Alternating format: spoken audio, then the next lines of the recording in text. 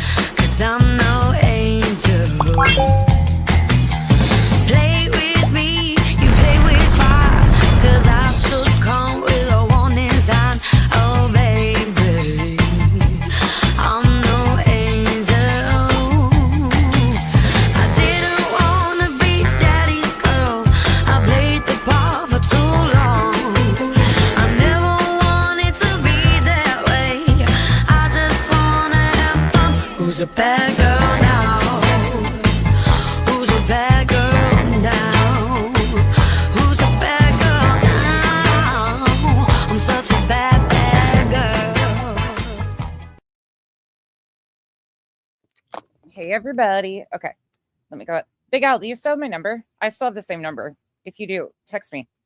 Hey, Amy. Hey, Aries. Dazed and Amazed. Revival. Steph, Janice in Accounting.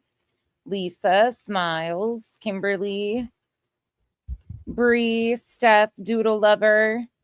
It's good to see some of you guys. Larry. Michigan Wifey. Avie. We're going to have to go inside. It's getting windy. Hey, Cranky. Teresa. If not, I'll message you on Facebook. I'll find you. CK. There will be F-bombs. Okay, I've got your number. I'll text you. I'll text you when I'm done doing this, or you text me. Oh, there you go. It just came through. Perfect. I'll respond. I can respond now. Perfect. It just popped up. Hey, Candace. Doodle Lover. Is this... I'm not sure who this is under that account. I'm not sure who it is under that account. Don't tell me. I'll look at the picture. Don't tell me. I can't see. I can't, on StreamYard, I can't see very well. I'll have to look and see up close. Hey, Candace. I'm sure I probably know. Hey, Midwest. Amethyst. Alyssa. Chris. Listening while you clean. Lady K kept me company while I cleaned earlier.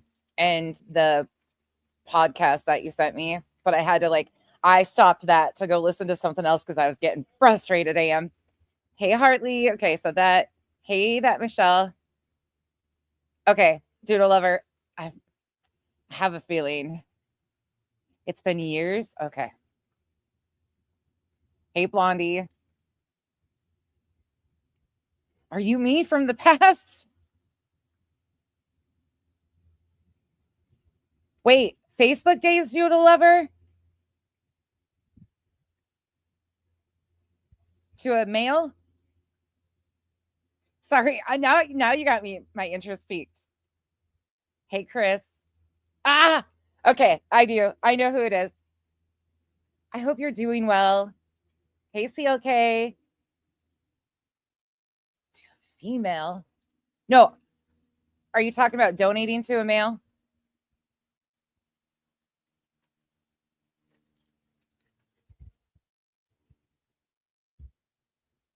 I have a feeling I know who this is, though. Okay, yeah. I do. Okay, perfect.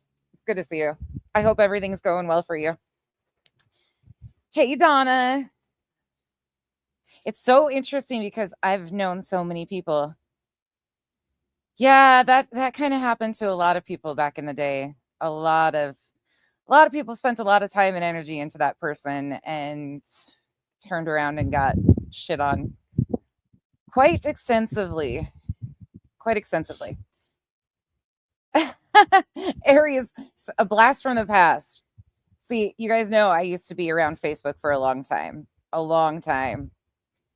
There was a point in time when I used to go live with a person on Facebook and we used to do Tinder pranks. In fact, my friend Christina that comes in here all the time is from like years ago. That's how we met, was through Facebook, and then we became in person, real life friends.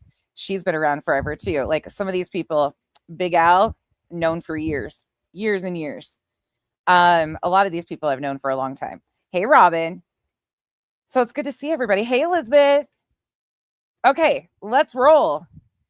Hey, Fit and Curvy. So we are going to pick up with a new character. Revival. This is going to be the cussing part. Okay. We're going to get it out of the open. How many of you guys know this person? Am I the one that doesn't? Am I the one that lives under a rock? They have like 7,000 subs. New character to me. New character that inserted themselves recently into Sebastian, but seems to do other.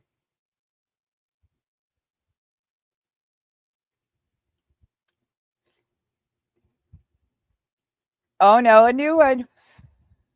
Hey, Kimberly. What'd you say? Saw a comment that one of your top haters got exposed for something she's currently pretending about. Hate to write it in here in case it's not true. I don't know how to verify it. One of my top haters? Oh gosh, that list is so long. Tell me who, Kimberly. You can say the names. I don't care. Hey, Trish. Who is it? You guys everybody's confusing me today. I'm like, wait. Starlight, do you know who this is? Anybody know who this is? They popped in your algorithm. Andrea. Oh, she did Kylie Rodney. Jane Doe, you know who it is too? Oh, Julie. Oh, Julie. Julie talked about her book today. Hey, Mal. Okay, let's roll. You guys are going to get it. So we're going back 7 days. We're going to go back 7 days because let's just take a look here. So this was posted January 4th, 2024. But in order for me to get to the current, you got to see this. This is just a 5-minute video. I'll give you a little introduction. The title of this is Sebastian Rogers. This is crazy. I think he was put in a big wooden trunk alive. Yeah, this is the type of shit. Does it remind you of Donna Serafina? Hello, everybody. Okay. Oh, hold on. I gotta tell you something volume super strange. So I have not been. Let's start that. Hello, everybody. Okay. So I gotta tell you something that's super strange. Uh-oh. Super strange, eh? So I have not been following. I haven't followed at all the Sebastian Rogers case. I don't know anything about it. I have not followed it. I don't watch people that have talked about it. It wasn't something that I had been following. Well, all of a sudden, I'm sitting at my table earlier and I get this vision of him in a trunk, a big wooden trunk. Now, in this vision, he is alive, but he's in this trunk. Now, I don't know if this is a place where he is at right this second. I don't know if this is how he was transported, but the vision I got was of him in a trunk. Can you at least be original if you're going to pop in and do this stuff? Because Donna Serafina did all of this with her predictions and the wood paneling and the A-frame house and the mountains and all of the things and the woodworker and the company she named and all of that, like flower beds, boxes, wooden boxes. Can you at least be original instead of just repeating stuff that Donna Serafina said like 9 months ago? Can we get some different visions? Are you sure you just didn't watch Donna's video? Yeah. I mean, we've all seen that. We've reviewed that too. This is the shit. Like if you're going to come out with some shit, at least make it fucking something that none of the other 100 freaking psychos haven't said or done before. This big wooden trunk. And I hear a man's voice say, "I'll take him off your hands." And then I hear a woman's voice say, "Gladly." Okay, now this, as I hear this man's voice say, "I'll take him off your hands," I feel that's the male, but he also has a woman with him. The man is saying this, but there's also a woman with him. So I don't know if they're a couple or what, but they're coming across to me as a couple. And I believe they are talking to Sebastian's mother.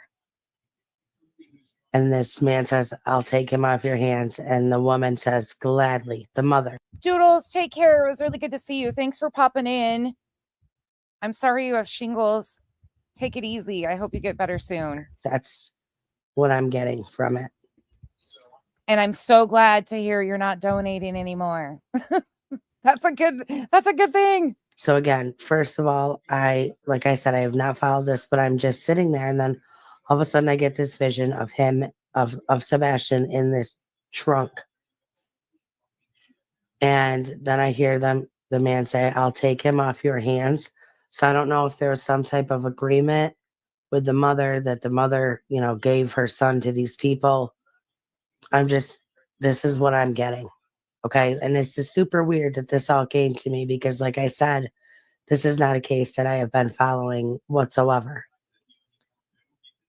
And then I can hear the mother suggest that he will be assumed to be a runaway. Aries already is being promoted in the green team chats. Already is. So I don't know if that had come up at all, or if she had suggested that maybe it was possibly that he ran away. I don't know, but I am getting that. I'm getting her. Pika, don't stress. Don't stress. You do. You know. You go. Please don't stress. I know. I just popped on here and didn't tell anybody. Saying that he will be assumed as a runaway. So again, I am getting that there was a agreement made or a deal made, and Sebastian was given to these people. Now, the vision of him in the trunk, again, I don't know if this is when he was, when he was given to these people, how he was transported, or if that is where he is right this minute. But it is so super weird. I love the little profile picture here too. The CNY family, keeping it real. Huh? What's real about this vision? I mean, I got a magic 8-ball I can go talk to you too. Again, none of this is original or keeping it real. And this is a missing child, a missing teenager, not to be played with for freaking fodder. That all of a sudden this literally just all came to me. And it is definitely not something that I had been looking for. So I do think that it definitely holds merit. I don't believe anything comes from nothing. And I think everything happens for a reason. So, Pixie, I'm actually shocked some of you guys don't know who this is. She's been around a while. I'll show you guys, but she's got 7 7.12K subs. Like, it's not a tiny little starting out channel. Sounds like they've been around for a while. That is what I wanted to tell you. Again, I don't know anything about this case, so I don't know. You know, those of you that do, definitely, I would like to hear your thoughts down in the comment section below about what you think of this. But this all of a sudden just came to me tonight, and I felt that I needed to put it out there because I believe this is what happened. Doesn't know anything about this case, even though it's been one of the most trending cases on YouTube. She does true crime, but she doesn't know anything about this case and just magically comes up with the same wooden box stuff that Donna Serafina. Okay, sure. Okay, I'm buying it. All right, please hit the like button. Please subscribe to the channel if you have not already done so. Yeah, definitely not doing that. You guys do. Links are all down in the description below. I love you guys. Stay strong, stay healthy, stay safe. Keep asking those hard questions. Keep spreading that light. And I will see you all next time. Oh, great. Okay. So let's go over here. Let's go to the next one. So this is the same day. So then it carries on to Sebastian Rogers, RV / wooden trunk / man and woman.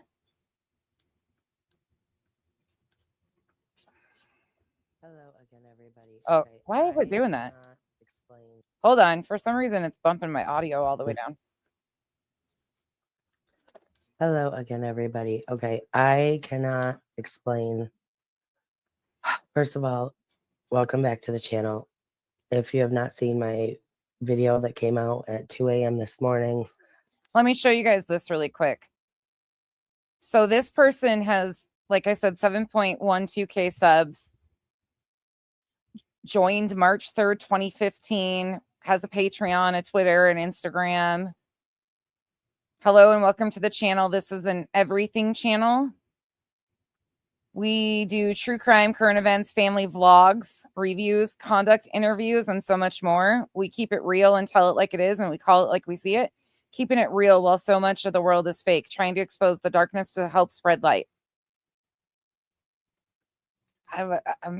Okay. Anyways.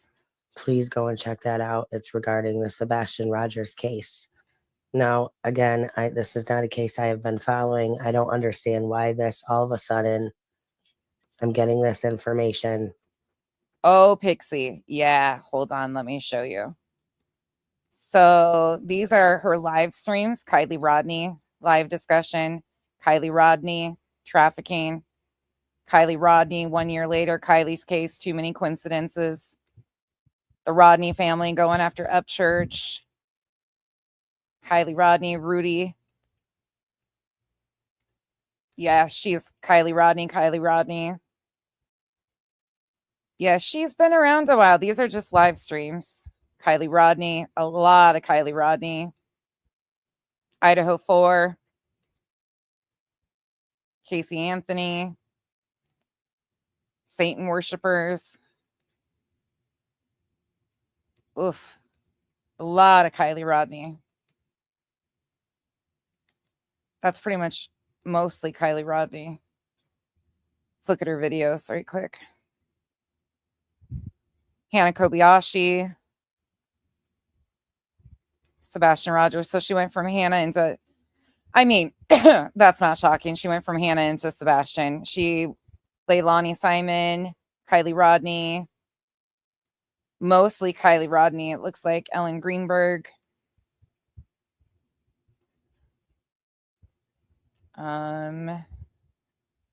Idaho 4, Gabby Petito.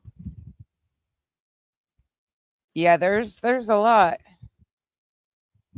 Kylie Rodney. Holy shit. Charlotte Cena. Summer Wells.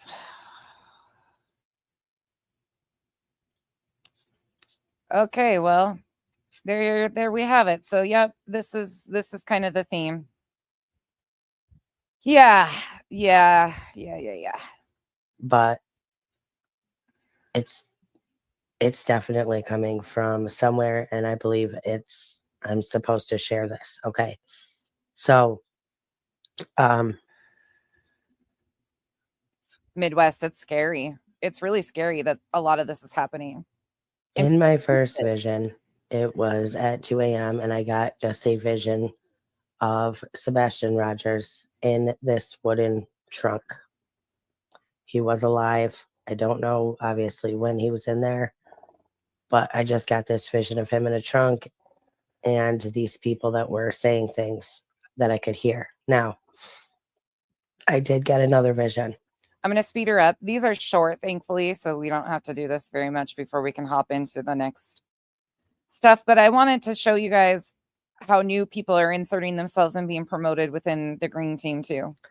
It's an older model RV.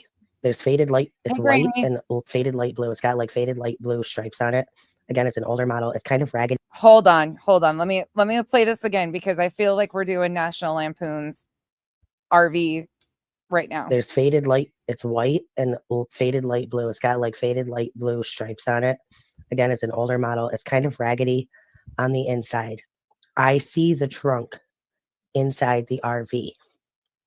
Okay, this is the same trunk that I saw Sebastian in.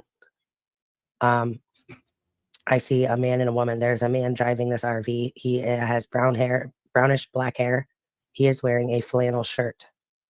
The woman in the front, in the passenger seat, has medium length brown hair. And these are just quick visions. And I heard the man say, "We got a good one this time." We got a good one. What the fuck? Now, I did also get the feeling, and this came to me, that this is when Sebastian was given to these people. This was not the first time they had seen him. She's speaking as if this vision is fact. Chasing.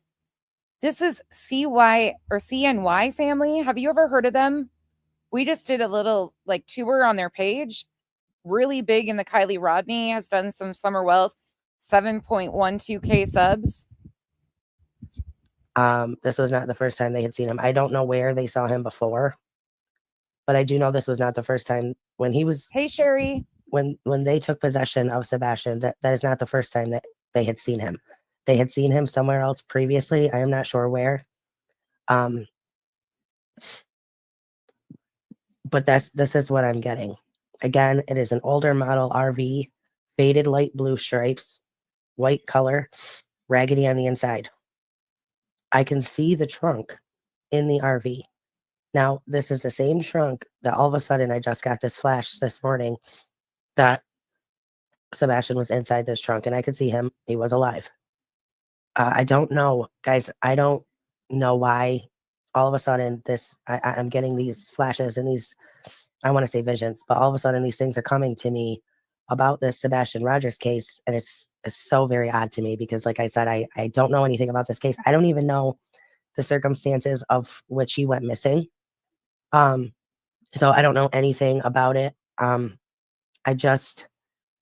And I don't really want to look into it now. Now that this information is coming to me, I don't really, but I am going to. Okay, again, I'm calling straight up bullshit on that. Straight up bullshit. Another person that claims they don't know anything, they're just having these visions. Again, we heard Donna Serafina say the same thing about wooden trunks. I mean, I have all my freaking notes from Donna Serafina and her readings about the wooden flower beds, all of that stuff.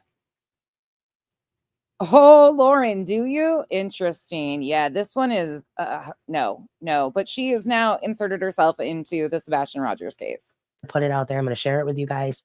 So those of you that follow the case, you can see it and maybe make some sense of what's happening about these visions that I am getting.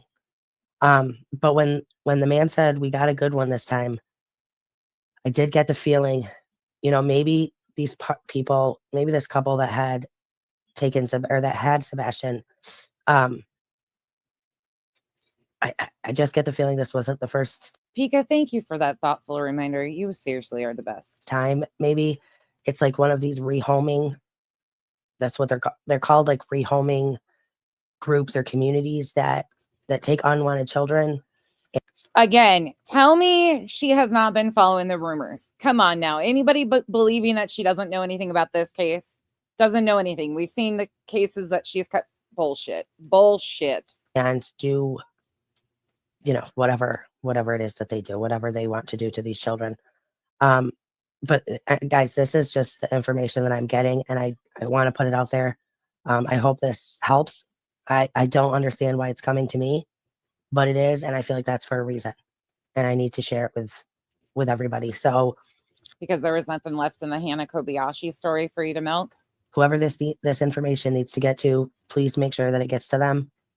And if you have not seen the first video that I put out, please check that out.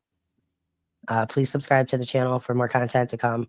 Anything that I get, I will be sharing with you guys. So that's where I'm going to end this one here. I love you guys. Stay strong, stay healthy, stay safe.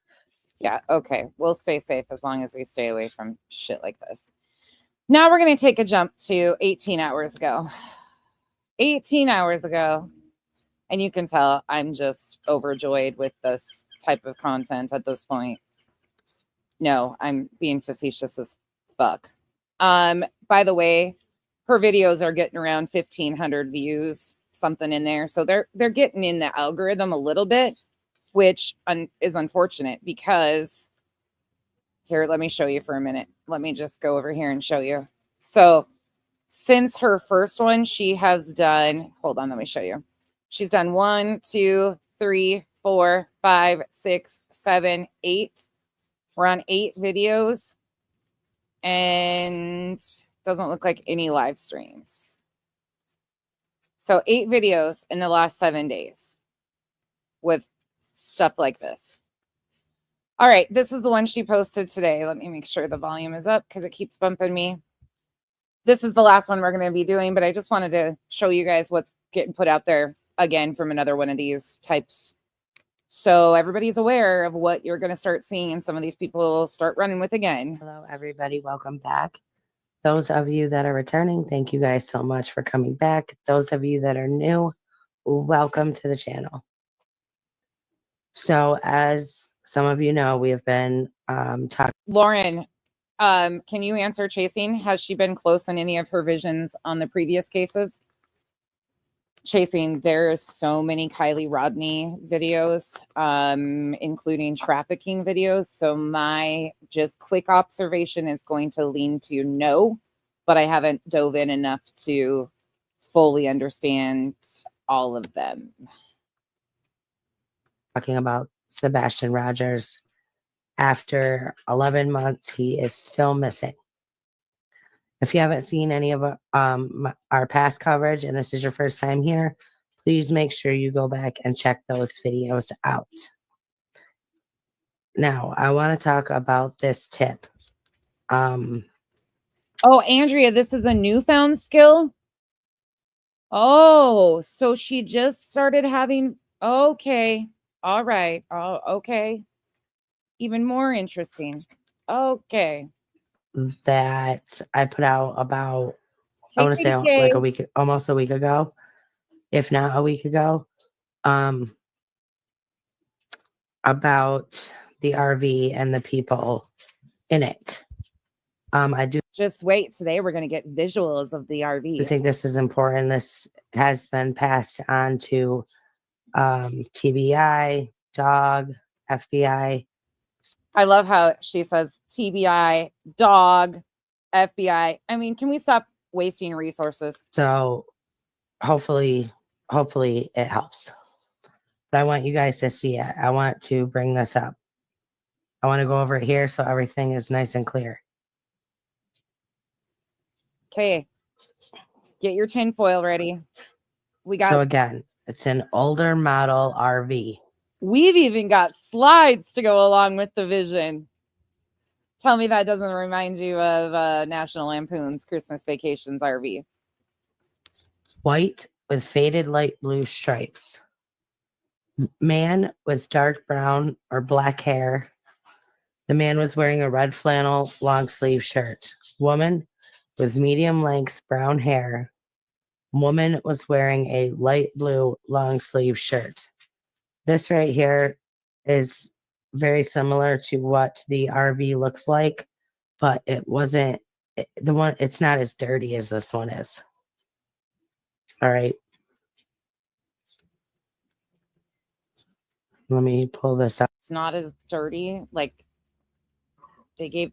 Then why did you pick one that was dirty? Like you had all the RVs that you could pick from and you picked. Okay. All right. Never mind. Let me just hit the play button. This looks exactly like the shirt that the man was wearing. They appear to be in their late 40s. And again, I did hear the man and woman speak. The man said, "I'll take him off your hands." The woman then said, "Gladly." And the man again said, "We got a good one this time." And at the time he said that, he was in the RV. So, by the way, obviously, she's not only having visions, but auditory hallucinations. Is that what we call this? Like, what is it when you're hearing things? Because that's not visions, that's auditory hallucinations, LSD, acid. What are we calling this today? Kyle says he's coughing. So I just wanted to give you guys a visual and make it make it perfectly clear exactly what I saw. And now I do want to bring up this comment right here that someone just posted on this video, on the video where I described all this last night. I think it's very important. So let me share this with you guys. And I think this is why it's so important for anyone that can to share any information or any possible leads or any tips or anything, because you never know. Yes, Lauren, this gets even weirder. Who might come across it, who might see it. So let me bring this comment up real quick. Okay, so this was last night. I saw an old camper and it had a blue line down the side of it and a green Ford truck, a 97 or a 90. Wait a second. Hold up. Alvin. The name on the comment is Alvin. The Chipmunks lost their Alvin. We found him. Alvin Hicks, 6574 is where the comment's from. And she got a screenshot, or this isn't from 42 seconds ago. Tell me that's not intentional. Anybody else notice that? It was from, the comment was from 42 seconds ago when she put this in her video. Ma'am, you're not very fucking good at this. Get a different alt, make different comments, because you put this in your video within 42 seconds of that comment being made. Am I right or am I right? That's a little too convenient that 42 seconds ago, you had a whole video planned out around this comment and this theory. And here comes this comment to support this. Come on now. 42 seconds. 42 seconds. And a 3/4 ton before they called them Super Duty. It had a woman and a man in it. I was in Hampton, Tennessee at the BP and McDonald's. And the woman looked like the same on Sebastian's page back in January of 24. This is near North Carolina, where someone said that they saw him at Grandfather Mountain. It's about 30 miles. So if... Ma'am, just so you know, the sighting at Grandfather Mountain was confirmed to not be Sebastian. So we could stop with restarting that bullshit that has been debunked by law enforcement. That would be great. I mean, wonderful. Okay, thank you. If you or anyone make sure it is involved, I will go out and look for it. But I don't want to if the camper is not him.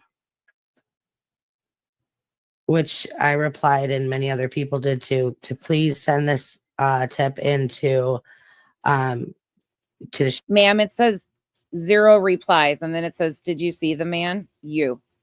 Nobody else replied. It says 0 replies. You are the only one, and it's you got this within 42 seconds. Okay, I'm gonna shut up because I think everybody sees what I'm seeing. Sheriff's office, to the FBI, to anybody that, to the tip lines, to anything, anybody that you can. Yes, the date. Yeah, there's that. Because, you know, when you have a case like this where someone just disappears without a trace and there's no leads in the investigation and nothing has come up, I mean, it could only, you never know what that one person is going to see. You never know if someone might see or hear something and, you know, be able to finally find Sebastian and bring him home. I mean, you just don't know. All it takes is the right person seeing the right thing at the right time. And that does happen. I agree with that, but I think this is a bunch of bogus BS. So I wanted to just make this video real short just to get this certain information out there and make sure. Chasing, that's exactly why I highlighted it, because she's being promoted in Brittany J's chat. She's being promoted within the green team. People are latching on to people like this and running because they've got a newfound content farm. It's all about, it's just harmful. All of it's harmful. It's re-victimization constantly and exploitation. Everybody is on the lookout. Keep your eyes open. Keep your ears open. He could be stumbled upon. And if you please start having visions, please go to a doctor and get those checked out before coming to YouTube and making a video like this. Thank you. Today, tomorrow, you can just never lose hope.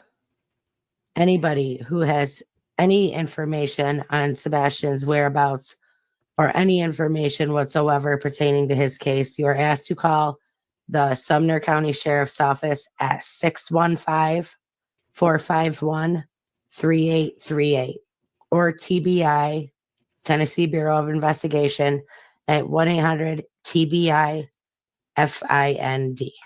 I will give her credit. She's sharing law enforcement's numbers first. Let me hear your thoughts down in the comment section below. I love you guys. Stay strong, stay healthy, stay safe. Keep asking those hard questions. Keep spreading that light.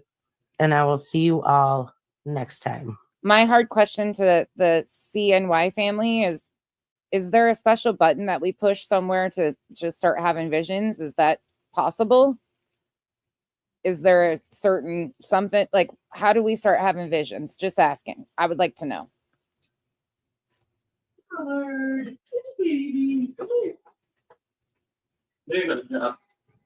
What the fuck is this? Hold on. What was that? That is not my background.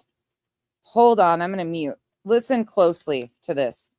This is weird. Hold on.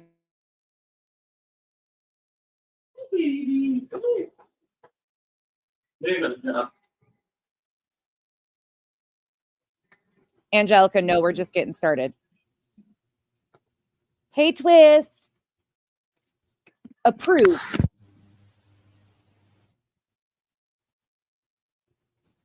What was that? Did you guys catch that?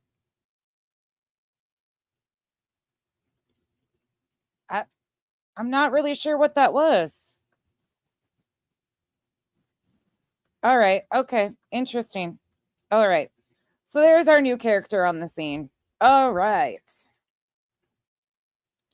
Oh, there's many more too, but I don't have the energy right now to keep up with all of them. So let me tell you, we're going to go back for a moment because I was talking to the beautiful Am today, and I got permission, of course, to share these things once again and talk about this, because if you remember, Am did us a wonderful timeline, or not timeline, like a breakdown of the playbook, how to build a social media mega case.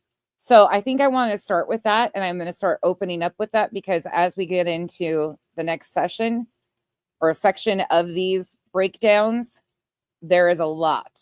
There is a lot to unpack here. You've already seen up till the 10th of March in 4.5, and there's been a lot. But the 11th, 12th, and 13th take on a life of their own. And we've got another family member calling in to shows. So I'm just going to take a quick moment to highlight again how to build a social media mega case. And you can basically take this layout and insert it with any social media, like high profile case that you can think of on social media.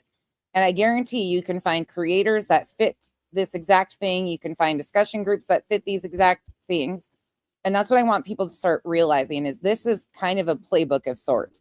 It's not a written playbook, but it happens time after time. So case criteria, usually a child, broken home, or socially, economically challenged, easy division. TC discussion groups oftentimes are on Facebook, filled with speculation, rumors, attempt to attach to family members that provide insider information, witness accounts, neighbors, outsiders with information. Enter the YouTube true crime creators. They gather information from the Facebook discussion groups, make law enforcement look incompetent, reach out to the family or others in the community, continue discussing rumors and speculation, and then you enter the YouTube investigator creators, armchair detectives. And you will see that go to, hold on, where's my next page? The narratives usually have SA, abuse, CPS. If a victim is a female, they will try to somehow claim pregnancy, trafficking. Parents are always suspects. The going real life, the divide and conquer of the parents, the neighbors, no matter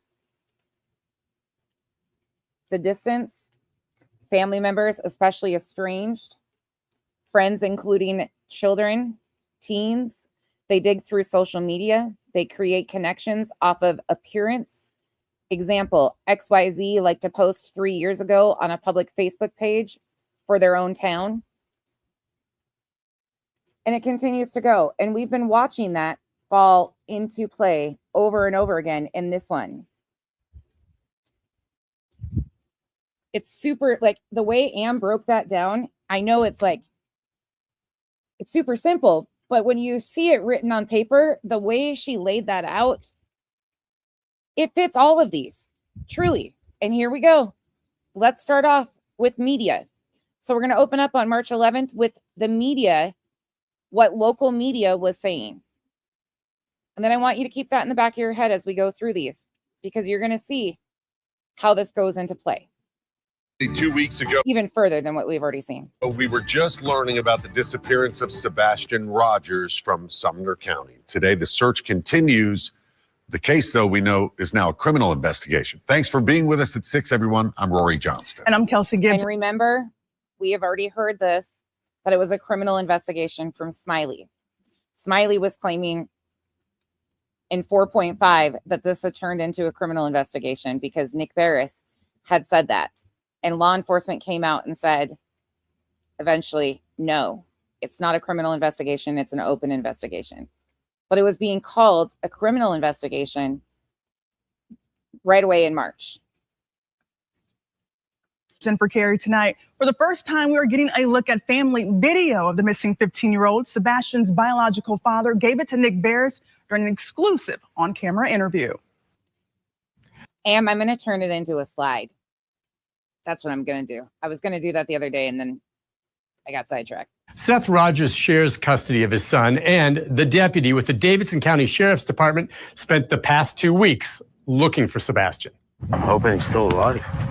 You know, that's my main hope right now, is that he's not deceased. I mean, I keep praying that he's alive. I keep praying that somebody's going to see him, or somebody's going to call 911. Seth's 15-year-old son disappeared barefoot and with a flashlight from his mother and stepfather's home in Hendersonville, either late on Sunday, March 3rd or early that Monday. Seth knows the key to finding his son may come from a tip. Several photographs have already been made public, and now he's released 2 video clips of Sebastian. In this first one, you see Sebastian up front on the left in yellow shorts, participating in a tug-of-war with fellow students. Generally, that's actually a very good point.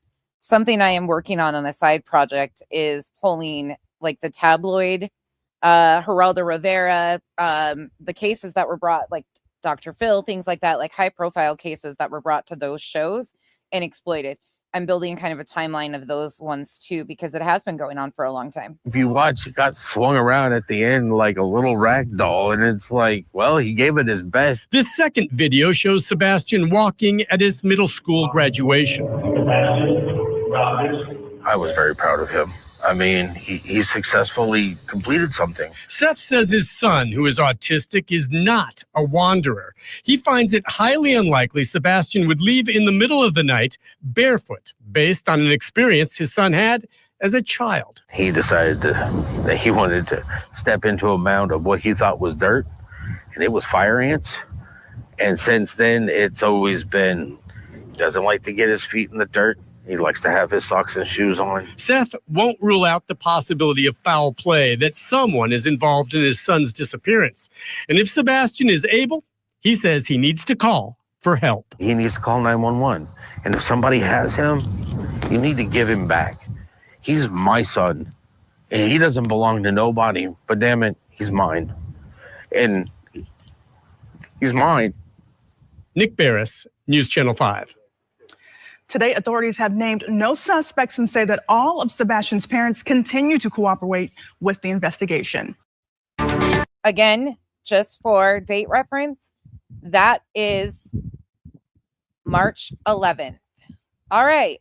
So now we are going to move along to creators. That is the main interview it was broadcast on multiple different channels in multiple different ways. As you guys know how this kind of works, we've been watching it like one person does an exclusive and then the other news channels kind of segue off of it. So just to kind of catch everybody up to where we are at right now. So anybody that is coming in new to this timeline kind of gets a once over. So we know that on the 26th, Sebastian went missing. An endangered alert was issued. On the 27th, it was upgraded to an amber alert. Seth was in Hendersonville the first 3 days. He did not spend the night, but he was there present. Terry Lynn starts covering the case on February 27th. A Facebook group, a private Facebook group was created that has the neighbors and family members of Seth Rogers.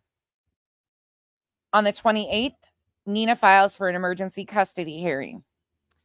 On February 28th, Seth's family also comes up from Texas. On the 29th, law enforcement does a press conference. The retention pond was drained. The community held a vigil at the church, and a GoFundMe was created. Of course, there was more creators that started covering stuff in there too. As of March 1st, it was Wear Green Day. Seth's parents on the 2nd of March returned to Texas. The reward was first offered. That ended up being null and void. News Nation did a report on March 3rd. Duchess does her interview with Chris and Katie on March 3rd. On March 4th, the search was scaled back. Seth does an interview with Fox 17. Chris and Katie appeared on WSMV. March 5th, the first billboard goes up. Another News Nation report. JLR's first coverage of the case begins. March 6th, the lab starts covering it. JLR's Facebook group was started on March 6th. Seth appears, I can't remember the exact channel, but News Nation covered it again. March 7th, the landfill was searched. Of course, local news is covering it throughout these first couple weeks pretty heavily every day.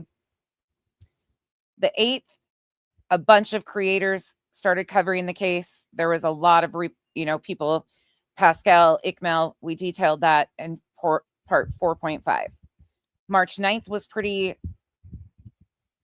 nothing really besides creators on YouTube. On the 10th, there was a prayer vigil. Going into the 11th, we have Nick Barris's interview with Seth. Now we're going to see some creators that cover it. And we're also going to see Seth calling into Pascal. All right, that's a quick synopsis of where we are right now. So on March 11th, we are going to open up with Smiley Stories World. Just for transparency, hold on, let me go back, show you the date. March 11th, making sure you guys can, oh, no, I shared the wrong one.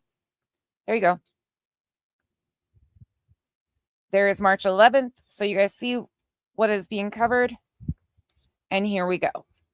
Boy, he's 15 years old. He's been missing from Hendersonville, Tennessee. And by this time, she had made this little intro thing here with some of the information. And I take all of these cases serious. I am not playing about anything right now. Oh, I guess I could show you guys how aggressive she gets in her little intro. And everybody has been looking for him. Everybody. He is 5 foot 5 inches tall. Actually, at part 4.5, Betty starts covering the case on the 10th of March, but that was TikTok coverage, short videos that she was then posting in her video section on her YouTube channel, like 2-minute videos. But she was not heavily involved at all. It was only a 2-minute video on the 10th that she posted. He weighs 120 pounds, sandy blonde hair, and he wears glasses. And again, there is no footprint of him whatsoever. You think back, and there might have been a reason he was possibly upset, or something outside that could have enticed him to go outside. Was there anything that came to mind? We've been combing over that day and even the weeks before he left, and I haven't been able to figure it out. He's that morning he was laughing, he was joking. Everyone we were around that day agreed that he seemed like he was in a good mood. He was behaving. This boy, I've done told y'all, reminds me of my son that had autism, that is my third son. And he disappeared right down the road from part of where my family lives. And I take all of these cases serious. I am not playing about anything right now. The original thinking was that Sebastian Rogers left home on his own, but the fact that he disappeared without a trace now has authorities looking into the very real possibility of foul play. I'm not trying to accuse them of anything. I'm trying to tell you how suspicious they are now becoming. Good morning, hello, or good afternoon. The dramatics in that. The dramatics. And we're off to the races. Afternoon, I should say. Dynamite, she was the first. Hey, jack of all trades. D Lucky, Victoria Burgess, one love, good morning. I say morning. I got to sleep late actually today, so it's afternoon. I guess it's morning somewhere. 5 o'clock somewhere, 5 o'clock in the morning somewhere. Daniel Berry, hello. Oh, Jack is first? Okay, all right. Fine Summer's Truth. Estelle, Patty Ponytail. Teddy Bear, hello, good evening. Yeah, great video. Wonder why that is, Dino. Just saying, y'all go over there and hit Dino up for those intros, man. Let's see who we got. I see you. What you doing, girl? I've been missing you. I'm glad to see you back out and about. Candalee, hello. Blue Bella. We got a member for 2 months. Welcome. Thank you so much for being a member for 2 months. By the way, if you are just joining us for the first time in this whole series, just to give you a little history on Smiley. Smiley does claim that she has family in the area. She is a local to that area originally, so she had insider information. She started covering this early on. Her first coverage of this was next to Trevor Lee, and it wasn't problematic at all. It was just awareness, but that quickly changed. And what the biggest switch was when Duchess did an interview with Chris and Katie on the 3rd of March, Smiley got really pissed off about that because they wouldn't allow the parents to be attacked. Seth was invited for that interview also. And she was really pissed that they wouldn't allow hard questions. It was about awareness of Sebastian. And as of March 4th, Smiley was calling Sumner County, recording Sumner County's phone calls, and sending Duchess's interview to law enforcement and puffing her chest. And at that point in time, the parents became suspicious. She was having a holy hell fit about everything. That is when it significantly changed. And this is also where we get this clip from. Did y'all not see it? It was Duchess. See it. It was Duchess.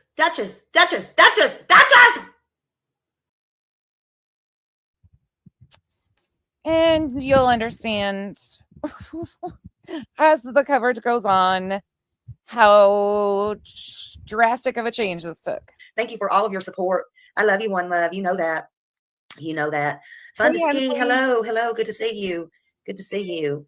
Alice, hey. Let's see. My wrench. There's my wrench, buddy.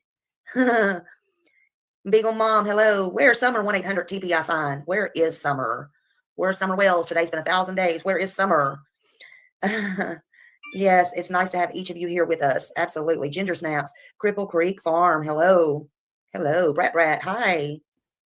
Hello, Cassie. Soon. And don't mind me, I'm going to speed it up some. One thing that I want to remind people as we're watching these is you will notice, and I'd love to hear your own opinions about it, but what does awareness look like to you versus when creators get involved and try to pick a side instantly? They've already determined in their head somebody is guilty of something.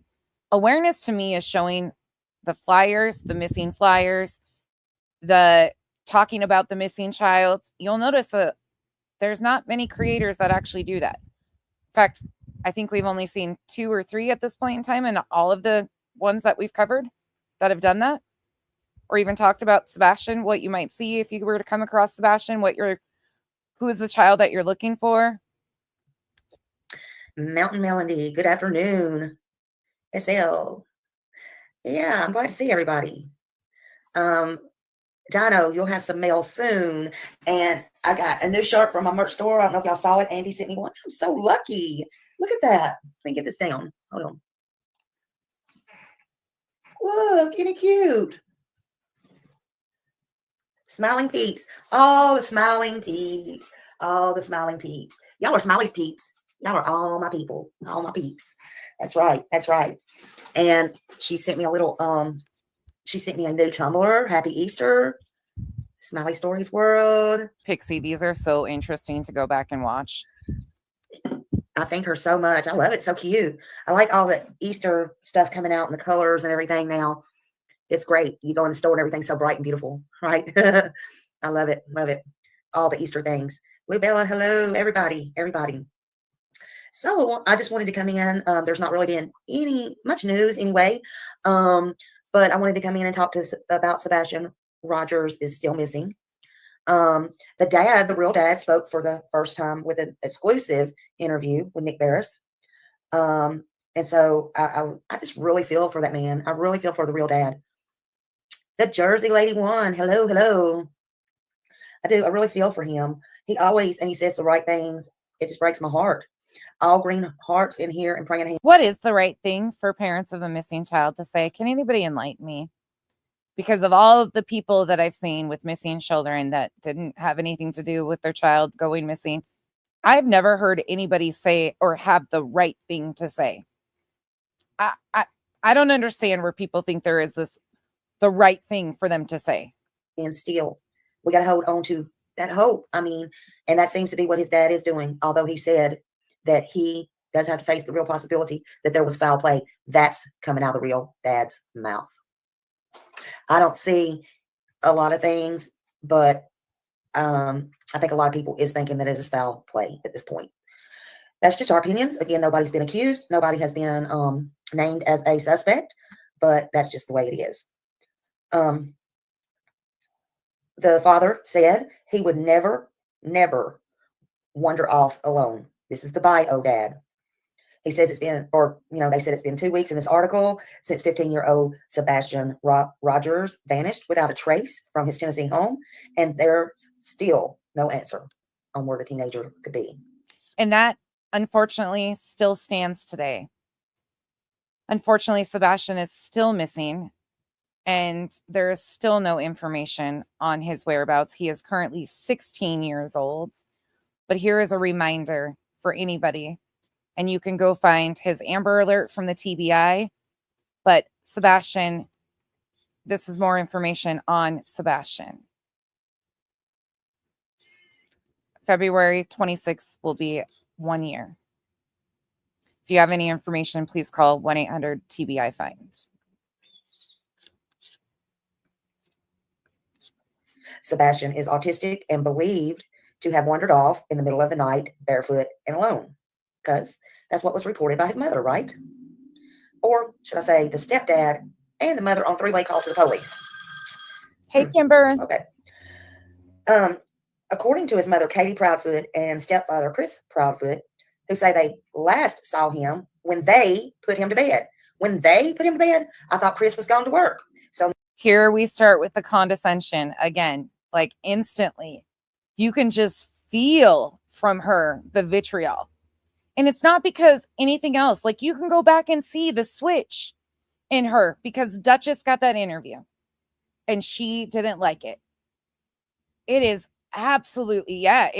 Catherine, you can. It is so weird to feel this from a creator that doesn't know. These are complete strangers.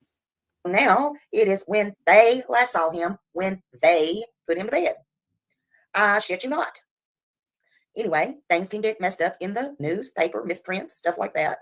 Hey, But baby. Lord have mercy. That's what it says. Bunny bread.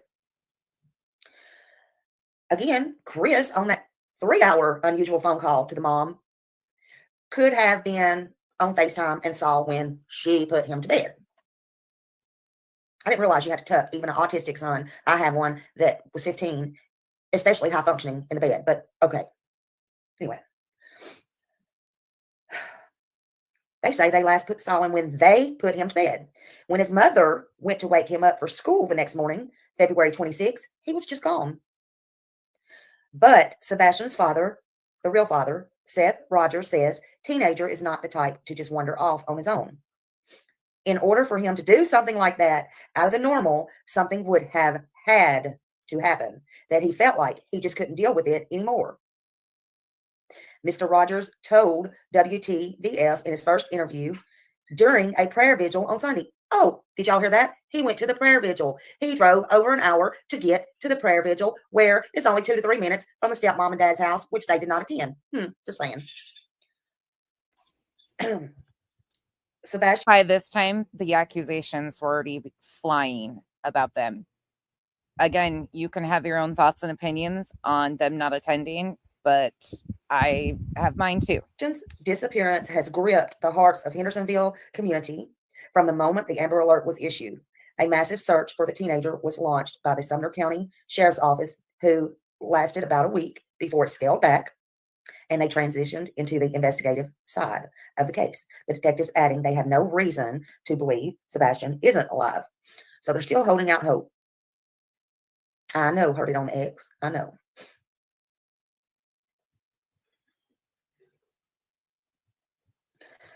Days later, authorities combined a landfill in Kentucky where the trash from Sebastian's neighborhood ended up, but no leads or evidence were found. But his father... Her previous coverage on this stated that there was a cadaver dog hit at the landfill. The real father believes there are missing pieces to this puzzle. With the information that I've gotten from Sumner County and TBI and the fact that the dogs aren't 100%, they're not picking up his scent, he said. Well, she's reading a news article, so maybe that's it. Typically, she's reading notes, though. She does take notes and writes down notes before. It could also be because she's sped up.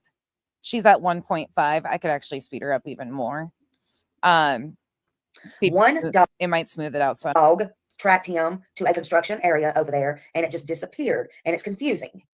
There's missing pieces to the puzzle, and I'm having difficulty solving this. This is what his real dad said. Mr. Rogers added that it makes absolutely no sense. There's been no trace of him, and I'm hoping he's still alive. The father said, this is my main hope right now. On Sunday, dozens of people from the community gathered for a prayer vigil at Beach High School in Hendersonville, where Sebastian was last seen. Just down the street from his home, they all wore green, Sebastian's favorite color. Sebastian's mother and stepfather were not at the vigil. Oh, chasing her slowed down is even worse with the tone. It's very, very noticeable.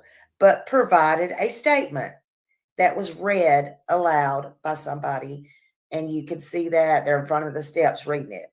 This is what the mother sent.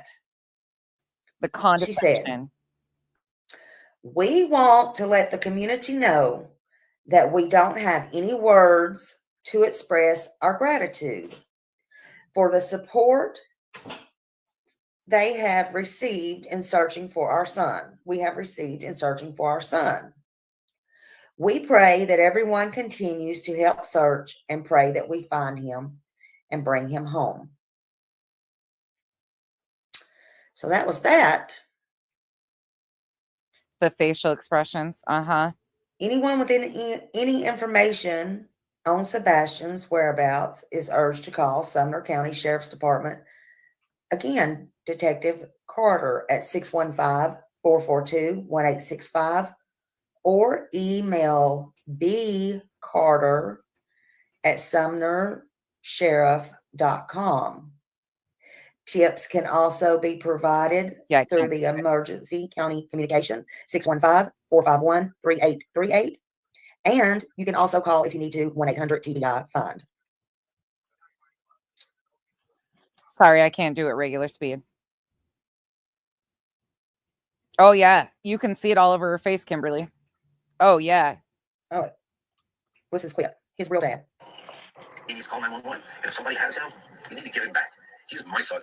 And he doesn't belong to nobody. But damn it, he's mine. And he's mine. He needs to call 911. And if somebody has him, you need to give him back. He's my son. And he doesn't belong to nobody. But damn it, he's mine. Now look how he looks into the camera. Okay. He's mine.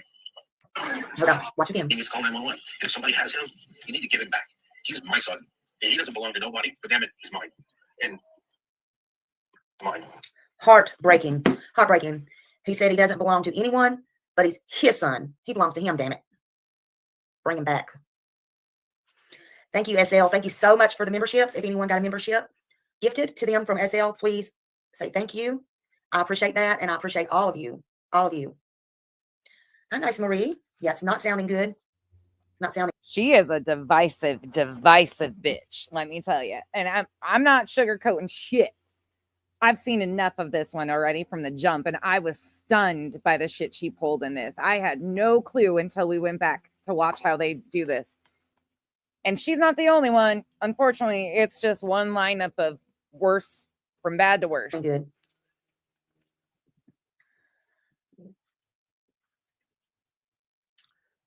Now, what I wanted to know was, and I talked that over with somebody, and I was also watching Peter Hyatt this morning, and I also said something to him, and he said it was a very good possibility.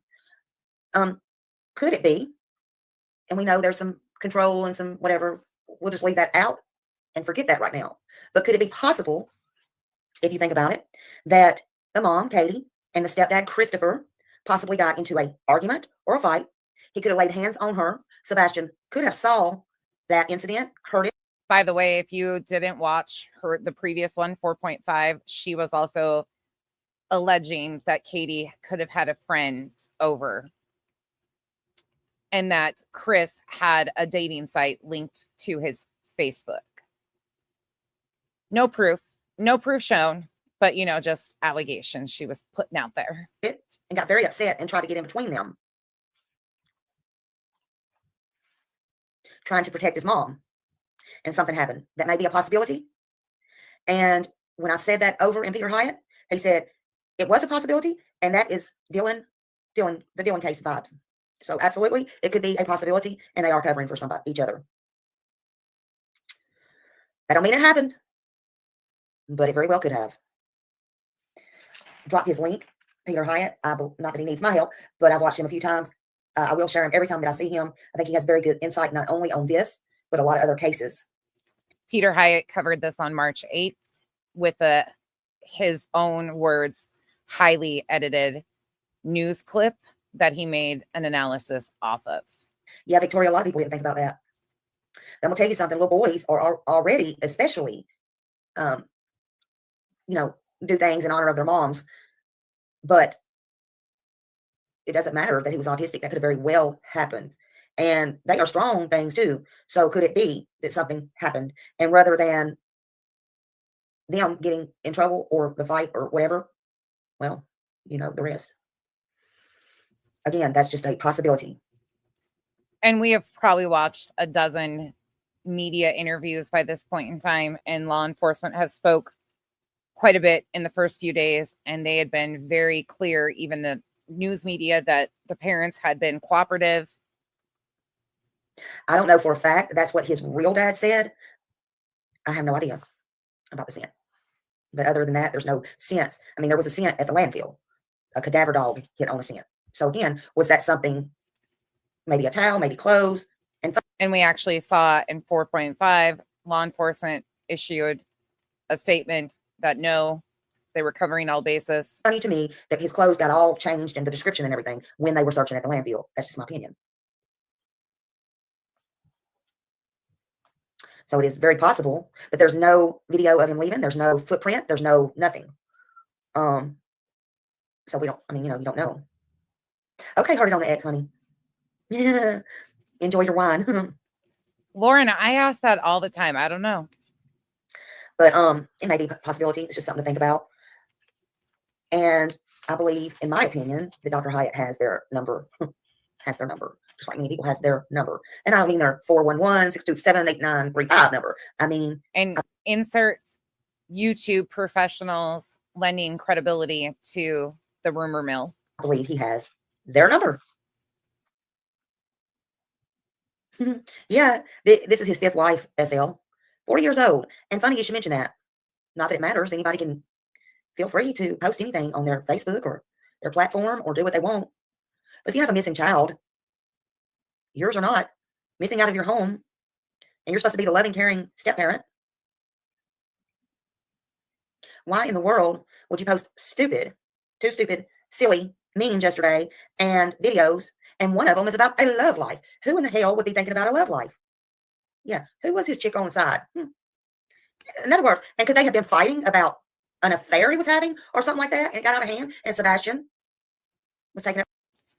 And again, things that were started way earlier on than a lot of people even realized. The rumors about affairs. For his mom? Well, I mean, after all, the man's been married at 40 years old 5 times. Now he's been gone 2 weeks, Sebastian. And he's already talking about on his Facebook love and finding love and divorce. And you just cannot make this stuff up. Absolutely cannot make it up. Kimber, yeah, the law enforcement, we watched a bunch of different news articles about like what was going on with the search at the landfill and why it was being done and the statements from law enforcement. And they had dogs out there, but not once was there, but that was Nick Barris. That's a huge concern for me. Was she covered for the stepdad? Are you kidding me? Especially if she was involved. Yeah. Madeline Soto's mom is covered for him, right? Right on up until she was hugging him and comforting him. And yeah. Insert another tactic. Comparing cases to a highly emotionally charged case. Yeah. Don't ever underestimate these mothers and these women. Don't do it. Ever since before I even got into true crime and I saw Susan Smith, honey, that took everything away from the mothers. Now that I know what I know, look, let me tell you something. And I got 4 boys, so I know these women out here, some of these women are a hell of a lot worse than these men, period. Things you wouldn't even imagine. And every time, I don't know if you're still in here listening or not as you're cleaning, but every time like there's another twist or turn or a rumor, I just sit and roll my eyes like, holy shit, this is done over and over and over again. Right. And totally too. And it flips sides. It depends on which side they go on at the time. Oh, are they pro this side or pro that side? It depends on their favorite creators usually. It's so weird. And a lot of them have fallouts with XYZ creator, or they don't like that creator anymore, so they go to the opposing side. It's so weird. And you wouldn't talk for 3 hours. Right. And I mean, is that something normally they did? I mean, you never say never. I mean, good God, how do you get any work done if you got somebody 3.5 hours? However, I strongly to this, I will forever feel like that was an alibi. Yes, the police can check that. Yes, the police is going to get the phone records. Yes, it's going to show up they were talking for those specific hours. Yes. But they know that. They know that. So was that a move that they usually do? Or was that an alibi to prove, hey, I'm on the phone for 3 hours talking to my wife? But literally, he was talking to her all right, but they were coaching and figuring the story and while he's out of town. That's just my opinion. Until I see different or Ellie says different, you ain't gonna convince me no different. Yeah, and they could have just connected their phones and not been talking at all. So let's not follow the case and the facts from law enforcement. Let's build up our own speculation and theory and run with it because law enforcement isn't able to release anything else. The holes are there so they can do this and they can maneuver their way through this. Ugh, it's gross. Could have been when somebody went to Kentucky or, but no, I don't want to say that because there's no video that we know of anybody leaving the home. So we don't know. What we do know and what's been put out there is from a source that Trevor Lee dropped his, that the mother was seen coming home with Sebastian early Sunday afternoon, but he never left again. insert inside sources. We saw that earlier on in this timeline too. Oh, this just makes me cringe. So that's what we're seeing. The stepfather, he says, I'm a black and white guy. I don't know if y'all heard that or not. He's like, I'm just black and white in one of his interviews. That's Peg, absolutely, they would have known. a huge concern or flag to me. It's also trying to say you're truthful, but I see things one way or another. There's no in between. I can see him as that type of man. It means this person don't see meaning like an opinion or an attitude, really. I just think that was very strange.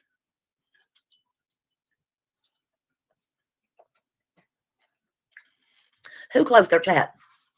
Who closed their chat? Heard it on the X?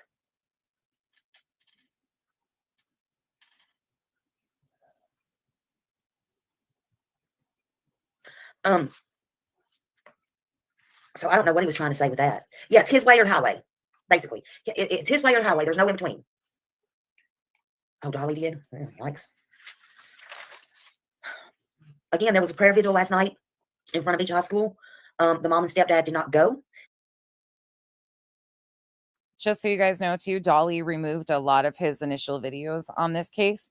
So, and I wasn't tracking or downloading at that time, but he did remove quite a few of his initial coverage of this. And they're literally a hop, skip, and a jump away. They can walk. They're only 2 minutes away. That's a real 2 minutes. That's like Talking County time, 2 minutes. It's literally 2 minutes away. So they read that, what the mom sent over. Wonder why they didn't go. Oh, I guess the police didn't tell them. No, that. I'm sure that's a lie. Police like you to go to vigils and stuff. They might not want you to search because they were in the house. But you don't think they want you to go to a vigil? They don't want to watch you. They don't want to see you, your reactions. Just like a funeral. Somebody dies, gets killed. They go. Some people's watching in the background. I guarantee you. I don't know Gender Snap. I'm sure a lot of people had cameras. And they asked them to go backwards to Sunday. So after that happened, that's when it came out about seeing Sebastian go in but not come back out. Hey, Claus. Again, the father came all the way from Clarksville, Tennessee, down to the vigil. Again, he gave an exclusive interview to Nick Barris. Unlike the parents, they backed out. The stepdad and the mom, they backed out. You would think with Nick's following, he's got bigger followings than any news station. If they were trying to find Sebastian, that they would talk to Nick Barris. That's my opinion. And please drop Nick's so people can go watch his. But the real father came. The real father's been out searching every day. Drove. He don't know that area very well, but he's been there searching every day for his son until they scale back, and he's still there, from what I can tell, every day. I really feel for the father, Seth Rogers. Hey, Sweet Misery. Please drop her channel too, y'all. Go over and watch her. All right, I think you guys get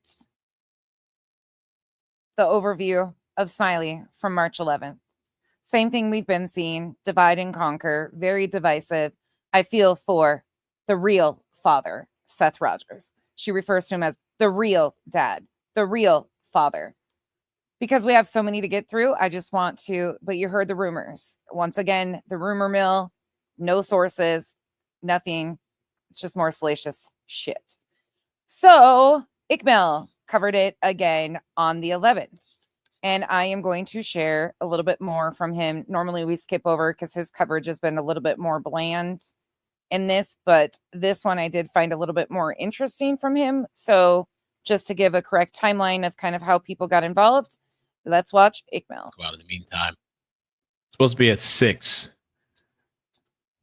Sebastian Rogers is the 15-year-old that went missing. We've covered him a couple of times. We have watched a few of the interviews. And this news reporter, they're supposed to be dropping an interview tonight with the reporter interviewing the father, biological dad. He went missing on February 26th, 15-year-old. They're saying he's a high-functioning autistic child. Very smart, not mischievous. And they said that he left at, I guess, at night or some point with a... Once again, the one thing I have to give McMail credit for, from jump, he has shared Sebastian's face and details about Sebastian in his coverage. I know a lot of us are not subscribers over there, but that is one thing I will give with McMail is he does make sure he's showing Sebastian's face. Unlike a lot of the other creators, they do not show Sebastian whatsoever. It is not about bringing awareness to Sebastian at all. Flashlight. The other weird thing they said was that all of his shoes were there in the house, so I guess he went out barefoot. And they had started searching landfills and Like he's coming up. Yep, he's been in our timeline too. Kentucky, but nothing came up. There was Amber Alert. They were sleeping, and when they woke up, he was gone. Son's bed was empty. She called her husband, who was at work. I guess I don't know, stepfather or boyfriend, whatever. Well, not boyfriend, but you know what I mean. And he's just been missing all this time. It's been weeks now, right? Or how many days? Oops, sorry. I meant to wrong thing. Wrong thing. That's what I meant to have up. I've been checking Chloe's tweets every day because she's been every day posting a little update, and I thought I'd had it up. Let me just grab it real quick. Cleo, call me now. Chloe, it was Chloe. He's Iqbal's kind of moved out of like these cases a little bit more, but his coverage isn't like in comparison. And it's interesting to see what you guys see too. But compared to what we've been seeing, he didn't do like the salacious rumors and stuff. I mean, his coverage was bland in comparison, which is good. It's a good thing, in my opinion. Oh, sorry, Chloe. It's a Cleo. So, Cleo, let me give it a retweet. Day 15. Last night, there was a vigil for Sebastian. Many of the community wore green. I think that's his favorite color. And Nick Barris spoke with Sebastian Rogers' father, Seth, for his first on-camera interview. I thought he did an interview with the biological dad. I don't know if that's the first, actually. By the way, yes, you guys, I know about all the bullshit going on Twitter. Of course I do. Between SF, Hong, and those guys. I'm not interested. I'm not at all interested. It's more content farming, and it has nothing to do with Sebastian, and in fact just continues to muddy the waters.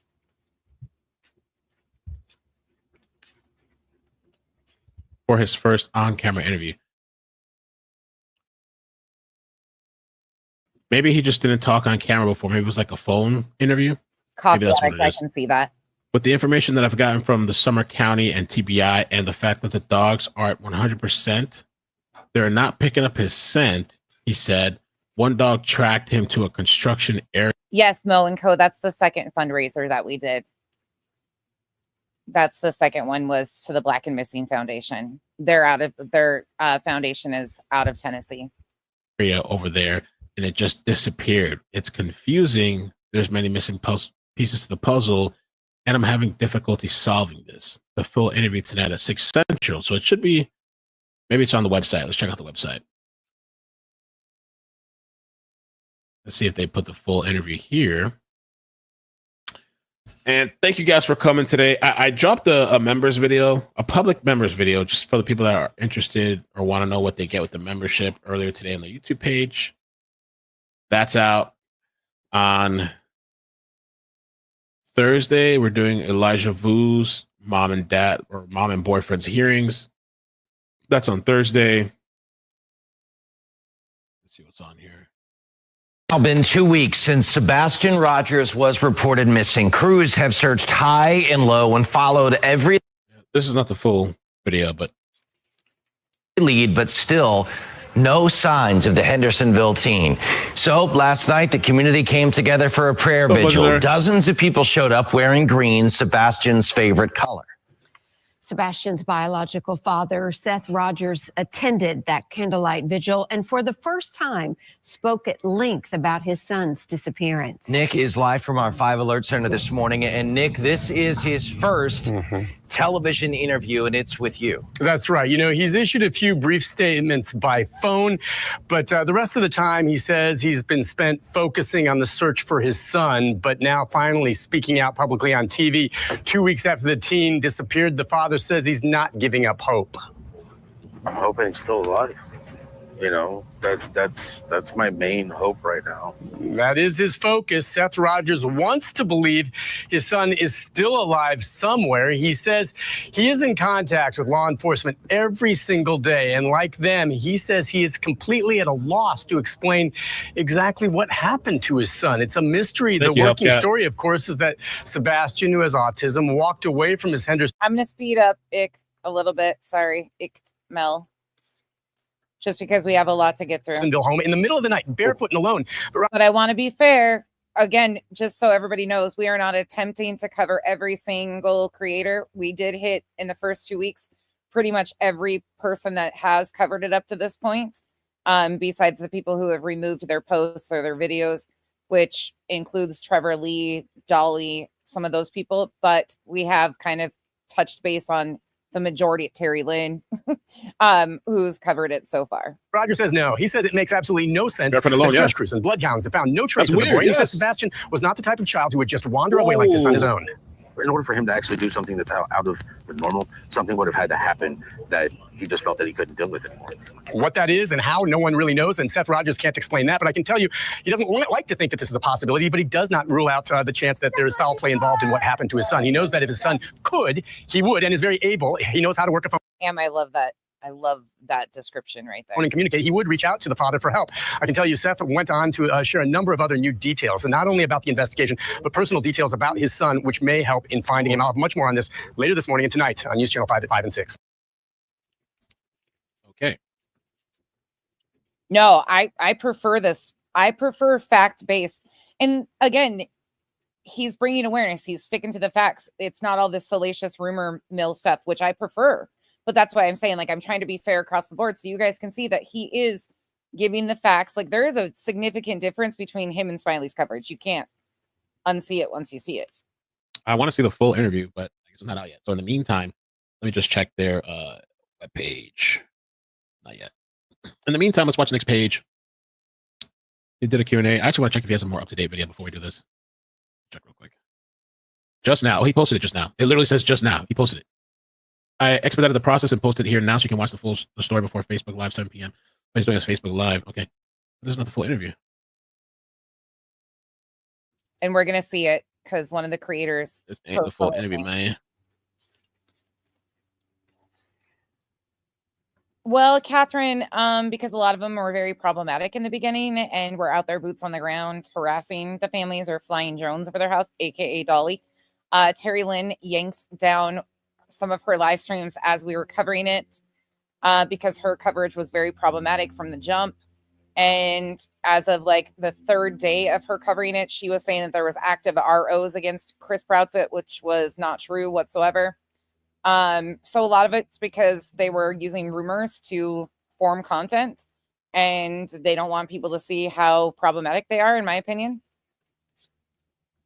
They already got their clicks and views out of it. We'll show additional details on the Facebook Live. I'll show his story. Okay. So he goes on. Let me speed it up here where he plays a little bit of this.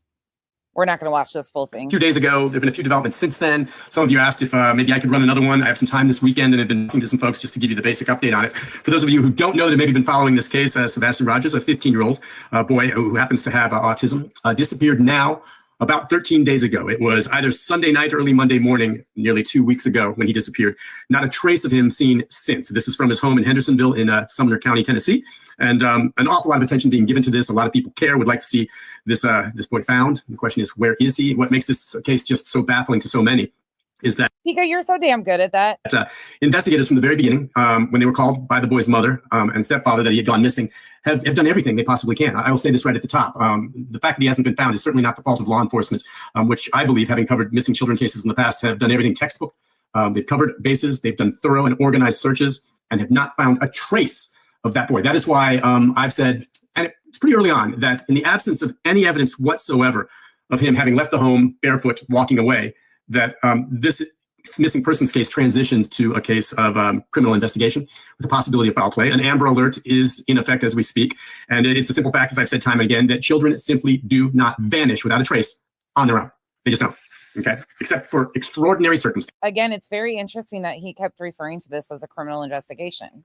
They do not vanish on their own. So let me hit you real quick. So I don't know. It's interesting. I wish we could hear more from the father. Apparently, Nick's going live on his Facebook at 7 their time.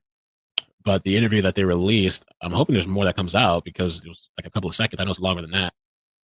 I just feel like I don't know. He hasn't turned up all this time. Is he still really lost out there, or is there something more nefarious to this whole situation with Sebastian? I think even his father's kind of alluding to his biological dad by saying that he just wouldn't run away and his shoes are still there, and it just doesn't make sense. It was, I believe, on Thursday morning.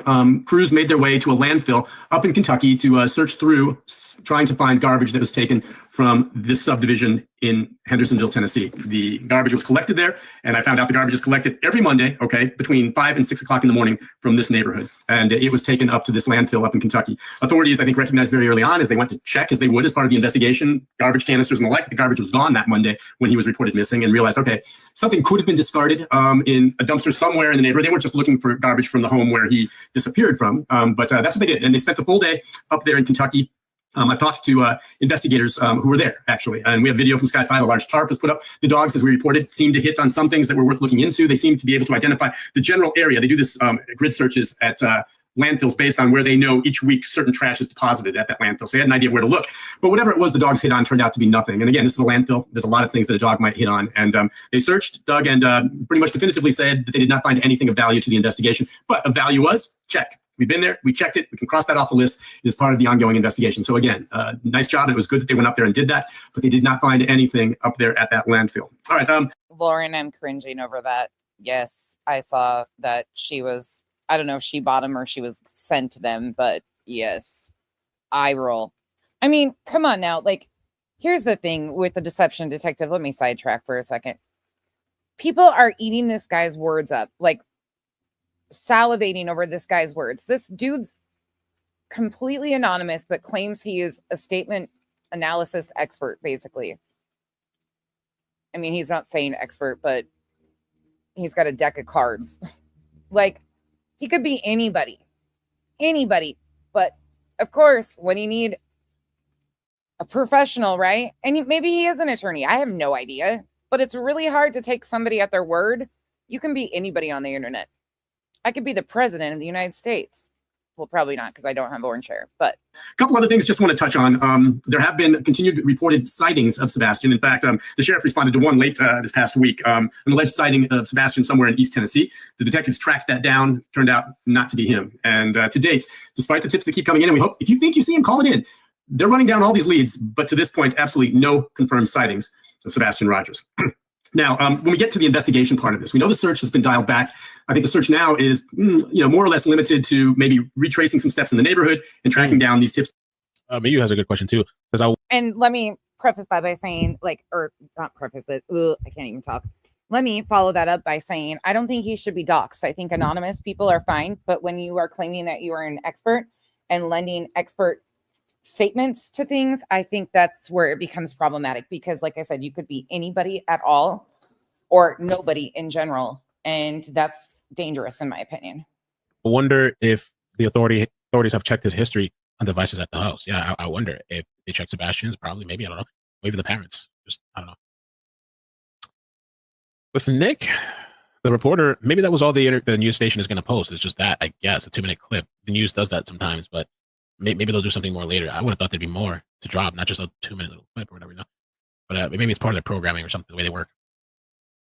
Important. So then you turn your attention to what I believe, they call it an investigation, I call it a criminal investigation, the belief that someone somehow was involved in his disappearance. If you go on social media, there's an awful lot of theories and rumors being bandied about, okay? Some of them plausible, some of them not so plausible, all theories, rumors. I know a lot of them are looking as normally you would say, okay, who's the one closest to this individual? He or she may be a suspect. So a lot of people, I think, taking what I believe are unfair shots at the stepfather and mother, okay? Clearly, whenever someone disappears without explanation, those closest to them become persons of interest. And that's fair. Are the stepfather and stepmother persons of interest, or rather mother and stepfather? Absolutely. Law enforcement knows that. And have they vetted and checked everything that they've been told by the parents? My understanding is yes, they have. They have sought to confirm that. They have looked into it. They've checked a lot of the questions about, was the stepfather here? Was he in Memphis? My understanding is he was in Memphis for quite some time. He was not here. They've checked out what the mother has told them about how Sebastian went to bed that night. Everything appears to check out on that front. So yeah, they have vetted these individuals closely. They've interviewed them, I know, more than once, separately, comparing notes, looking for inconsistencies. And so what I can tell you is that the stepfather has claimed publicly that he and his wife have been cleared by any wrongdoing of authorities. Now, I don't know what he's been told privately. That may very well be the case. But I want to hear that from the TBI or the sheriff's office publicly before I'll say, oh, okay, that's the case. I find it hard to believe that anyone has completely been cleared. That being said, okay, what I know of, and this is from talking to two separate sources that are actually involved in this investigation, okay? I have some other sources that are familiar and have been kind of on the periphery, but involved with this. And I've been told that one, the parents continue to be fully cooperative. And two, at this time, there is no evidence pointing to their involvement in Sebastian's disappearance. You'll notice I said to this point, could things change? Perhaps, but it's not fair to call them out. Yeah, you can say, have you checked this? Trust me, the things that you'll bring up here that I'll look, that you're saying, have they looked at this? Have they looked at this? Yes, authorities have, okay? And so at this time, there's no evidence pointing to their involvement in the teen's disappearance, though, okay, could things change with regard to anyone in that neighborhood? Absolutely, absolutely. Until they come publicly saying that they've cleared such and such or such and such, I think all that's still on the table. But as we stand now, there's no evidence linking it, that everything the parents have said is more or less checked out. So again, date of this is March 11th. I just want to make sure that we're fair in this regard and consider the fact that you may have a mother and a stepfather right now that are very upset over the loss of a child, and blaming them for something when there's no clear evidence at this point is not fair. It just adds to the I think stress of what they are going through. So we have to keep that in mind moving forward. But I get the sense talking to those working this case that there is a frustration among the investigators and just almost a disbelief. How do you guys hear him or feel about hearing him say that? He is a legit journalist, but then him within a couple of days of this releasing the lights video, that there has not been some type of break along the way. No. Yeah, I mean, it really is not sounding good at all. They even had the state guard. I mean, they had all kinds of resources out there. How far could he have gotten? I mean, I guess it does seem like kind of dense, like the woods and all that stuff out there, but I don't know how far that kid would have gotten. No sightings, no video from Ring cameras or other security videos that many of these homes have. My understanding is they're still going through that. And in the coming week, I may have some new developments that I'm able to share with you with regard to video and what was maybe seen in the neighborhood at that point and maybe what wasn't. But there's been nothing definitive there. If they had something of a suspect in the neighborhood on video, So he had been already speaking to people about videos. Bet they'd be making that public and say, we want to talk to this man or woman, and we'd have that all over the media for you. They don't have that. They don't have that. I do know this from past cases I've covered involving missing children, and Sebastian's a little older, age 15. The more time that passes, the less likely one that he's found, and the less likely one that he's found alive, and that's a concern. No one. They're saying supposedly the interview is going to be after 7. I guess it will be on Facebook Live at 7. Maybe finding him alive, but if after this much time Sebastian did somehow just wander off on his own and no one else was involved, he would have come out if he was in hiding. Okay, a lot of people say, well, what if he's hiding? This is a teenager with autism that maybe feels overwhelmed. He's hiding. Sure. By now, of course, he certainly would have come out. He would be hungry. He'd be looking for help. Is it possible he fell into a hole? Is he possibly locked in someone's home or a garage without knowing and no one knows about it? Absolutely. Maybe that's the case. And if that's the case and he's somewhere like that without food and water for nearly 2 weeks, that's a bad situation. So yeah, I think if he wandered away that way, that's a bad scenario. The other part could be, was he abducted and is he being held by someone somewhere? That would mean he's possibly alive. Sure. Okay, was there some other type of foul play? Did something else happen when he left that home? Did he leave the home? Was someone else involved? Was there some stranger involved? All those questions are out on the table. I wish I had more to tell you. I wish there was more that we could cover tonight. That's basically what I have for you, but I wanted to put that out as the rumors in the vacuum that's there from authorities who I don't blame them. They're busy and they're not calling news conferences when they don't have something really new to share. In that vacuum, we have rumors and theories and people digging into everyone's background and trying to find clues to this. Go ahead and dig into whoever's background you want, okay? But the key is there any evidence linking to anyone to his disappearance? That's the key. I mean, I feel quite certain that law enforcement has done their diligence checking to see if there are any convicted sex offenders who live in the neighborhood or anyone with a criminal past that might be someone that could be involved in this. They'll be checking into that. Even if there are, you got to find evidence linking them to that. So an important thing, though, and the thing we can't lose sight of is that it's crucial that Sebastian be found. And hopefully he is found alive. We all hope and pray for that and don't give up hope. But even if he's not, his body or remains have to be found because that is what could lead to the investigation and help them determine exactly what it was that happened to him. Without that, this case could very quickly go cold. And we know there have been some high-profile cases. Summer Wells out of our East Tennessee, that case still is not solved. Joe Clyde Daniels, his remains have never been found, though his father confessed and is doing a life in prison for killing him. But I mean, there are cases sometimes. There are cold cases. We don't want that to become this. It's right now very active, but in no time, you'll already see. And that's one reason I'm determined to continue to do updates and stories on this. because you know how the news cycle works. You know, you report on it and eventually it dies down. There's nothing new and authorities don't have much new to say and the story fades away. And especially when you're dealing with children, I just can't stomach that. I'm not going to let the story go. Does that mean I'm going to do something every day? Not necessarily, but I'm going to keep it out. Do you guys remember the Summer Wells people that followed Summer Wells? Was he heavy in covering that? Does anybody remember Nick Barris? I don't know who's in here anymore from the Summer Wells stuff, but does anybody remember if he covered Summer Wells quite often? Hey, Grandma Nini. There, and I'm going to continue digging for new leads, new tips, or anything that can keep you all engaged. I find these interesting to go back and listen to because even though the rumors were circulating, like he is clearing up some misinformation as he talks. Yes, there's some alluding to some more. Maybe call in with tips. Ultimately, in these cases, a lot of them are solved thanks to the public getting involved. So it's really about you. My belief is that someone out there knows something. Someone out there knows something. And they need to come forward. Or if they don't, someone needs to know someone knows someone, point the finger at them to check that out. So that's basically what I have on a Saturday. Just thought I'd kind of update you. So many of you guys have asked about this. I'll tell you, the last Facebook Live post I did, at one point we had up to 3,000 followers, and it was all said and done over 100,000 viewers on this page. That is more viewers than we have in any of the local TV stations' evening newscasts or almost any other social media out there. That's 100,000 people saw the last Facebook Live, which I'm not saying that like, wow, look at this. I'm saying that that's more people seeing this, seeing the details, or rather hearing the details about Sebastian. And then if they scroll on my page, they'll see photographs of him and keep their eye out and know to call and share the story. So the more people that know about it, the better chance we have of this case getting a break that police are just hoping and working hard and praying happens. But I mean, that's a lot of people that have followed this. And it's all about you. Mo and Co. and I completely respect your decision to not cover it any further after how fast this had turned.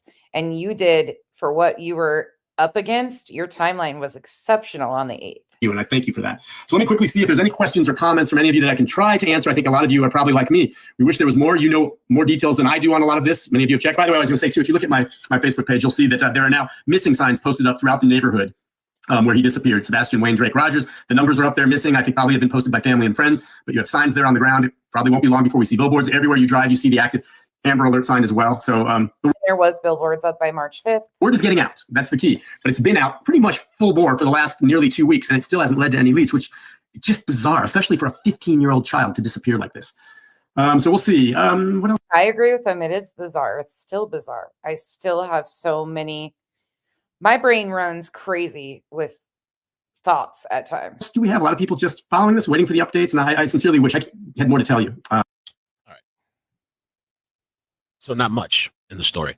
So he's not going to do the question and answer session, and I'm not going to finish up because McMail goes on to some different coverage. So we've seen Smiley, we've seen McMail. Now we are going to go to Cluminati. All right. This is from March 11th, and let me show you. Again, all of this falls under fair use. This is what we have. We are just going in order of cases. Oh, chasing, he did both of them. Thank you for that. All right. Deep breaths, deep breaths. This is where people like to tune out because they don't. We have no idea. They don't want to hear what's here. He is like as stubborn as a damn mule. Like I don't know how to explain it. He could probably have his foot hanging on. I'm going to speed this up too. If it's too fast, let me know. By like one measly looking blood vessel and still not go to the doctor. So the other night when he was like, I'm gonna have to go to the doctor tomorrow. And I'm gonna speed it up. Night, another person disappeared down here in Nashville also. Oh, hold on. So ugh. I don't really understand like what in the actual hell is going on with this case right now. There's no new leads. No one has found him. And mind you, y'all, people are still searching. Okay. They are on the ground still searching for this little boy. And not to mention, last night, another person disappeared down here in Nashville. Also funny, not funny, tied to a fraternity. So I don't know. Just there is for real true crime here. Shouldn't have ever been like nothing ever happens here. Yeah.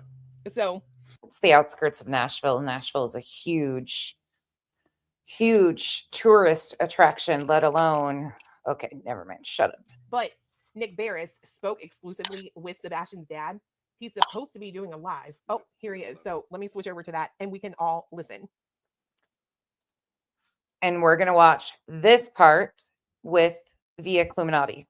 Trace. The word was that he got up, he went to bed that night, maybe around 9 or so. Okay. The thinking is that he walked out of that home barefoot and with a flashlight and then vanished without a trace. At home at the time was his biological mother. His stepfather was out of town. And law enforcement, immediately when the parents reported him missing the next morning when they went to wake him up for school, responded quickly. And there has since been a massive search effort. Is that too fast for you guys? Tell me if that's too fast. Oh, thank you. Kenzie brought me Bella. Hi, baby.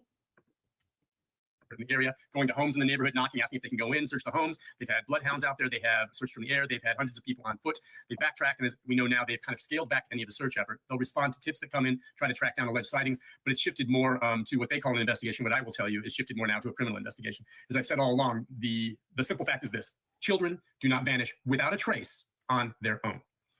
Anybody have any indication of why? Like anybody that covers these cases like this, is this typical for journalists to take their own spin and say it's a criminal investigation based off of their own thoughts and opinions versus in other cases that they've covered? Or do you feel that he was hearing this from an inside source at Sumner County? What is your opinions on that?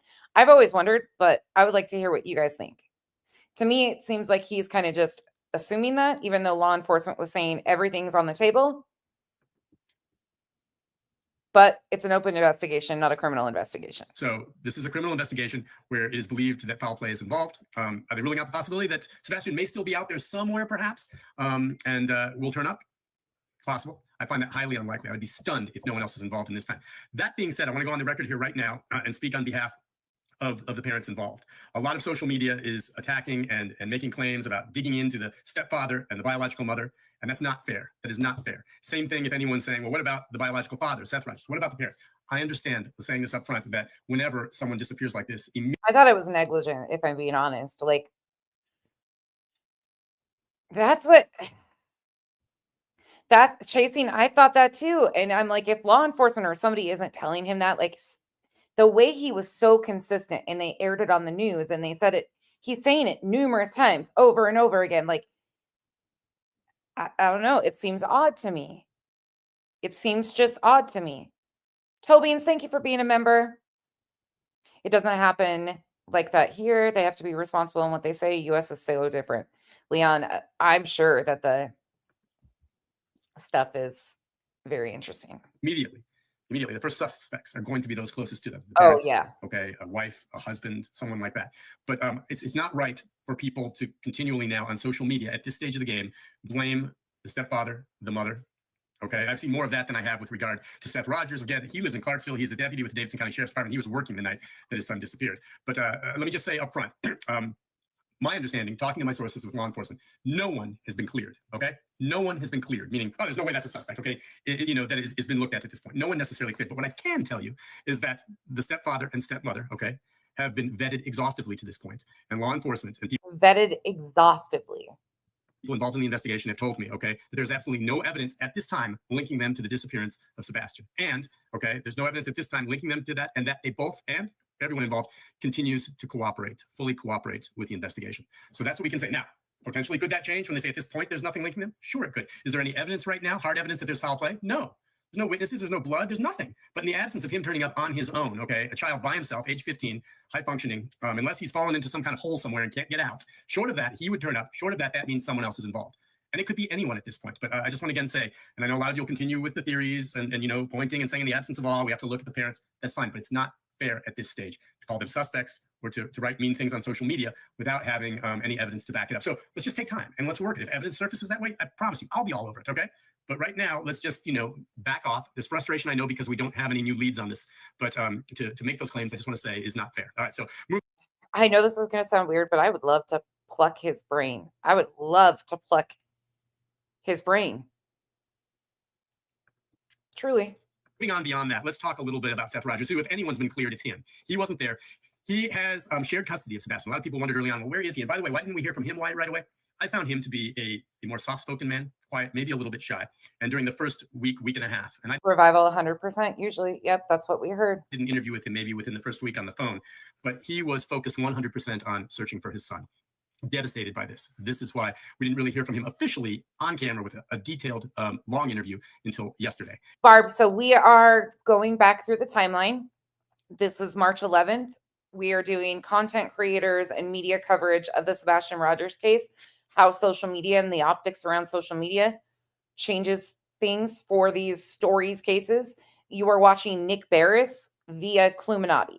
So Cluminati is playing Nick Barris right now, who is a journalist out of NBC 5 in Nashville. Is it NBC 5? Or is it Fox? It's NBC. Hold on. I'll have to go check. It's Nick Barris, Channel 5, Nashville. He's an actual journalist. And Cluminati is playing him. So this is March 11th, Cluminati playing Nick Barris. And I totally understand where that's coming from. Okay, it took his time, but we're going to be doing more, he and I, more stories as things develop. But let me just talk about this again. So he had shared custody. He told me that he has a good relationship with the stepfather and mother.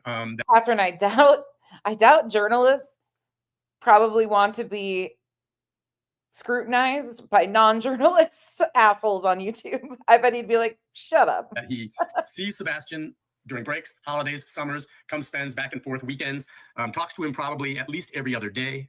They're close. As far as I know, this is his only Tom of Gladiator. I need to get back into doing those. child. And so he was devastated by this. And, you know, my first question from him was, you know, it's been 2 weeks. What's going through your mind? And he's like, Nick, what's going through my mind is the same thing I think that's going through law enforcement's mind. It's as though this child disappeared into thin air, just vanished. And Duchess, I hope you're feeling better. And he's like, it's just hard for him to believe that dogs didn't pick up any scent. And he mentioned to me, and he knows some things maybe law enforcement has shared with him that he hasn't with me. You may have heard some of this, that initially some of the bloodhounds did pick up Sebastian's scent leading up to near maybe a construction site. There's some homes being nearby. And he goes, it got to a point, and then all of a sudden stopped, as though he didn't take another step and just vanished from that point. Barb, don't say sorry. No, it's very important. You guys ask any questions you want. That's the point of this. Like, I'm hoping we're learning together. You guys, I told Am today, I was talking to Am and I was saying, like, this whole walk back has been educating me. Like, I've educated myself more in watching this, how it actually was built this way from what is baseline facts of what we knew from jump, and how the holes that creators found. And I mean, like, because there wasn't all these confirmations from law enforcement, they had a missing child. They were doing everything they possibly could, but there was enough area of opportunity to create speculation and rumor mills, and it was full on from jump. So ask anything you want. We're learning together. Well, no one just vanishes. If indeed they were on target on that and searching, that meant at that point is where he got grabbed by someone else. Now, I asked the father about, you know, whether he believes foul play. And I had to bring it up. He didn't. He doesn't want to acknowledge it. That's probably his greatest fear, that somehow this is foul play, because if you'll see my story, if you go back and watch it on my Facebook page, he just says, I just hope he's still alive. I just hope he's still alive. And if there's foul play involved, that brings those chances down. But there's no question at this point, and he acknowledged to me that someone else has to be involved. Now, he doesn't know who. He's not pointing fingers, but he is a firm believer that his son, at age 15, who is high functioning, autistic, but has memorized the phone number, can call 911, knows how to respond, doesn't do silly things, is a smart kid. If he was on his own and would have reached out to him by now. He just believed someone had to take him from the scene. Why? Motive? How? No idea. They're perplexed. Investigators say the same thing. Now, I asked him a question. I did get some interesting insight into this. And I asked him about his son being autistic and the idea that evening, from what we understand, he left the house barefoot and with a flashlight. Why? How? Whatever. Wearing, basically all black, but leaving the house sometime overnight, barefoot and with a flashlight. And Seth says that is not what his son would do. Now, he says on the very rare occasions, very, very rare occasions, his son might run from the house to the mailbox to get the mail barefoot. But short of that, no. And I said, well, why? Is it because he's autistic and his feet are sensitive and he's sensitive to that? And I goes, no. He goes, it has to do with an incident that happened when Sebastian was a child. And he described it to me. And I put this in my story. He said that as a child, Sebastian saw a pile of what looked like mud. And as a child would, and I don't know, maybe he was 5 or 6, he goes and stomps on it, okay? And he was in the yard. Turns out, and he was barefoot. He was out playing in the yard barefoot as a little child and stomps on this mound. Turns out it was a fire anthill. And his dad told me, he got lit up by those fire ants that day. And that is something that's... We later on down the road learned that Sebastian was 2 at the time of this fire ant happening. Sebastian never forgot. And from that day forward, and maybe it made a greater impact because he's autistic or whatever, but from that day forward, he did not like the idea of getting his feet dirty, going anywhere where there's dirt, and always wanted to have his shoes and socks on. So would Sebastian, Seth said, go and get the mail maybe barefoot real quick, just run out, grab it, and come back? Yes. Would he get up in the middle of the night, in the dark, walk outside, and then disappear barefoot after what he went through there and what he's like, he just says, no way. It's possible that he went out thinking he was just going to go, briefly outside for something or for some reason. And then the thinking could be that's when he was grabbed or snatched or something happened to him. But he goes, on his own, there's no way his son would have gone walking away and disappeared barefoot. He would have put on his shoes and socks because of that incident with the anthill. And that he was very concerned about going outside and being properly bundled up. He told another story about how it'll often be in the spring or fall when it's still cool out, and Sebastian would be wearing a jacket outside, he said, and they come inside, and Sebastian wouldn't take it off. He wanted to keep. Yes, I'll have to find the interview where Seth talks about it being when he was 2 years old. It was when they lived, oh my goodness, Kansas or Georgia. Now I'm gonna have to go find that part of the interview. But yes, the jacket on. He likes to have jackets on. He thought he'd be going back out and he would talk about, hey, Sebastian, it's warm in here. Take your jacket off. Stay a while. And he goes, no. He likes to wear a jacket and he likes to be bundled up and dressed properly for going outside. That's another story that Seth shared with me. Didn't include that in the story that aired tonight. And so he said, yeah, Sebastian is not in the middle of the night thinking he's going to go a distance and disappear and go somewhere, go out barefoot and not wearing anything other than just a thin top t-shirt and some thin like pajama pants. It's just not in his DNA. Leon, yeah, I'm not even interested in the TikTok twits. That was so weird to me. Yes, chasing, thank you. Yes. Now I'm gonna have to remember. Was it the vault? Were they talking about it on the vault, if I'm correct? Yeah, Leon, I've got my own opinions on that, and it's probably best I just leave it alone. But it wasn't going to happen. So, he's looking at that and he's like, so what got him out of the house? Why did he go out the house? And what drew him there? And he did say for Sebastian to do anything as rash as that to get up in the middle of the night means something must have very much upset him to the point where he felt he couldn't deal with it. Or had to go out to check something out, something along those lines. But that's his take. And I'm sure he shared that with law enforcement. And so, okay, if that's not something Sebastian would do, as we said, the story from the mother and stepfather is that he left. And it appears that his shoes were all there. They shared that. And so it means he probably left barefoot. And they believe he left with a flashlight, which indeed may have happened. But the plan probably wasn't for him to go a long distance away. You know what I'm saying? So something happened to him if he, for some reason, went out in the middle of the night, which again, Seth says his son was not a wanderer. Now you'll notice I did share some video, the first video we've seen of Sebastian that's been made public. And if there's more of it that we can get, I don't know. I haven't seen if the stepfather and mother have any video. I'd imagine they do. Seth didn't have a lot, but what he provided, and you can have a look at that. There's one video of Sebastian. He's at the front of the line in one of those giant tug of wars with a team behind him in a tug of war. And you can just see this kid. He's athletic. I mean, his dad's telling me that he's a fast runner. He's strong. He wants to be involved. And you can just see him pulling on this. And the other team wins, pulls him over, and he bounces back out.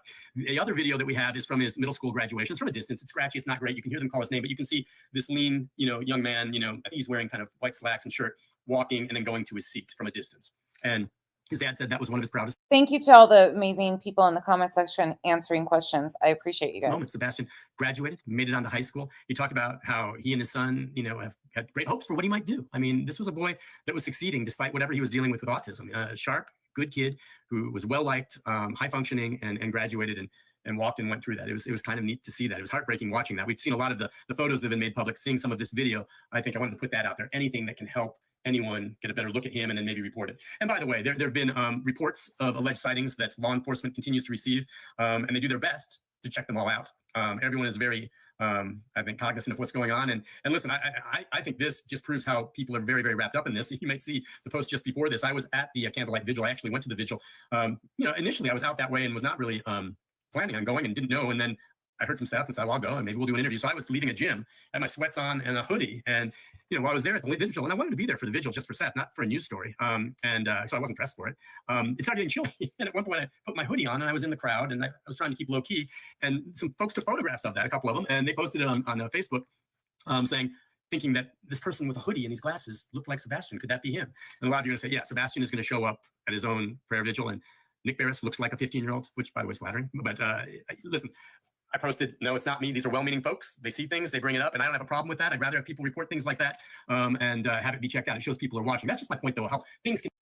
Amber, I think, so let me stop really quick and address that. I think it has a place. So I think true crime definitely coverage has a place and it's needed.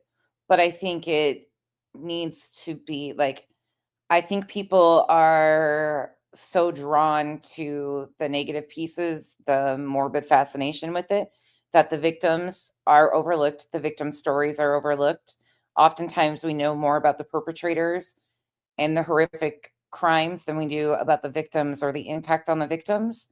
And I think it's very, very needed for victim-centered coverage. I also think that we often mask these things as true crime when it should be awareness of a missing child.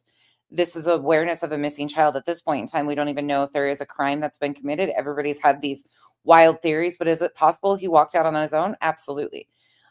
We just don't know what we don't know. And I think people get caught up in this need to know or entitlement of knowing that they damage and re-victimize the victims and their stories, and they don't care. So I think there is more harm at times that is we highlight, but I think there is a purpose and a need for victim-centered coverage and awareness purposes. I just think that people have convinced themselves that being armchair detectives is what is going to solve these cases. And a lot of that is, in my opinion, the lack of these own creators are trying to fulfill something that they're missing in their own lives. Like it's wild to me. Can take off that picture's posted, and I see this picture of me kind of just with this crazy Mom of Gladiator. A lot of people don't understand what I'm doing or why I care about the things I care about. It's sometimes I just am like, well, they'll either figure it out or they won't. And that's, I appreciate your comments too, because it's a lot of people fail to see why this is important or why we're talking about it this way or why this is the foundation of what is happening is so important to show, because in order to have people understand why laws need to change, like we're not just talking about this, we are actually in communication, like having chats about how do we go about this, what can we do all the time. Like we really want to see change come. It's going to be a daunting task, but a lot of people will feed you lip service of, oh yeah, things need to change, and but yet they don't want anything to change because they're profiting off of it majorly. It's so complicated. And I'm like this, I look silly, but I guess I resembled Sebastian a bit, not me, but that's how people are watching. And so I appreciate that. And I think the people who made that post meant well, and that's fine, but that's what's like out there. People are so desperate to find any potential lead. Now, again, from law enforcement, I think we're going on now 5 or 6 days that there's been no official news update. They did, several of them early on from both the Tennessee Bureau of Investigation and the Sumner County Sheriff's while the search was initially going on. Since then, they've dialed back the Kimberly, that's a great question. I've never heard anybody ask that. search. And, the bottom line is it's a criminal investigation now, though I don't think they've used the word criminal when they say they're investigating, but that's exactly what's going on now. They're looking for that. And they're still hopeful that Zach will turn up. I mean, that Sebastian will turn up, but they're going out and tracking down all leads if there's sightings. But beyond that, they're going back now, interviewing everyone. They continue to scrutinize security video taken from homes in the neighborhood. And on that front, stay tuned for later this week. I'm going to have an exclusive story coming your way that you won't want to miss. That might be a potential lead of some sort in this case. I can't go into that now because I'm still waiting to get more details on it, but I'm going to have another story later this week, which will probably lead to another Facebook Live near the end of the week. But stay tuned for that. But what they're doing now is still going through all that. And what he's leading up to here is the lights video that he released. They're interviewing people time and again. I asked, Seth, how many times has he been interviewed? And he says, a few times, usually as a group, they've been asked. All of them have been very upfront. Like I said, everyone, cooperating. I know the law enforcement goes back and interviews a lot of the key players who are closest to him individually, neighbors, the mother, the stepfather, the biological father, to look for any inconsistency. Grammy Nini, he teeter-totters there. Like it's really interesting. Consistencies in their story. And so, when they do interviews, I guarantee you, law enforcement might be watching this. They may look and see what Seth said. They may have looked and seen what the mother and stepfather said in other interviews, see if everything jived,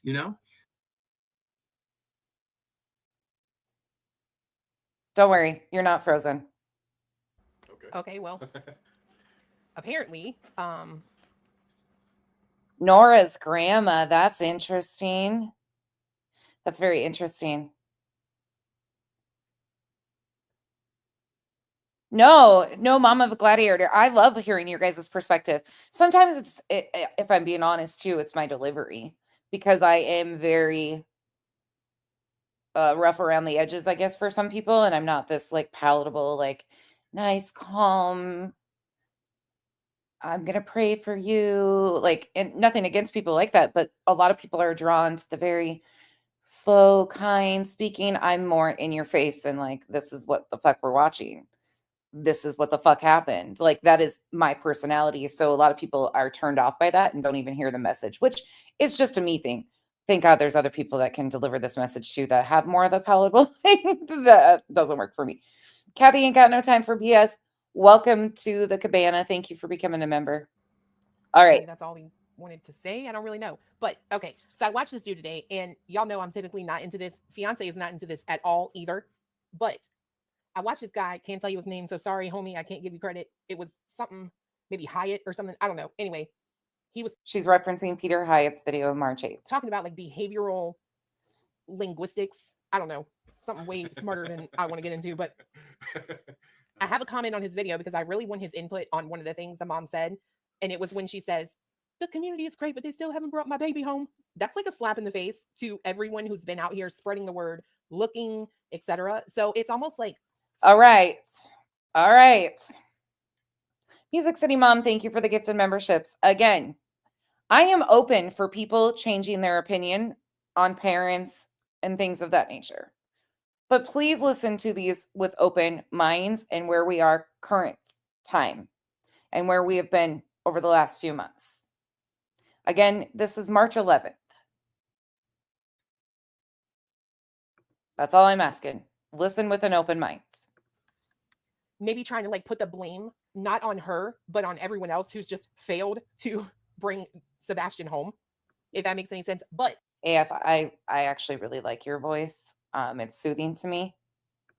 This dude was so like on key with everything I think about this mom in her interview. Okay, 4.5, we watched Peter Hyatt's video. If you were here for that, was Peter Hyatt on point? Just think about what we heard Peter Hyatt say and his analysis off of highly edited clips. And by the way, AF, I didn't know you could sing. You can sing. When you sang in that Christmas Carol thing, I was like, damn. It was like, I'm trying to do this and not insert opinions. And let me tell y'all something. A lot of y'all on here, y'all got children, okay? So y'all will understand when I say what I mean when I say this. One of the oddest statements to me that the mother makes is she says that when he went to bed, when she told him to go to bed, he went to bed. And she's Oh no, Tebow. No. Heavy Idaho 4 coverage. Heavy Idaho 4 coverage. Heavy. You're gonna find a lot of, oh my God, Revival. I love you from the bottom of my black soul.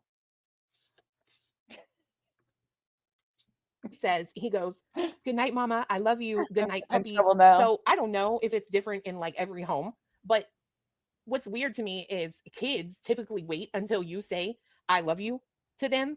Like my daughter, she'll come up to me at any given time. Like she'll just get off her VR and come out in the living room or something. She'll be like, I love you, and give me a kiss and then go back.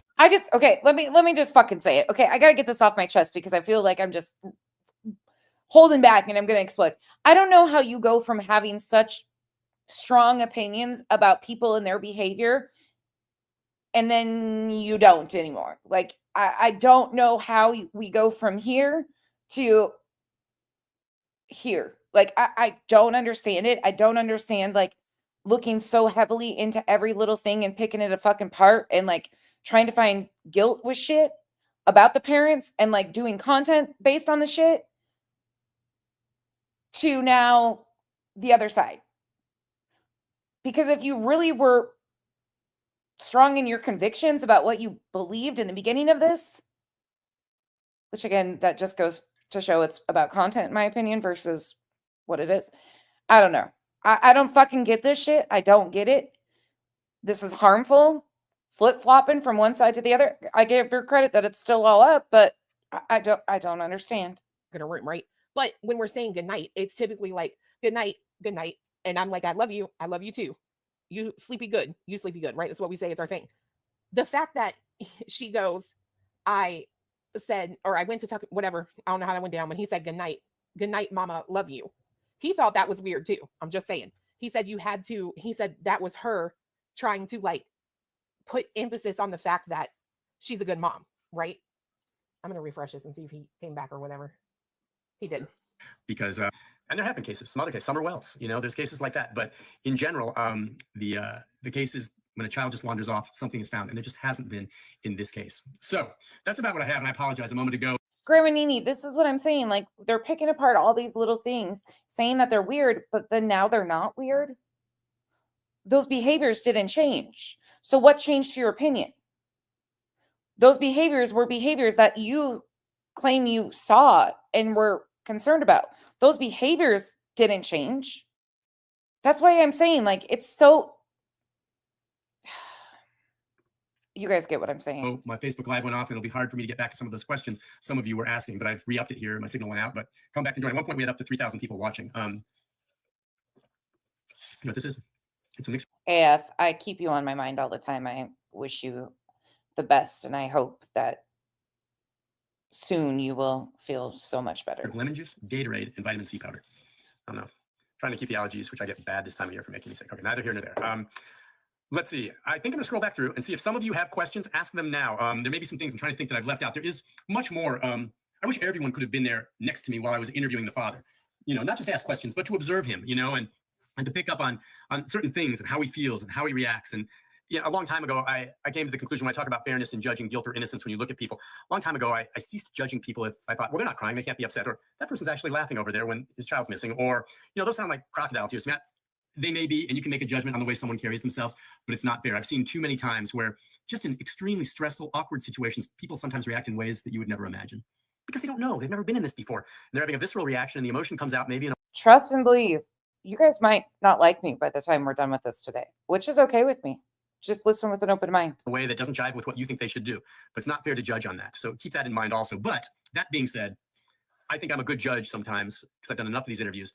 If someone is feeling something sincerely, or if they're communicating something that's kind of been rehearsed, okay? And having interviewed Seth Rogers, it's from the heart. It wasn't rehearsed. I don't think he really wanted to do the interview because he's shy and quiet, but I can tell you he did it because he is going to do anything. Just a quick question to the chat. Do you consider Seth Rogers shy and quiet? Yes or no? You don't need to go into any further detail. I just want to see what your guys' thoughts are. He can to help find his son. So let's take a look at some of the questions some of you have, and I'll do my best to answer them. And if you posted a few questions on the last Facebook before I lost my signal, please come on. Let's see. Hey, did you say anything about his stepdad? I saw it's okay. So someone just joined. A lot of people pointing to the stepfather, and I guarantee you the stepfather's been, you know, vetted at this point. And what I said is it's not fair to judge the stepfather and mother right now and say, well, it's got to be them with no evidence, and there is none. And I've talked with law enforcement in this investigation, and they said to this point, okay, there's no evidence linking the stepfather or mother to the disappearance of Sebastian. And everything they've told them, they tried to check, and I don't know if they could check it all, they said is checked out. Now, does that mean they've been cleared? I say no. I don't believe they've been cleared. I don't think anyone at this point, at this early stage, still just 2 weeks, has been cleared. But what I do think is that they are cooperating, and that it's not fair to call out the stepfather. I can imagine on social media, and I'm not on there looking, that a lot of people are going after the stepfather and mother for whatever reason. I don't know. Like I said, I've never met them. They won't do an interview with me. But if they did, you know, I'd be fair and honest with them. I do ask hard questions. If you don't like hard questions, you don't want to talk to me. But I would talk to them, and that's a standing offer. And it's not fair to judge them at this point without any evidence. And law enforcement says there isn't. So just imagine these are two parents that are heartbroken right now. Their child is missing, and they have to deal with the added burden of feeling that people on social media are accusing them when there's no evidence whatsoever. If evidence surfaces, trust me, I'll be all over it, and you'll hear about it. Same thing goes for the father. Okay, Seth Rogers. Some people brought up, what about the biological father? Well, he was working that night, and the child wasn't staying with him that day, and there's no evidence linking him to it. So go ahead and have your suspicions. That's fine, but it's not fair to post on social media, oh, it's got to be the stepfather. No, it doesn't. There has to be evidence to back that up. Otherwise, it's just not fair. Yeah, a lot of people agreeing with me. People don't care about being fair anymore. These kids do not just disappear without a trace on their own. So I'm a firm believer someone's involved. No question. Someone is involved. Who? Your guess is as good as mine. Yeah, Dad breaks my heart. If you watch those interviews, it's heartbreaking for him. You can just tell that Seth was a big part of his life. And I say is a big part of his life. Hopefully will continue to be if he's found, but he's missing now. The father's heartbroken that his boy's not there. You can just feel it in his voice. It's very difficult for him. Let's see, what else? Ugh, and then my fucking ears start burning because I see Dr. Latina in her comment section over here. What else do we have? Grandparents involved with Sebastian. I know there are grandparents. I don't believe, I have not heard anything about their involvement. I do not know about their involvement on that. That's a fair question, but I haven't heard anything about grandparents, if they've been questioned or if they're around. Yeah, the stepdad wasn't even home that weekend. That is correct. I'm sure the TBI has vetted this, but he was in Memphis. Now, I don't know the timetable of when he went there. Feisty Nana, you're going to get an overview of that coming up. I told you guys this will be a long one. So if you have time to join me, if you're in and out, watch as you can, as you will today. Thank you for hanging out with me. We're going to try to get as much through this as we can, because I want to keep this as combined as I possibly can. So kick your feet up, get your snacks, clean your house, take a nap, whatever you need to do. I'll be here. Or when exactly he came back or whatever, but they can confirm all that stuff with his work, with his cell phone, with his car, all of that. And so the stepfather was not home. The only people home that evening that we know of was the mother and Sebastian. That's it. Now, did someone else come from someplace else that was on the outside? Maybe. Who would that be? Don't know.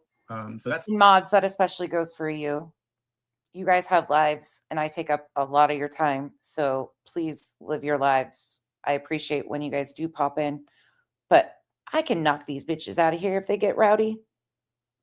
I'm just joking. I really appreciate you guys, but I know you have lives too. Stuff that law enforcement will kind of vet. And Ashley's right. They've been very hush throughout, and that's there's a reason for that. Chico, are you still in here?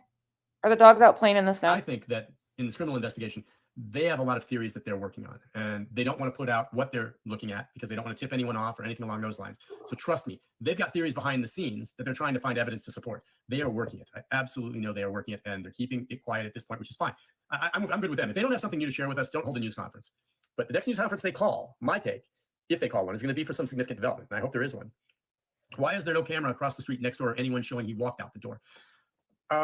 It's very dark, and I don't know. I have not seen all the videos, but as I say, when it comes to the video and security video, stay tuned. I'm going to have an exclusive story coming later this week that might shed some light on that very question. But I can tell you, there are cameras in neighbors' houses that would have seen this. But keep in mind, it's pitch black that night. This is a street, and I've been out. Whispers, I won't. I know Revival. They don't come and play very often anymore. There are no street lights, none. I mean, it is ink black out there, okay? Except for any windows that might have lights coming through. But in the middle of the night when people are asleep, it's very dark. And those cameras from a distance, unless the individual walking has a light with them. And again, we heard that Sebastian might have had a flashlight. And if he did, then maybe that would have shown up, okay? But that's why we don't know about the cameras picking any clear-cut thing up.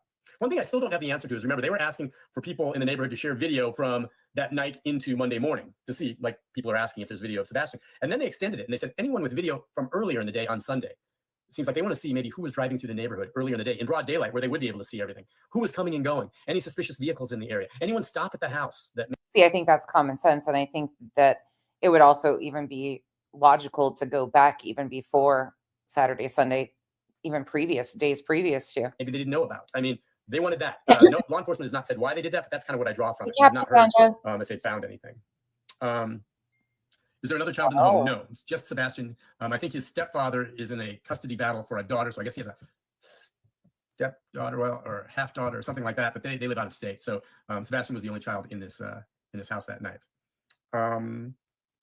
Yeah, a lot of people. You didn't miss anything when the video went out for me. I started right up, so if you were with me, I find this to be interesting, though. I'm actually glad that this is here because it's a twofer. You can hear Clue and Nick. I think these are very helpful to listen to multiple angles of this and what the news coverage from an actual journalist was like versus content creators on social media. At the beginning, I've come back now. I haven't recapped what I said in the last one, but hey, Brett. Trying to pick up now. Some of you may have just joined. I may hit a couple of those items before I wrap things up again for you. I believe he was at school in the days before he went missing. Parents say that Sebastian absolutely loved cats, so they noticed stray cats in the neighborhood. Fair question. Could he have gone out looking for a cat? I don't know. Possible, I suppose. Oh, you guys, we're talking about Dr. Latina. If you don't know, oh man, Dr. Latina. I was talking, this was interesting. I talked to his father again in that exclusive interview. Asked him at this age, and you go, what's Sebastian like? And he's got a smile, and you go, he's a 15-year-old. He's active. Now, he did emphasize this, by the way. Some of the reports say Sebastian's like 120, 125 pounds. He goes, no, my son's 106 pounds, if that. He is a small, skinny little kid. He's fast, small, skinny little kid. Happy-go-lucky for the most part, sweet guy. And he goes, yeah, typical 15-year-old. My next question was, has he discovered girls? He goes, oh, yeah, he's discovered girls. And I was asking, he goes, yeah, there's a restaurant we go to, a Waffle House that we like to. And he tried to get the phone number from one of the waitresses. I mean, this is a kid, 15. So, yeah, he's aware of that. And so that brings the question, could he have tried or met someone on social media that he tried to go? And again, I think the biological father said the same thing that the stepfather said, in some of the reports I've seen, that they're very strict with his social media. And he didn't have access to the internet where he could go on there, potentially, meet someone that's trying to lure him into human trafficking. But then again, kids sometimes find a way on their own, not at home, maybe at school if they had access to something or from a friend. So some people are wondering, could he have been kidnapped by someone, human trafficking? I mean, listen, everything's on the table, potentially. I'm not sure. When is the last time someone actually saw him alive? I mean, obviously the mother saw him alive. She said that she sent him to bed Sunday night around 9 o'clock. He went in, turned off the light. And what I've understood is the ring cameras from nearby show the light actually going off when he went to bed. I mean, it all matches what the mother said. Beyond that, you've heard that, I believe. You notice that? He's confirming that. They were shopping. Hold on a minute. So you mean to tell me, Nicholas Barris, that the Ring camera shows the light in the house going off, but you don't think it would show this kid walking outside? Bruh. This is cartoon country.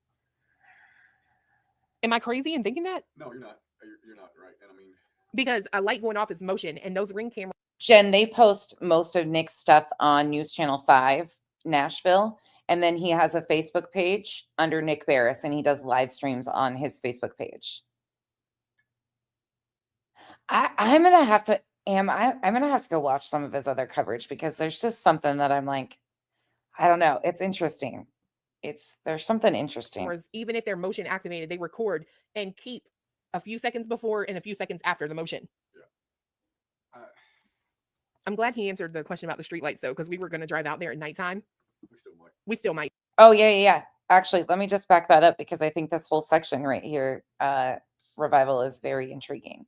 So he's talking about the Ring camera. He's talking about the Ring camera picks up the, like, Katie's story matches, because the Ring camera picks this up.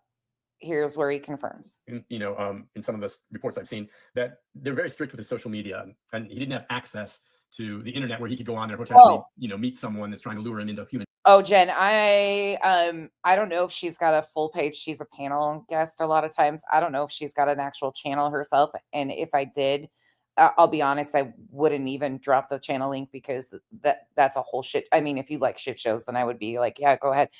Somebody in the comments can tell you if she's got a channel or not, but she's usually seen on a lot of the places I avoid their panels most often.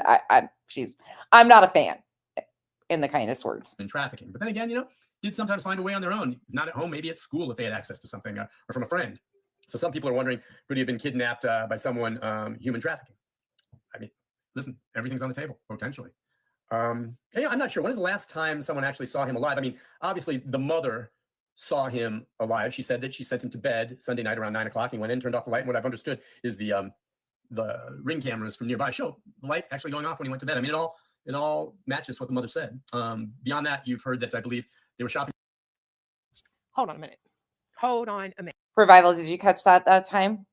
That he confirms that the Ring camera catches the light going on and off at the same time frame.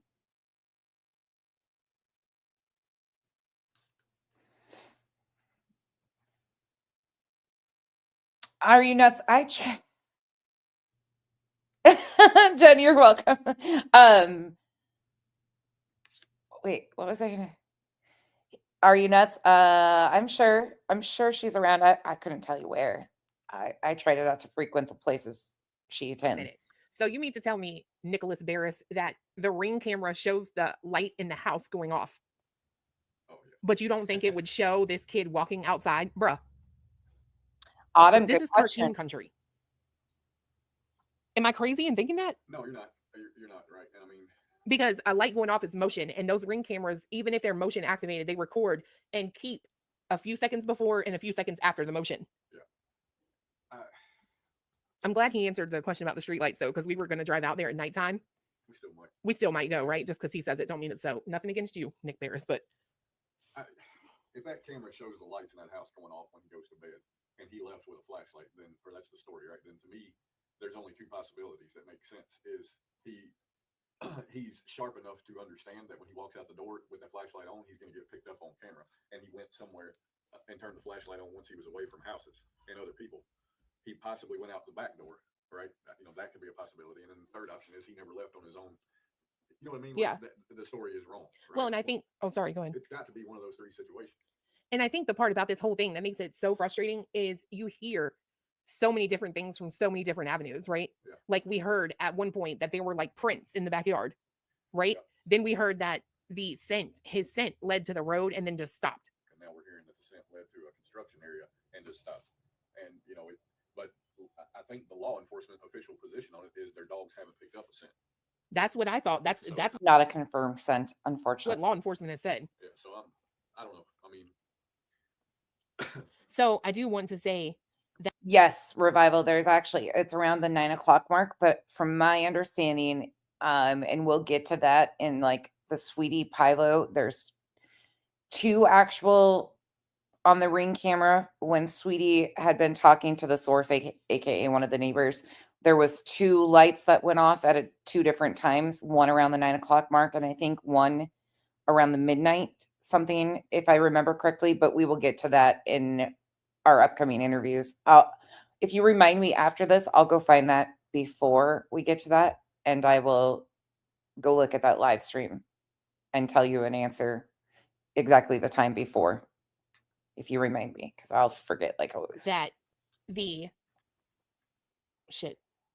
Hey, beware. Sarge, the custody battle for any of these kids or any kid is only between the stepfather and the stepfather's biological kid that he has with another person. And I believe they're in New Mexico. This was a Autumn, I think the reason why they continue to say that they can't confirm it was his scent is because they didn't have an item of his scent before the one canine left. Now some of the other ones did.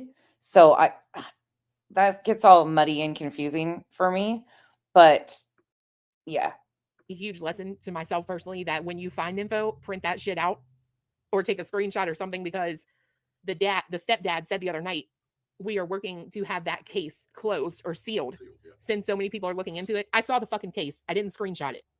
But I will say, apparently the mom, I heard this somewhere, the mom has gotten a emergency ex parte order on the stepdad 5 days ago. Yeah. So I will say, though, that's not the first time that she's had to do that. Looking at that paperwork where someone had sent me his record on the custody. And this is where we have already heard, I mean, this isn't shocking because as of February, the end of February, Terry Lynn was coming out making accusations against the stepdad over custody, stuff like that. It had been rumoring around, but you're going to hear this part here, and then you're going to hear further with JLR coming up. Custody thing, or sent me the link. There was also another ex parte order. Now, there is something to be said for when they said that. I guess this isn't my bullet point, but I wrote it down for you because when they said that the biological father was working that night, you went, Well, I just, if he's a deputy sheriff, right, and he's for Davidson County, and let's say he's on patrol, okay, that ought to be easy enough to vet where he was at. Now, if he's not a patrolman, because we've also heard that he works in the Department of Corrections in county, it may not be so easy to vet. You know what I mean? All I'm trying to do is find something. Jen, yes, that has been mentioned that the pants had white stripes down the side. From just my understanding, now this is very, very like distant assumption here, but from other people and their take, and that law enforcement went out there and tried to like be seen and be picked up, and it was so pitch black that they couldn't see anything. I'm assuming that without the right light or light hitting that white stripe on the pants, that he could have still been missed on camera. It just sounds like it is a very, very dark area. I haven't been there myself to see, to make sense of it all or really understand it. I've seen the videos and things like that, but it's a whole other situation when you're actually there, understanding distance, the lighting,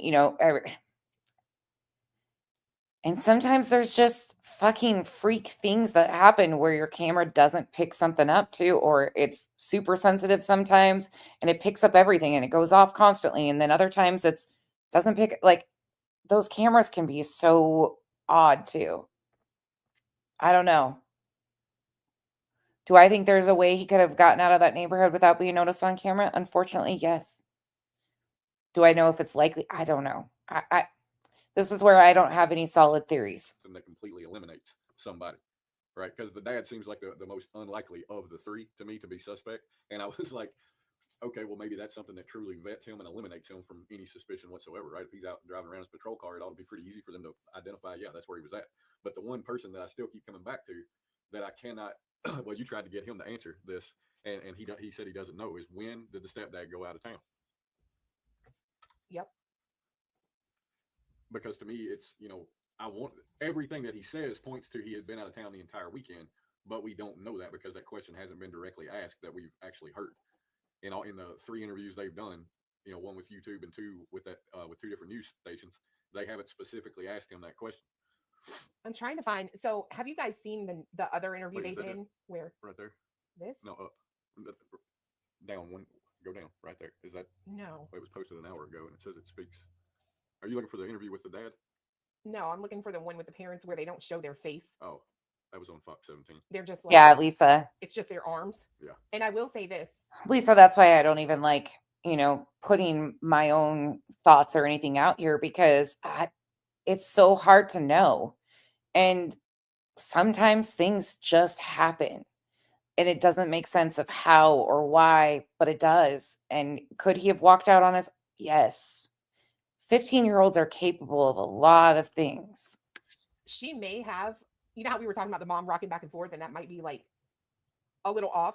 I think the lady really may have whoopsie daisy. some sort of like neurological problem because watching that interview where you don't see them, you just see their arms. Yeah. Every like agree. 1 or 2 seconds, her like fingers twitch. And it's like a steady rhythm. So that could also be where in the fuck. You guys remember months ago, I showed the video of Mal doing a duck and roll. Like Mal went out and tested her own Ring camera, and it was crazy what it didn't see. Is this interview? That could also be why she's Literally rocking like like ducked that, and right? rolled. I have no clue where this is. I see somebody else who's got it on here, but I don't want to play somebody else's video. I mean, did they take the shit down? I don't know. Hold on. You talk to them about people again. Oh, let's see.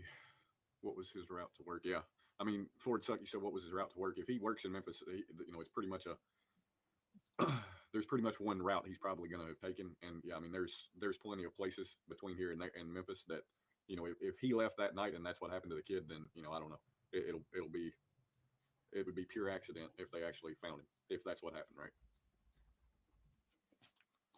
Let's see. What were the reasons for the ex partes? We don't know the details on them. I'm thinking it was off. I know there was something about a class that someone had to take, right? Yeah. So I don't know if it was a situation where like he had to take parenting classes, behavior classes. I don't know.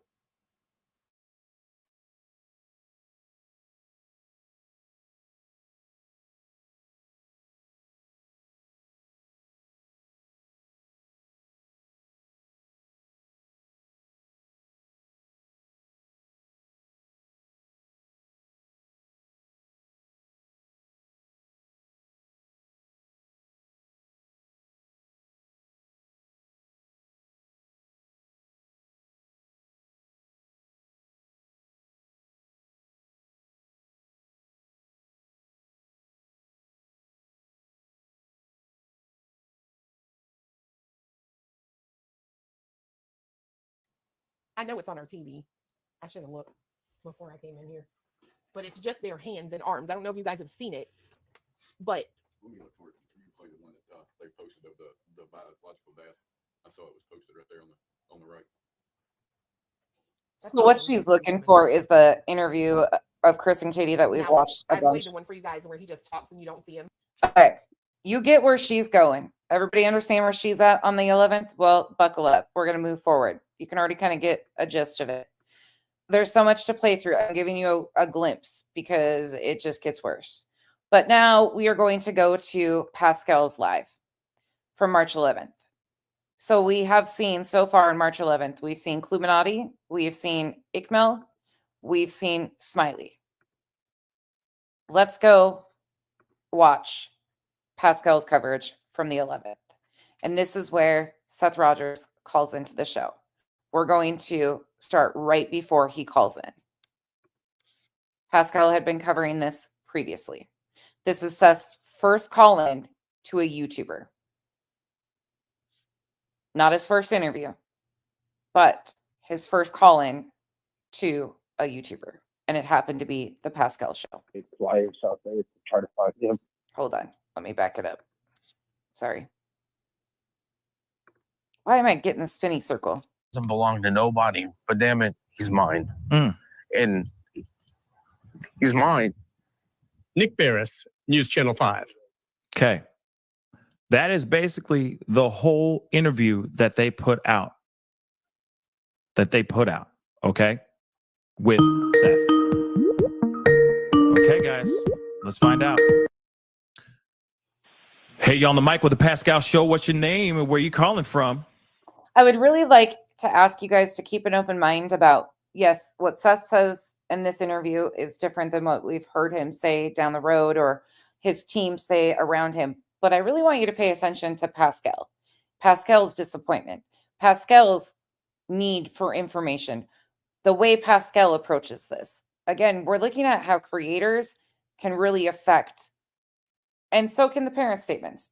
So look at twofold. But I know we a lot of times focus more on Seth.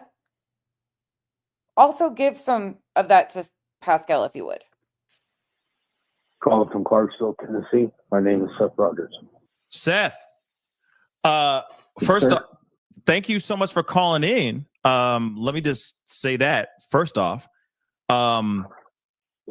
And you can cuss me later for asking you guys to do a lot today. But I'm just trying to get, and please be open with me about your opinions and your thoughts and what you're picking up on in the comment section, because I've been seeing a lot of things that you guys are picking up on that I'm like, oh, that's interesting. Things that I missed. So if you have time to be engaged in the conversation, please tell me what you're thinking, what you're seeing.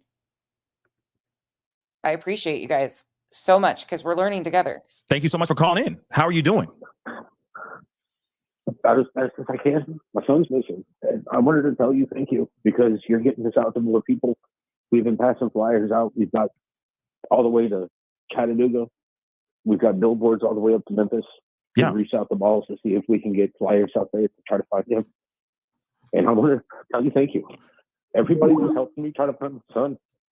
I appreciate it. Of course. I mean, well, you know, of course, we are only Chasing. That is such a damn good statement right there. The creator sets the table. The guest sits down and either eats what's served or gets up from the table. That is the perfect. Kenna, yes.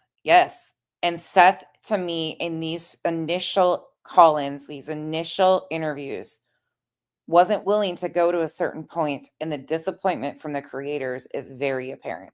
here to bring your son back home, you know, of course, home to safety. You have a second. Of course, you called in, and again, I know that you're really busy. What have you been up to all day today so far? Can you give us like a little bit of a breakdown of what the day's been so far for you guys out there? I've been out because it's me and some of his extended family that have been doing flyers and stuff. So I've been passing out flyers and everything. Mm-hmm. I've been going to businesses, passing out flyers. Everybody knows, but in my town in Clarksville, everybody knows and everybody's seeing it. But tomorrow I have a trip planned. I've got 7 different locations I'm going to see if I can find anything that can put more flyers up. Right on. I'm going to the south side of Nashville tomorrow to put flyers up everywhere. Yeah. No, I understand that. Have there been any leads, any leeway, any semblance of any type of hope in finding Sebastian in your search? I always have hope. I always have hope. I always have hope. I got to have hope because I can't believe that he's dead. Yeah.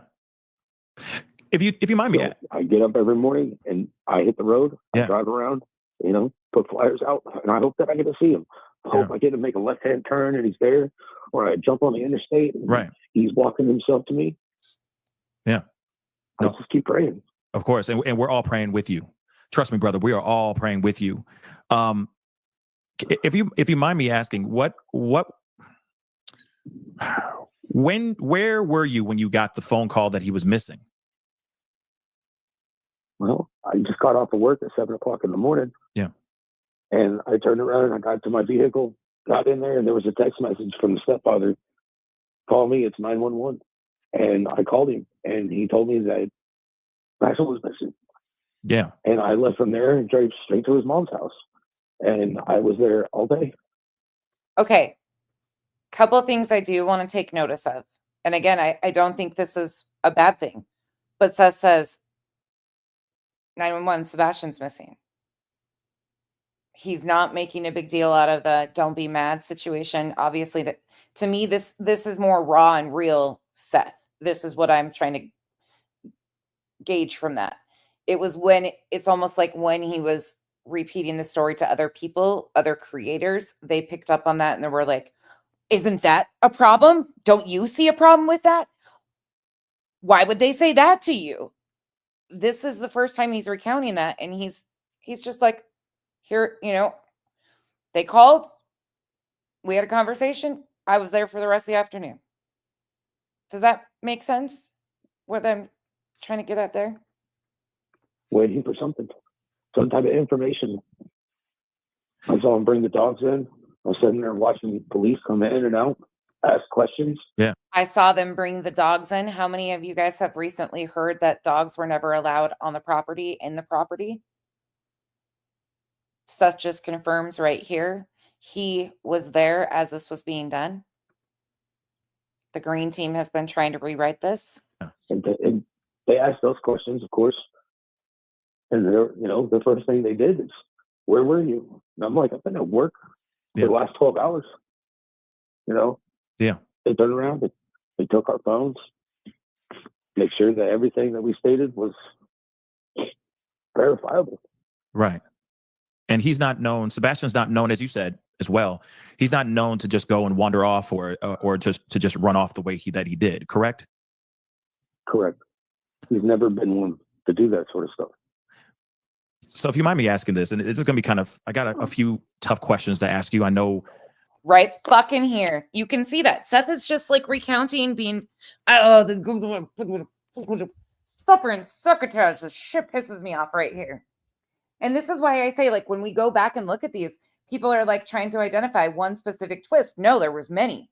There was many characters that involved themselves to get this story, unfortunately, to where this level it is now. But people like Pascal almost salivated over the fucking division they could cause. If you don't want to answer them, then that's totally fine. But when you went into the house, was there anything different or anything off maybe in the house when you were there? No, I walked in the house. It seemed normal. Everything was clean. Everything was pristine like it normally is. Like it normally is. He was confident in his answers. He was rattling things off. I can slow it down so you can hear how he's answering in real time, too. Seth is confident in his responses. Like it normally is. Except for his room. I gotcha. Except for his room. Okay. Okay. Have they been out? Has the stepfathers, has the stepdad and the mom, have they been out searching at all, or have they just stayed home? From my understanding, my talks with Chris and by their Katie, they've been out putting flyers and posters in the ground. Okay. Okay. I do have another question, because you did make a statement. It was in an article. It wasn't, I don't know if it was in this video that we just watched, this interview, which, by the way, there's a longer version of this interview, right? I haven't seen the interview. I mean, okay. I was interviewed, but I haven't seen it yet. Okay. Okay. But there is something that you said in the interview that was actually put into an article. Said something about there was no scent. Okay. Like the dogs weren't picking up a scent, but Chasing, I remember you sitting there begging for, I think, weeks on end. Run, Seth, run. Go, Seth, run. one dog followed a scent out into a construction site and then it disappeared. Could you maybe expand on that or explain a little bit more about that? One of the dog handlers told me first day, wow, Monday, that the dog popped to a trail and they followed it and went all the way around and it ended in a construction site, but it ended. It's like there was nothing there. Right. And that's a little odd. Which right? Leads me to believe that, well, if it ends, normally the scent ends when you stop traveling on foot. From my understanding, that would mean that he got into a car. If he got into a car, just so I understand the construction site itself, was did the scent stop in the middle of the construction site, or did it stop on the side of the road? Ah, okay. They didn't tell me. Okay. Because I'm curious because how I'm the most. Go ahead. I'm sorry. I'm not. No problem. I'm not part of that sheriff's department, so yeah, they're not going to share information with me. Of and course. On top of that, I'm emotionally attached. Right. So they don't want me involved in the investigation. I gotcha. So everything I do is pretty much on my own. If I go search somewhere, I'm under pretty much orders to turn around and call TBI and tell them where I'm going so that they know. Yeah. Because they know I'm searching by myself. And if I come up missing, they want to know where I was left at. No kidding. Because they don't want me coming up missing and my son being missing. Right. So as far as a few things though, I know you live somewhere else, but you were still very tight. You're still very tight with Sebastian. So I'm curious, did he tell you of any issues at school? Did he have any, was he dealing with any type of bullies, enemies, anything like that at school? Not that I am aware of. I am tight with my son. I moved from California to Tennessee so I could be close enough to go pick up my son. Oh, good on you. Far enough that when I pick him up, I don't want to be in her backyard. Right. Because This is so frustrating, you guys. I'm letting it more play out. I'm not pausing it as much because I think it's important to hear this in its full concept, but it's so frustrating because I hear such a broken Seth in this, and I hear Pascal just salivating, waiting to pry and cause division further. It totally bothers me. She's not my wife. Understandable. Yeah. That's respectful. And I totally understand what you're saying. And that's good on you, my brother, for wanting to be in closer proximity to your son. I think that's very endearing. Real talk. Was there any online forums or anything of that sort? Did he game a lot? Could he have been online somewhere games. talking to people? Yeah. He played games at my house. My PlayStation is pretty much locked down for my own sake, because I don't. If I don't know you, right, I don't want you popping in to talk to me. So it's like everybody on my PlayStation that are on my friends list. Yeah, I know personally. Gotcha. So there's no way that he would have been talking to somebody without me knowing, because they're my friends. They're not his friends. Yeah. No, I mean, they would call me up and be like, your son's on your account, right? I'm like, yeah. I'm sitting next to him. He's in his recliner. I'm in my recliner. Right. You guys are spending time together. He's playing there, and I'm on my phone playing Call of Duty, and he's on the PlayStation playing Modern Warfare. Right on. I mean, I know what he's doing because I'm right next to him. Yeah. So it's like any conversations or anything that he didn't have the headphones. Right. So, and it's a PS4, it's not a PS5, so it doesn't pick up your stuff through the remote or anything. Yeah. So it's like the only way he would have had contact with any of them is if he had headphones on, and I made him not wear headphones because you're not going to talk to random people. Right. You don't know who, and I explained to him, you don't know who these people are. They could tell you one thing, and they could be some guy that's like in his 50s or something looking for some kid. Yeah. No kidding. Yeah. Those internet streets are dangerous, man. Those internet streets are dangerous. So let's talk about outside of the internet. Did he ever express any issues about his home environment at all? Not at his mom. He never expressed anything about his mom and dad's stepfather's place. Okay. He liked the dogs. He was supposed to come live with me at the end of school.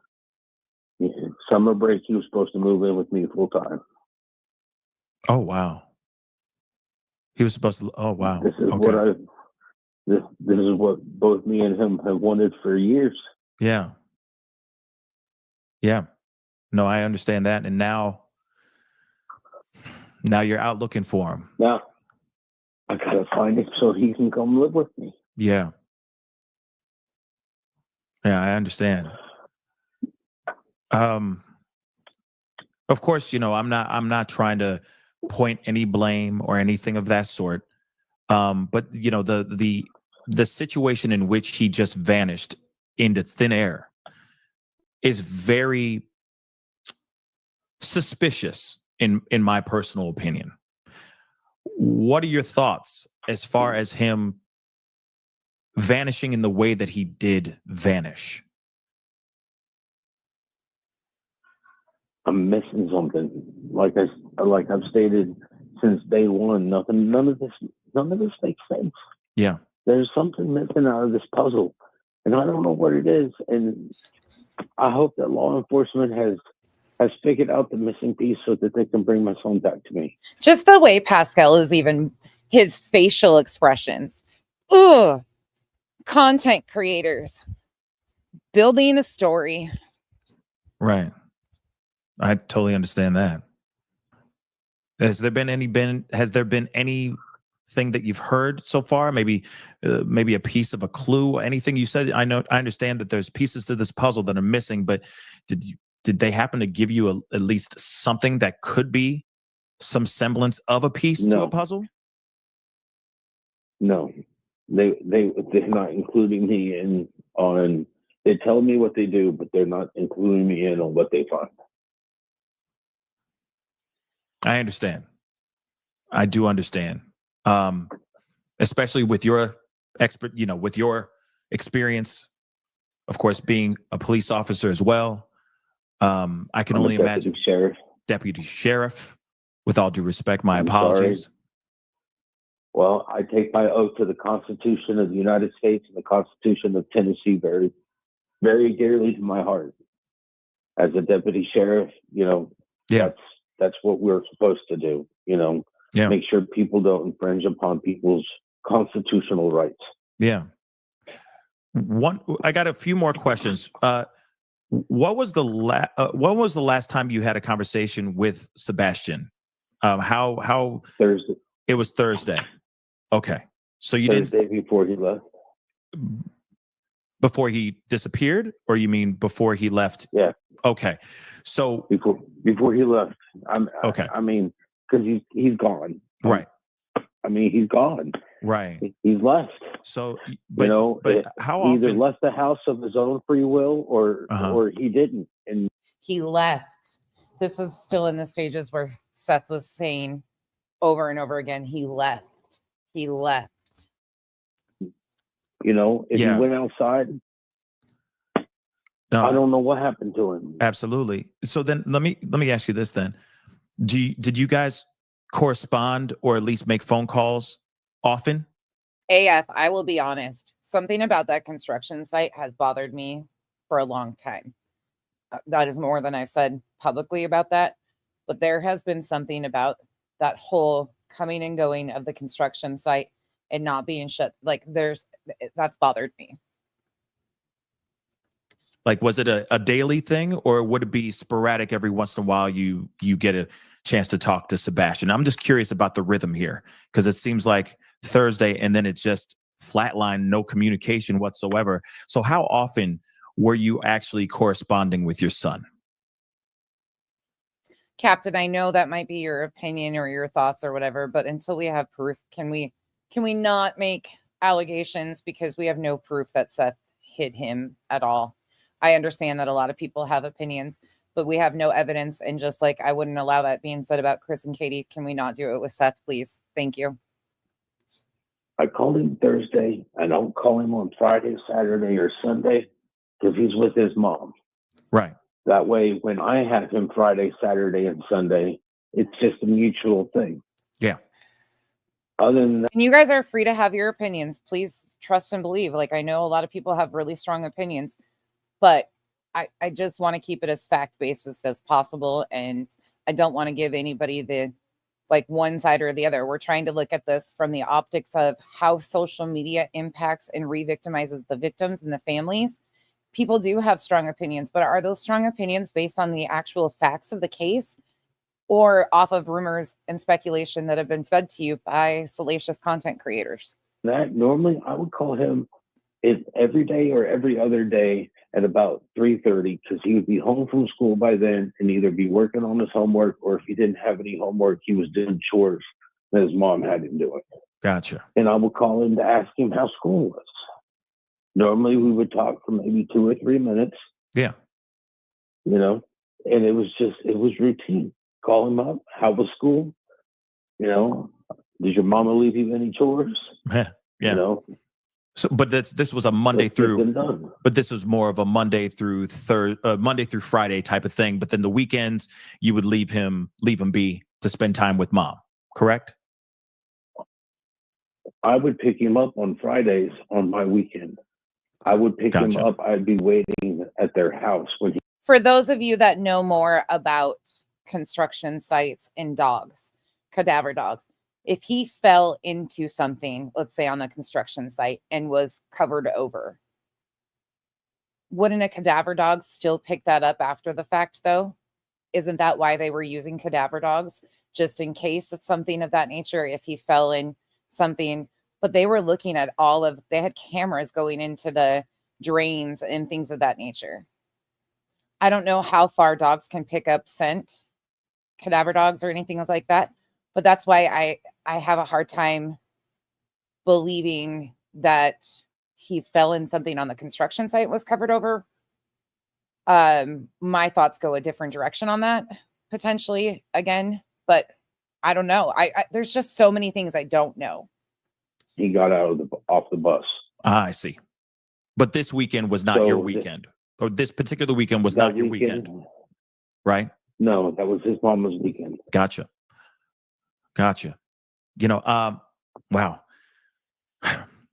Okay, I do have to ask you this, and maybe maybe you. That's what I was thinking too, Chasing, is they had so many different types of dogs that a scent of some sort, I would assume, would have been picked up on something.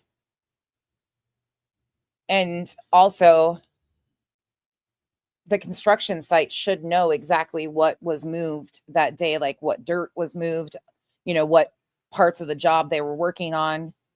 They should be able to know exactly the location of anything significant being moved or changed or covered over or anything like that to isolate that area and search too, even though it was still, I don't know. I don't know. Okay, I'm going to go out on a whim here. One of the other things that I've always thought was, is it possible that a 15-year-old walked out of the house on their own and stowed away in the back of a construction truck or something of that nature with all the equipment? Nobody noticed and went to a different area. Like, that's another thing that has always been in the back of my mind too. Again, not saying it's likely or anything of that nature, but just out of the box thinking. Don't know. But when did Chris go to Memphis? Do you have any knowledge of that, when he actually left for that job on Monday? Well, I don't think he left Monday. I think he'd already been there all week. So he was out there all weekend. From what all week? Oh wow. Okay, that's interesting. So he was gone all week. I believe so. You believe so? Okay. Normally, I believe so, because normally if I have him, Sebastian's mom would go to Memphis. If Sebastian was with Seth on Seth's weekend, Katie would go visit Chris in Memphis. Like, this was their normal. Again, he was very consistent, his answers here were just totally different than what we've seen. If I had Sebastian over the weekend, she would normally go to Memphis. I see. Okay. Interesting. So he might, so he could have been there. Joanne, is there anything we can help with? Look, ask away if you have questions or you are just confused because there's so many possible. 100%. I think a lot of us are there. But if there's anything we can help you try to understand or we can learn together, ask away. You guys, no questions are off the table. This is called, we're watching this all play out from the back. For a while. And then, of course, Sebastian's mom is with him. She wakes up Monday morning, and he's gone. So there's that Friday, Saturday, and Sunday where he could have disappeared. That could have been time.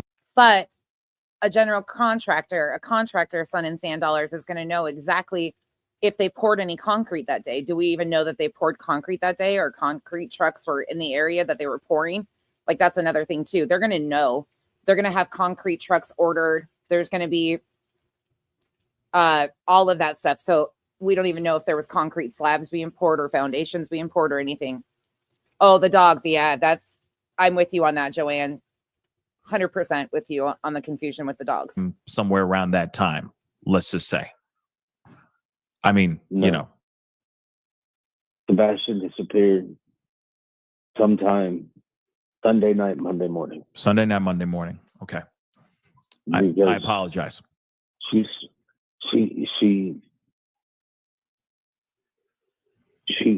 There's evidence, there's video proof of Sebastian with Katie Sunday evening.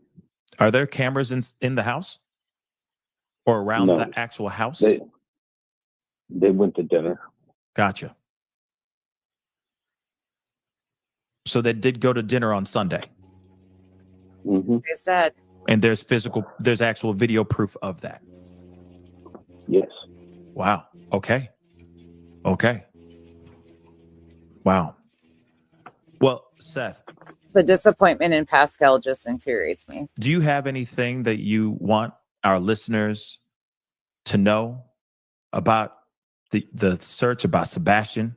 Anything that can help finding him? I just ask people, keep your head up and your eyes open. If you see him, please call 911. Yeah. Bomber Trucker, let me back that up because he says no. Let me make sure I got it. Video proof of. Hold on. He says no. So there's that Friday, Saturday, and Sunday where he could have disappeared. That could have been time somewhere around that time, let's just say. I mean, Sebastian disappeared sometime Sunday night, Monday morning. Sunday night, Monday morning. Okay. I apologize.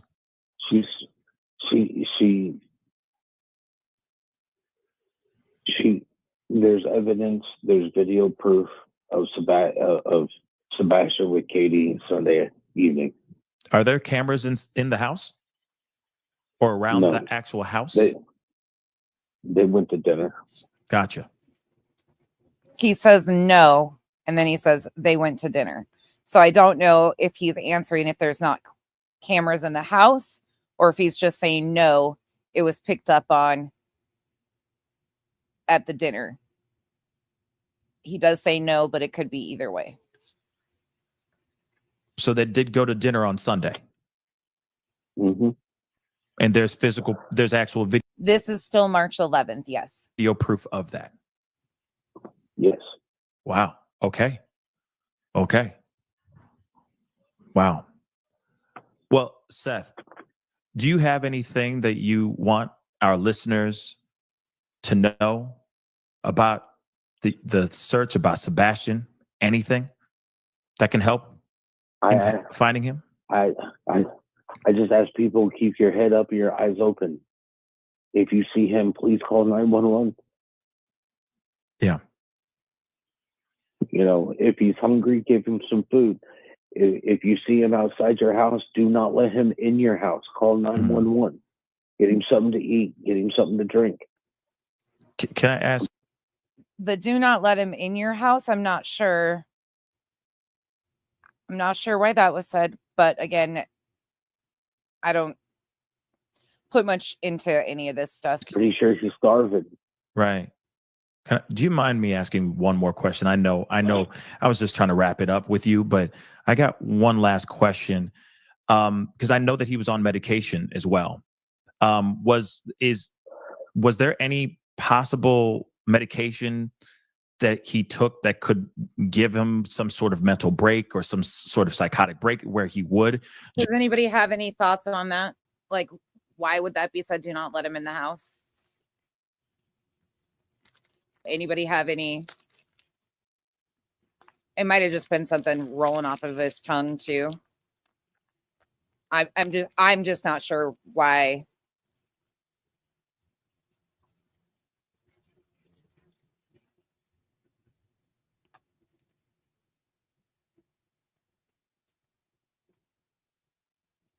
Yeah, Rochelle, that is odd to me too. That was odd to me.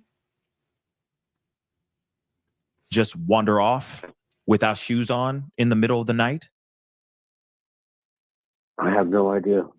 I've asked TBI and Terry, that could be. And Sumner County to check to see if that is, and nothing. Don't. And he's never done anything like this before, correct? Cool. Yes, sir. Oh, okay. Kenna is. Yep. You guys. Okay. Thank you.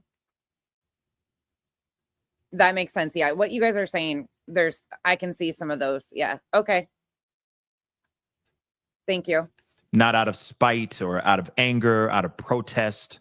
He's never done anything like just leave or walk off or anything like that out of just being a teenager with angst, you know? I love my son, and I love my son a lot. And I have thoroughly aggravated him at different points in times. Of course. Because I'm his dad. I was going to say, you're not a dad if you're not doing that. You know what I mean? And he has never once walked out my front door. No matter how mad I've made him. Yeah. You know, he has stormed off to his room.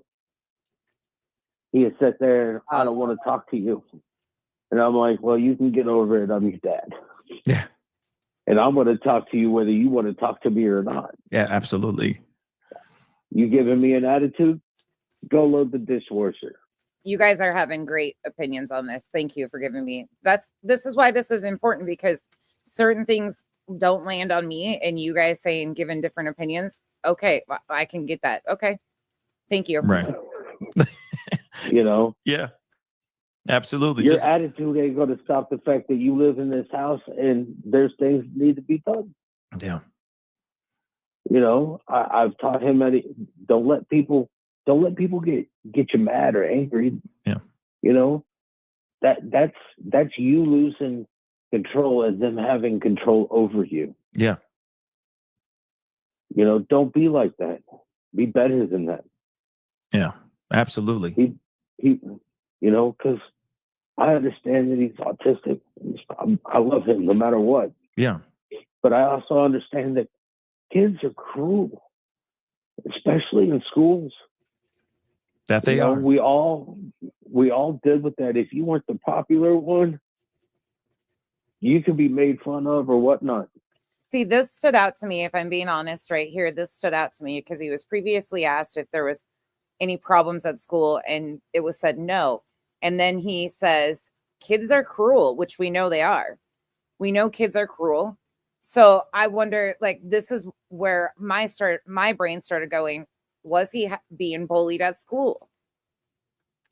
And then I wanted him to already have an understanding that those people that do that are just insecure. And they're wanting control or power over you. And you getting angry gives them that. But if you look at them and just smile and brush it off. Yeah. Because it ain't worth it. I get that. Their opinion is not worth it. Kill them with kindness, right? Or food, school food, either one. I will say, Seth, I do appreciate you calling in and just because this was very impromptu, everybody. Okay. Let me just be completely honest. This was not planned. Yes. Um, But I do appreciate you calling in. You know, I watched your podcast. I watched your podcast earlier, Mhm. and you said you'd be back on at 8:00. Yes, sir. And I watched your podcast a couple days ago because you're keeping my son's face out there. You're keeping his name out there. And the more that we can do that, the less likely it will become a cold case. Absolutely. My son will become a cold case. I want him found. We all want him found. I'm going to be honest. We just like Chelsea just said, we have an army behind you, sir. People are putting in a lot of green heart emojis in the chat right now. People are really showing a lot of love. Discerning just said, we in Hendersonville are behind you, Seth. We are with you. That's what she said. There's a lot of people here that are praying for his safe and swift return. And yes, we will continue to say his name, and we will continue to talk about Sebastian here until we find out what's going on, right? Until we get him home. And that's the most important part. And I commend you. I give you so much love and healing vibrations. And again, God bless you for stopping everything that you're doing and just being boots on the ground and going out there trying to find your son. That is commendable. We're going to have to take deep breaths as a group together before we listen to the next Pascal interview coming up. Trust and believe. My brother. And man, if I was with you right now. And Seth isn't one of the call-ins on that show, so you can only imagine where it's going to head. We'd be sharing a beer. I'm serious. And a big old hug. But I'm telling you right now, we're with you. All of us are with you, and we're praying with you. Okay? So I appreciate it. I really do. Absolutely, hey, man. Absolutely, brother. Please, I'm gonna try to find a way to keep in touch with you. All right, because I do want to know what's going on. And again, we are all here. We're all on the same team. We are rooting for you. We just care about the truth. We care about transparency, and we care about justice, and we care about getting him home. Really? Getting him home was the last thing. Truth, transparency, and justice were the first things listed. So again, Seth, I appreciate you so much for calling in. It means the world to all of us. And Pascal, a lot of us are showing a lot of love in the chat. All right. I appreciate it. Thank you. Absolutely, brother. Absolutely. You have this number as well. Please don't be a stranger. Let us know what's going on. If you have time to give us updates every once in a while, we'd be more than honored to have you on here to let us know what's going down. Okay? Thank you. Of course. No, thank you. Yeah. And I appreciate you. Okay. I know you probably need some sleep. It's probably been a long day. Go rest those feet. Go get properly hydrated. All right. And hopefully we will talk very, very soon with some good news. All right. What I'm praying for. Thank you. Thank you again. Anytime, brother. Talk to you soon. Yes, sir. All right. Bye. It's really honestly disturbing, though, to go back and see what we know as fact from law enforcement and what we know today versus like the facts and all of the rumors and speculation and theories and craziness that has ran rampant. Like right here, we are already at basically knowing everything that was going to be known. There's nothing really substantial that we've learned beyond.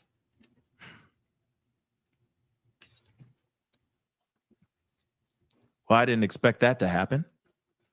We know nothing. But wow. The power of the internet. I will say that. The power of the internet. Yep, it can be a fucking dangerous thing, can't it, Pascal?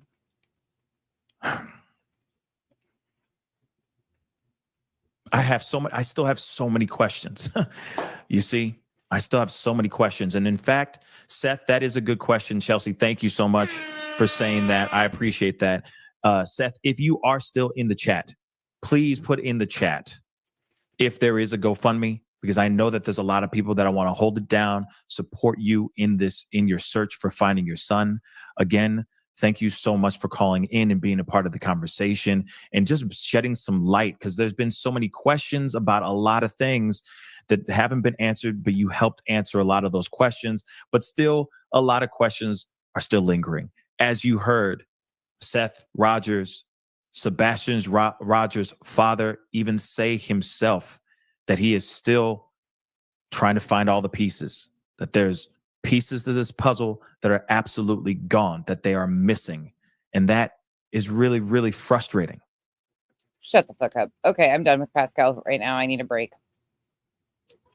All right, let's move on. Let's move to March 12th, 2024. Come in. Come on in. Come on in. Who does that remind you of? This guy here? Unfortunately, this guy here is next up. Jonathan Lee Riches investigates. I am covering the case of missing 15-year-old Sebastian. So that is kind of our wrap up of the 11th. Now we are shifting into the 12th. Again, this isn't from here on out. It's not going to be every single creator that covered the case. There's just no possible way. We will be here for 2 years trying to catch up.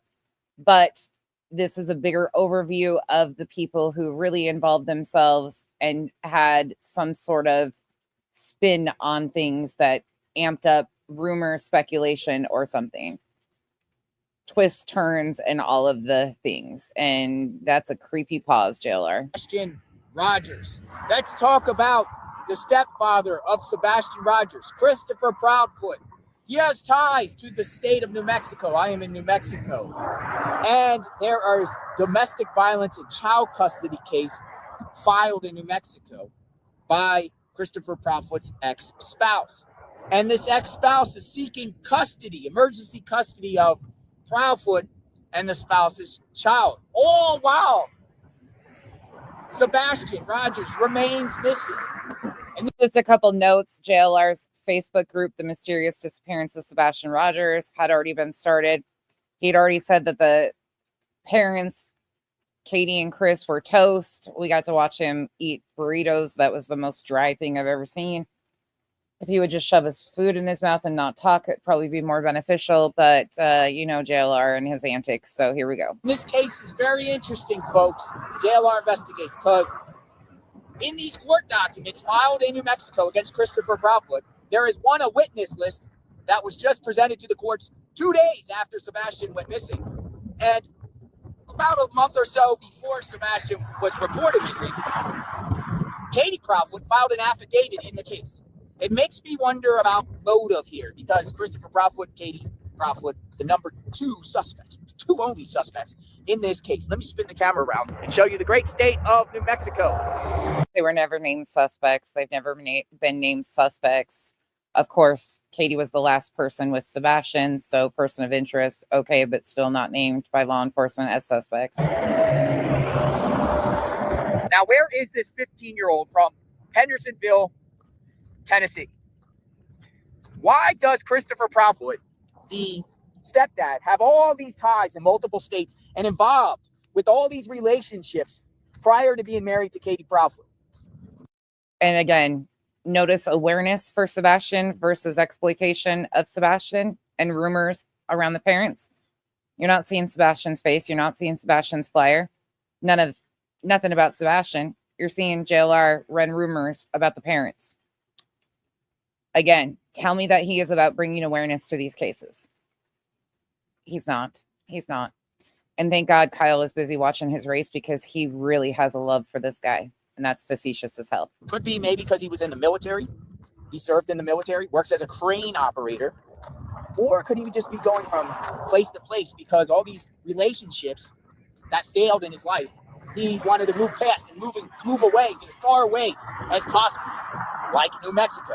He went from New Mexico, who knows where else he went, but ended up in Tennessee. Now, his stepson is missing. By the way, sorry, one more thing. Thank you all for being here. And the conversation tonight has been amazing. Your guys' questions, the back and forth dialogue in the chat, the different thoughts, opinions, open-mindedness, looking at this differently, seeing how this all is playing out. watching it from the creator's perspective and not honing in on everything the parents are saying versus how content creators are pushing certain things. I really, really appreciate you guys being willing to go back and look at this with me and sit through all this. I know it's painful, but I really appreciate you guys being a part of the conversation, and your opinions and thoughts today have been amazing. I've been learning a lot, and it's super helpful to see how this happens.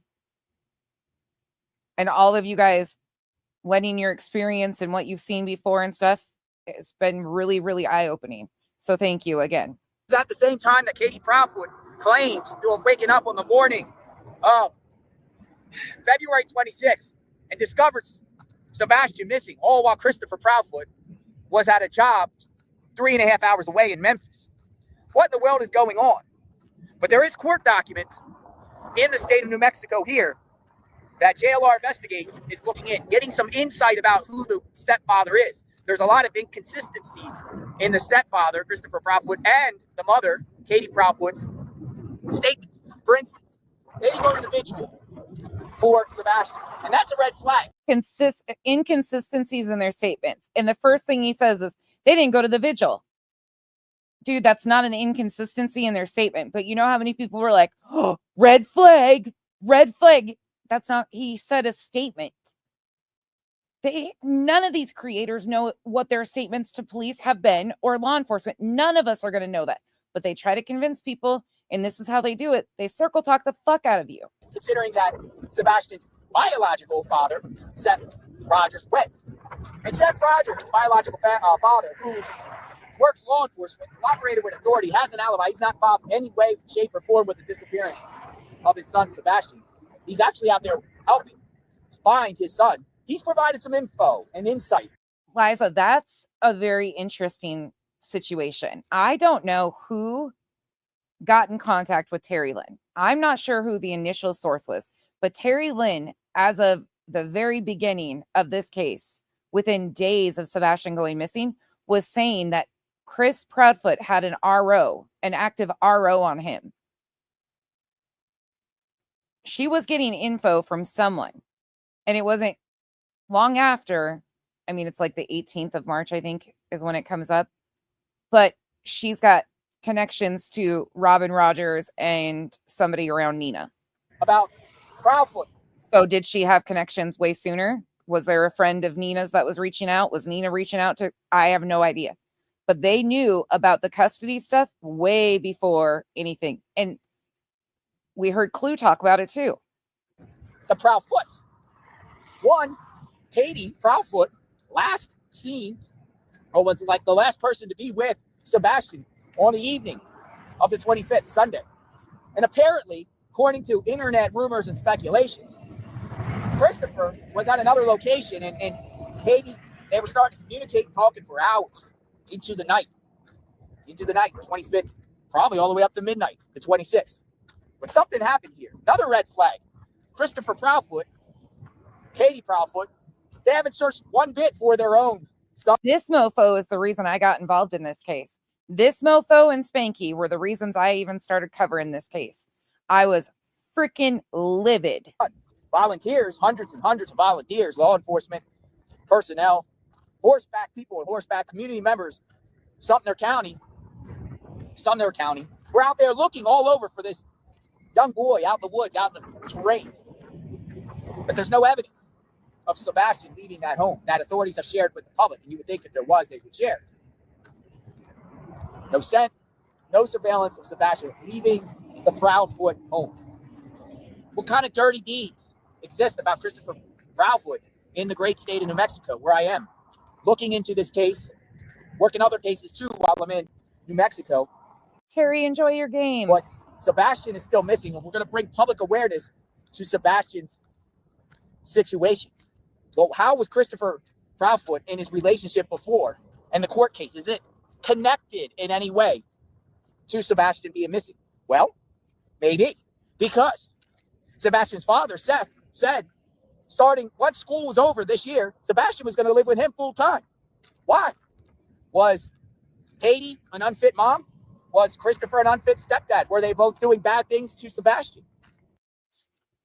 Southern Gal, thank you for being a member for 8 months.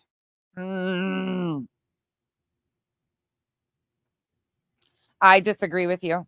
I highly disagree because there was something running around behind the scenes. I don't think it was just coincident that Terry Lynn stumbled upon that. I truly don't. And it seems like Christopher wants the case out of here, New Mexico, sealed from the public. What's in the court documents? Well, guess what, folks? Governor Lever, I believe parts of Nina's story. I absolutely do. But there are parts that I question, and the whole situation of her coming out and speaking on it bothers me because yes, she is entitled to her story, whatever the case may be. But the time of it took the attention off of Sebastian and put it on her. And that bothers me. And it seemed very opportunistic. But I still believe that both things can be true. I believe that parts of her story are very true. That's her experience with Chris. None of us lived that. LR investigates. We're going to get the court documents. And I'm going to share with all of you. So stay tuned for that. Where is Sebastian Rogers, 15 years old? Check out my playlist on this case. We've been talking about the step parents. My prime suspects, 2 and only suspects in this case. One of them needs to come clean. One of them needs to turn on each other, throw each other under the bus, whatever it takes to find this young man. I am JLR Investigates. We will talk soon. Stay tuned. When he always headbutts his fucking camera, it always drives me nuts. Okay, let's go on to another one on the 12th. Back to Smiley. Yay, us. Yay, us. He's 15 years old. He's been missing from Hendersonville, Tennessee. And everybody has been looking for him. Everybody. He is 5 foot. At least there's pictures of Sebastian now. 5 inches tall. He weighs 120 pounds. Sandy blonde hair, and he wears glasses. They are now become. I'm fast forwarding through her little dramatic intro. All right. Good morning, everybody. Hello, Ginger Snaps. Sorry, I just got to point it out, but the roller coaster has begun, and I'm talking about the eyebrows.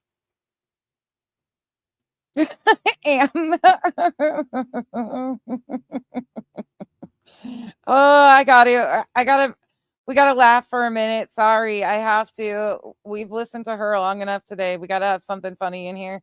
But look at the roller coaster. It's starting. I mean, can you see it? Can you see it? Sorry, she's evil. I can be mean. Victoria Burgess, Nene Nutnut, hello. Good morning. We're going to the notes. It was on the Pascal show. And I will get his links dropped here in a minute. Let me know where you guys are watching from, because we international up in this. If that really is Seth, we're sending you nothing but positive energy, healing vibes, etc. Okay, real talk. But again, I'm wondering if biological mama and stepdaddy are out here in these wilderness streets looking for Sebastian as well. That's one thing I haven't gotten confirmed or not. Or if they're just staying home the entire time. However you look at it. Mods, can you drop fair use? Okay. And drop the past revival. I've never given much thought to that because I don't think, any attorney is going to, because of him having autism. And I just don't think that that would be a position that anybody was going to put him in. Unfortunately, attorneys discredit things of that nature. And I don't think it would have been beneficial. So I don't put any weight into that, honestly. Let's continue now. Continue here. And Baltimore in the house. What's up, B Moore? Thank you, Teresa, on Facebook. I appreciate you showing some love. Okay? Thank you. But let us continue. Okay? Let us continue. All right. So, of course, he's got a strong relationship with Sebastian. All right. He is a deputy Okay, he's been looking for his son. Now he's sharing new details, not only about the investigation, but about his son and what he thinks did or did not happen. Suffice to say, he does not believe Sebastian just walked off barefoot on his own and believes it's likely someone else is involved. I agree. No kid, like I said, no kid goes out here and just disappears on their own. We've heard that said a million times, and I'm saying it again. It just doesn't make any sense. Okay, so I am not going to play this. I just want you to see at the beginning what she is doing. So she is playing Pascal. It is the interview we just watched of Pascal, but I'm going to fast forward it to the end where Trevor Lee comes on, and this is what I want to focus on. Who got gifted a membership? Please thank Holly. Thank you so much. Where was I at? But where was I at? We don't know. Oh, the tidiness. Okay, but the tidiness. So you've seen that house, and I'm gonna tell you something. I feel like even with everything going on, room would have been straight. Honestly. Hey Trev, how you doing? Hey Smiley, I'm good. How are you doing? I'm doing good. How about you? Doing great. Just a little tired. Yeah, I bet. You was up late last night again, huh? Well, that interview was complete. I mean, it just as Pascal said, it was completely, nobody knew it was coming. So I was on a panel that they're all from the West Coast, most of them. So I was on a panel at like 10 o'clock, and then they're like, Seth is live. So then when I hopped off there, I went over and watched all that. I know. I was like, because I was on a panel too. I was over at Annabelle and them's, and they have a new channel, and I was like, I got off and I saw that, and I'm like, oh, are you serious right now? So that's when I sent it to you. But I think a lot of good things come out of it that we didn't know. However, I'm not saying the dad. Oh no, I believe him 100%, 100,000%.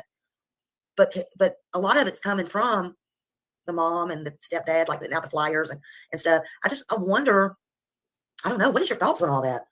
Yeah, well, I think one of the biggest things I took away was that they have footage of them that evening at dinner, which is good to me because that really pins down his disappearance. That does mean it happened.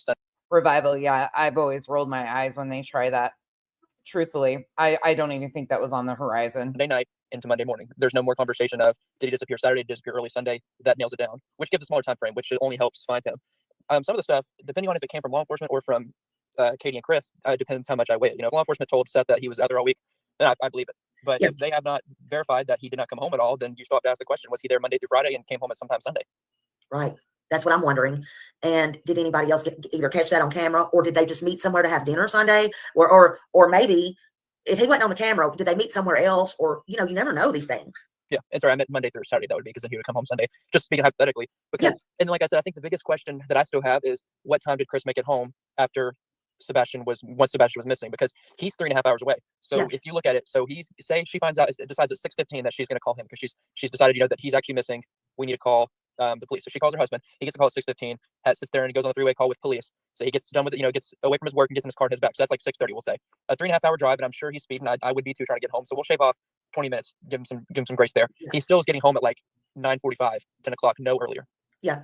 And then, but listen, and I know if you haven't been there in a while, coming up through that one part from Trinity Lane. Thank you, Annabella. Let's see what she says. Thank you. Coming up from Trinity Lane right there, and a lot of people know, I know you don't, but right in the middle of it on the interstate, and then to Hendersonville. It's jam packed. So did he get in? He could have got in traffic. He should have been home so early. That's just my point. Even maybe at 9 instead of shaving off, we may ought to put some on. I'm just saying. Yeah, but at minimum, he's getting home at 9:30. That's the earliest. That's if he literally leaves the second she calls him. He doesn't have to get somebody to cover him or anything. He's not like up in a crane. He's easily accessible to his car. He gets back. 9:30 is the earliest because that's him leaving at 6. And I don't think if she went to go get him up at 6, she spent a few minutes looking for him and then called him, and then he gave her a few places to look and was like, "Hey, let's make sure." And then they fully decided he wasn't there and then called the police. So if he's not home after like 9:30, then my opinion is he knows something that we don't. Because how does he get home earlier? That would mean he had to leave early. Thank you for the info, TPE. I swear that's my problem is so many of these creators have been involved in doing this case after case after case after case. How would he leave work before, unless that's his normal time to leave, which is very odd to me, then how would he know to come home early? Yeah. She calls him. Yeah, I agree. And if Chris, or Seth, I wish he could tell us, like, because he said that he called him or text him 911, call me. So Seth called him, and that's how he found out his son was missing. How long did they stay on the phone, and did he know where he was at that point? Was he on his way home, or what? But I'm with you. Also, you got to remember the stepdad has to get off the crane. He's already called, cops or whatever, let's say, but he's got to find his boss or text him or whatever. And look, I got to go. So there's a lot of stuff in between there that just needs to be answered. Hold on. Smiley, can you read my comment about dinner? Okay. So this is Brittany. She lives in the neighborhood. Let's see. Like I said, I believe he was home way earlier. Oh, so she believes he was home way earlier. Now she's in that neighborhood. Let me just say it like that. All right. Again, going back to March 1st. So for anybody that's wondering, this neighbor was being seen in chats very early on. She was in Smiley's chat giving a bunch of information, and she has been a constant in chats. And then she has recently said she had to leave her home and go to a hotel and so on and so forth. This person interjected themselves very early on and has been, as you see. This is, again, one of those inside sources of people inserting themselves. This is Brittany in subdivision. Yeah. Go ahead. No, I was figuring. I'm sorry, I think I missed it. She said the interesting thing. No, this is Brittany. Brittany and Bobby are two separate people. According to what they say. She said, but the interesting thing, she took that video picture to have available to show. I agree. I mean, that's just strange, but okay. Sorry, Trevor. No, it's all just so odd. And I still think that morning, that timeline is going to be what does it. Because if something happened and Katie knew, and speaking hypothetically, of course, then Chris, if he got home earlier, if he was in Memphis when he got the call, then that means he had to have driven all the way back. I mean, I'm telling you, if he got home earlier, there's something up with it, unless he somehow gets off work. CK, without saying too much, she has put a lot of stuff in the comment section when she first started coming in about her own private life. And she, in my opinion, is quite a bit younger than Bobby. But she told a lot about her own life, which I'm 99.9% they are definitely different people. And then at that time, it just happens to be home at that time, which, I mean, I don't know how many coincidences they want us to believe. The trash went out right before he went missing. Then did Chris come home right then? Like, I mean, how many things are going to fall right into place? Something's just not adding up. Exactly. Something is not definitely adding up. Do we know now a lot of like the extended family on the stepmom side or stepdad, who is out there the most? Does she have family out there? I haven't seen anything about her, the moms. Like the mom side of the family, are they coming out? I haven't seen anything like they're coming out or searching or anything like that. Is any extended family going up there and supporting the mom and the stepdad? I don't know. The stepdad's sister, I think, was with Katie that day. Yeah. And she had changed, and I could be wrong, maybe she changed it back, but she had put up pictures of Sebastian like on her profile and cover photo and stuff. And then a little ways into the case, she removed them. And that's on Chris's side. Now, I believe family on Seth's side have definitely been out there. He said he's been out there with extended family. I've spoken with Seth's sister. I know she's very involved. I haven't spoken directly with Seth yet, but I've talked to his sister, and they're definitely very involved in, sharing and getting information out and helping Seth because he's going around. Okay, so this is March 12th. Trevor Lee says he has spoken to Seth's sister, but not Seth as of this time. That also is very interesting. Around everywhere. Yes. He's in South Nashville, like you said last time. He's going everywhere, putting up flyers, and so he's out every day. And so his family is helping, but I haven't heard too much about their family. Yeah, and I just wonder. I didn't know Katie's family was, or if she even had family or whatever. But it's just interesting. A lot of people have pretty much the same thought. I mean, again, I understand a lot of people don't think it's fair, but I mean, hey, we have questions, and until Sebastian's found, we can make apologies later. They should be big enough to understand. Just come out with it. Don't shut down and say, hey, well, that's the cop. Call the cops. The cops will tell you what you want to know. That's kind of a cop out, I think, because the cops are not going to tell an investigation, and you want to shut down at a point when you get a hard question too in an interview. That's not good. That's a red flag to me. You're on here talking, and then somebody asks you something, and which really wasn't hard questions, and you say, well, we're not going to divulge in that, but you can call the cops. They'll be happy to tell you anything they can. That was with Chris' stepdad the other day. She was also an admin for that private Facebook group that was created. Trev is such a blessing to this case. Thank you, Trev. I wish I could get in contact with Seth. I would happily go out and give flyers. That's from Brittany. I'm gonna put this up. He may not see it. I don't know. But yeah, there is so many people in that community. Autumn, I don't know if I've seen her in any videos, but I know supposedly she was there when they got the tattoos. That is, I mean, nobody is giving up on Sebastian. Nobody. Smiley, do you know Brittany? Hey, Miss Leah. I don't know her. She's from that community, though. She said I was Yeah. just gonna say, if you knew her and could get us in touch, I can get her in touch with Seth's sister at least, and they could get them connected. But Yeah. I don't know her personally, but she was telling information a while ago. She said she does live in the neighborhood. But Angel, I do not have a clip. I have a clip of them talking about it. I reviewed when they talked about it and what had happened with that, of how that all went on, how he was listed. He wasn't subpoenaed. He was listed, and he didn't actually have to appear. He was just in a room the entire time. Casual Art, thank you so much for the gifted memberships, y'all. Welcome to the cabana. That's a ways back. I guess maybe what you could do, Brittany, is email me, and then Trev could at least ask the sister if it would be okay, and then Trev could get back in touch with me, and then I could let you know, is there a place you could contact them at, because you want to help. yeah, whatever works. I mean, I was just saying I have spoken to the sister, so I'm happy to talk to her. She's very receptive about help. I mean, they're very appreciative of everything. That side of the family, I don't think, has anything to hide, nor have they since day one. They've been No. very open and 100% pro Sebastian. So I agree 100%. I agree.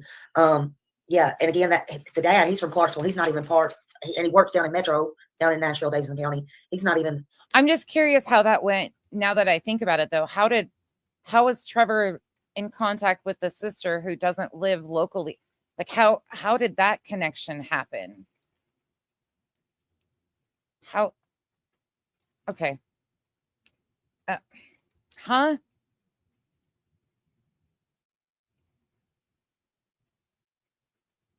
Weird. Very familiar with Sumner County. But he still goes there every day, and he still searches, and he does everything that he can. And I know that man is wore out, but he's got adrenaline, and he's not giving up on his son. You can hear it. he's going to go to the end for Sebastian. I mean, it's just hearing about him, hearing that he was going. It was two-parted, because hearing that he was going to stay with him like permanently in the summer was interesting for part of the case, but also it was just so sad because that's so close. I mean, the school year is. I mean, I'm in college. Our semester's halfway over. Like, I mean, the school is. There's a couple 9 weeks left, and however they gauge it out, and then they're done. He was that close to moving in with him, and is that typical in anybody's experience? Any of my creator friends in here? Is it typical for a family, like a sister or something, to find a creator? I mean, how would she have found? I don't know. Like in Duchess's case, I understand how that happened because of a mutual pre-existing relationship with one of her loved ones, knowing just by coincidence, no relation or anything like that. But that's weird to me. Is that typical though? instead he has to deal with this, and I just can't even imagine that. Yeah. So absolutely. Yeah, you can email me. There's my email. That just feels fucking odd to me. If I'm being honest, it feels fucking odd to me. Trevor Lee is in contact with that. That's odd. No address. You sure can. Either one of us. Yeah, mine's in the chat too. So And Trev's is in there too. Yeah, they're dropping. Oh, here's Trev's. Trev is on this case. Yeah, you can email Trev, and he can, because he's the one talking to them and can get in touch. So I just feel like maybe she found him on Facebook because he was covering and posting stuff about it. Maybe email him, and then he can either get permission, or they can give some kind of something, or tell you at least, yes, go here or meet here or whatever. Yeah. But definitely keep passing the flyers. Keep doing all that. Keep everything out. Anything helps. At this point, anything helps. And it's urgent to me. Let's see. Is there anything else that you can think of through that interview that come out? I think he would too, Autumn. I mean, he just said the real dad said he stayed there with the stepmom all day. I'm going to go out a limb and say that it was probably because of his posting on social media, and maybe she found him. Maybe she reached out to him. That's what I'm thinking, because he was posting because he's local to Tennessee, and maybe she sought him out. That's what I'm assuming. At that house all day, and they did check their phones and everything to make sure the texts and everything met up. But again, I want to know some more about that timeline. I really do. I have heard, again, this is allegedly, but I had heard that they were they were having marriage troubles. Let's just say that. And this is not confirmed, this is just a hearsay, that Chris had told one of the neighbors or somebody in the neighborhood that Sebastian was causing a lot of problems between his marriage. Again, don't know if that's true or not. Could have been because of either one of the Facebook groups. Yeah. And Trevor was one of the very first. That's why I'm not thinking Trevor reached out to them. I'm thinking she reached out to Trevor. I was just trying to connect the dots of why, but it would be because he was, and why the sister. I'm not sure. Interesting. But it's funny to me. It really raised a red flag when the real dad said last night on Pascal that at the end of the school year, he was just going permanently to live with his dad, and they already had that arranged. So, wow. Didn't that just blow you away, Trev? Yeah, and like I said, just so hearing that he was going to move in with him just was so sad because, like I said, he's 15. I mean, he's spent Sebastian's whole life. He was in California. He came to Tennessee to be closer to him. He's made all this effort, and then finally he's going to have him permanently. It's what he said. It's what he wants, and Sebastian wants. And then this happens. It's just like you gotta feel for the guy. Yes. Well, supposedly they had an inside source in the neighborhood, but this inside source had access to or knew what was on the Ring camera footage from across the street. So would that have been Bobby? I'm not sure. Could it have been the actual neighbor with the Ring camera? Possibly. I don't know. Yes, you do. Absolutely. It's sad. I just know in my heart of hearts, everyone there is doing everything that they can to still look for him, to keep everything out and all the things. I mean, that's what I'm thinking, chasing. Also, how do you feel about the scent dog? I talked about that earlier because they can make mistakes, but how do you feel about that whole construction? What Seth said about that? I don't feel in my heart, because Seth even said, well, he would have had to get in a car. I don't feel in my heart, and this is me, and this has nothing to do with Trevor or nobody else. I'll state it again. I don't feel he would have got in a car with a stranger. But what do you feel about the scent dogs tracking down to the construction site? Well, it seemed back when law enforcement was in complete search mode that they truly felt they had no lead as far as scent. Now, of course, they just it said that dog hit. I'm not saying that's not true because he said he was told that on Monday, so that was a very early scent.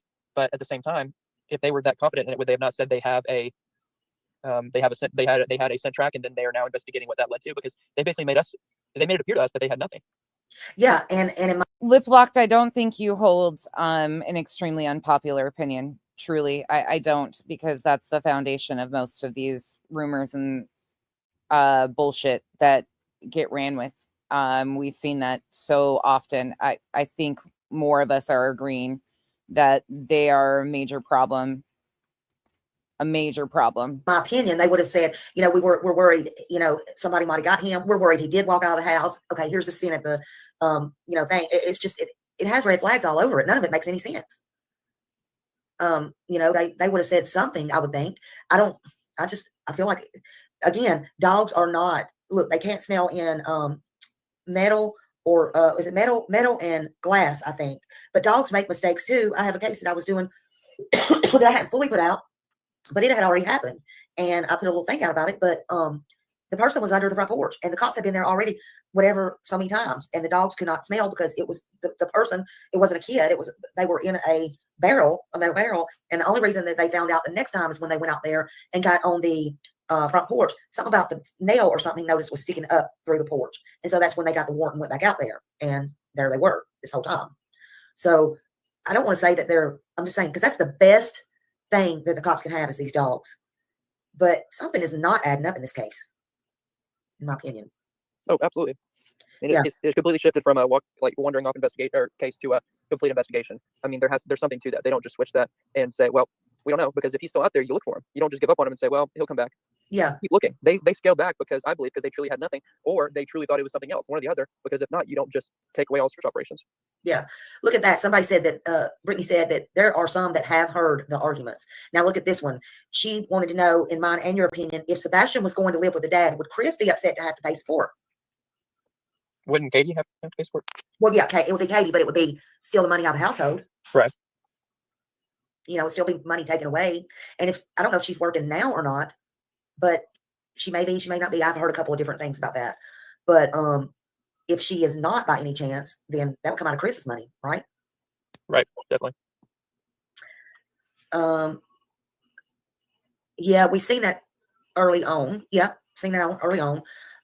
That's not real odd to me, but I was wondering about that at the beginning, but I don't have anything to say about that. I mean, if he has missed work, he's been out every day searching for his son. We've heard him. I don't, that's what that's for. Yeah, I mean, gas isn't free. Gas isn't free. Flyers aren't free. I mean, that's the sad reality, and they're not. I think that's where all that's going to, because that's all he's spending time doing. He doesn't have time to go spend on anything else. He said he's been spending all day, every day out there looking or putting up flyers. So I think that's what that money's going to. And the sister that made that, like I said, is 100%. She's good. She's been in it for Sebastian since the beginning. There's nothing weird about anything she's done or said. So I think it's a good thing. Yeah, and listen, a lot of you don't realize cops put their lives in danger every single day, but they don't make a lot of money. They do not make the money for what they do. And I can guarantee you, if you want to boil down, I don't even have to know personally. I can promise you that Seth Rogers does not live above his means. And I can guarantee you that it's totally different in the money situations, which that shouldn't matter. But sometimes money is a factor, you know. But I know I don't have a problem with him. I think everybody should go over there and donate to him and help this man out. He truly is. The bills don't stop. That's right, Millie. Bills don't stop. They don't care. They'll repossess your car, and he needs his car. I don't know if he's paying for a car note. I'm just saying they'll repossess you. They'll foreclose on your house. They don't care if you have a missing kid. Sorry, you're gonna hear the TV for a minute because my fucking racer just wrecked. First race out of the season, and he got hurt. He flew off his bike. Okay, I'm pissed. Anyways, why are they talking about their finances? Because again, they're setting the stage. They're trying to do this. We've seen what Smiley's been up to. Ugh, frustrating. Yeah, they don't care if you've been in the hospital. Bills keep coming. It keeps coming. Yeah. I don't think it's bad. The only way I think it's bad is if it's nefarious, like some we saw. No, I don't think this is bad, and I don't think that Sebastian or Seth has a mean bone in his body. He's trying to find his only son. We don't know that, Michelle. He's not back on his bike. He was thrown off, and what did he qualify? He was in third the whole time. He qualified in third.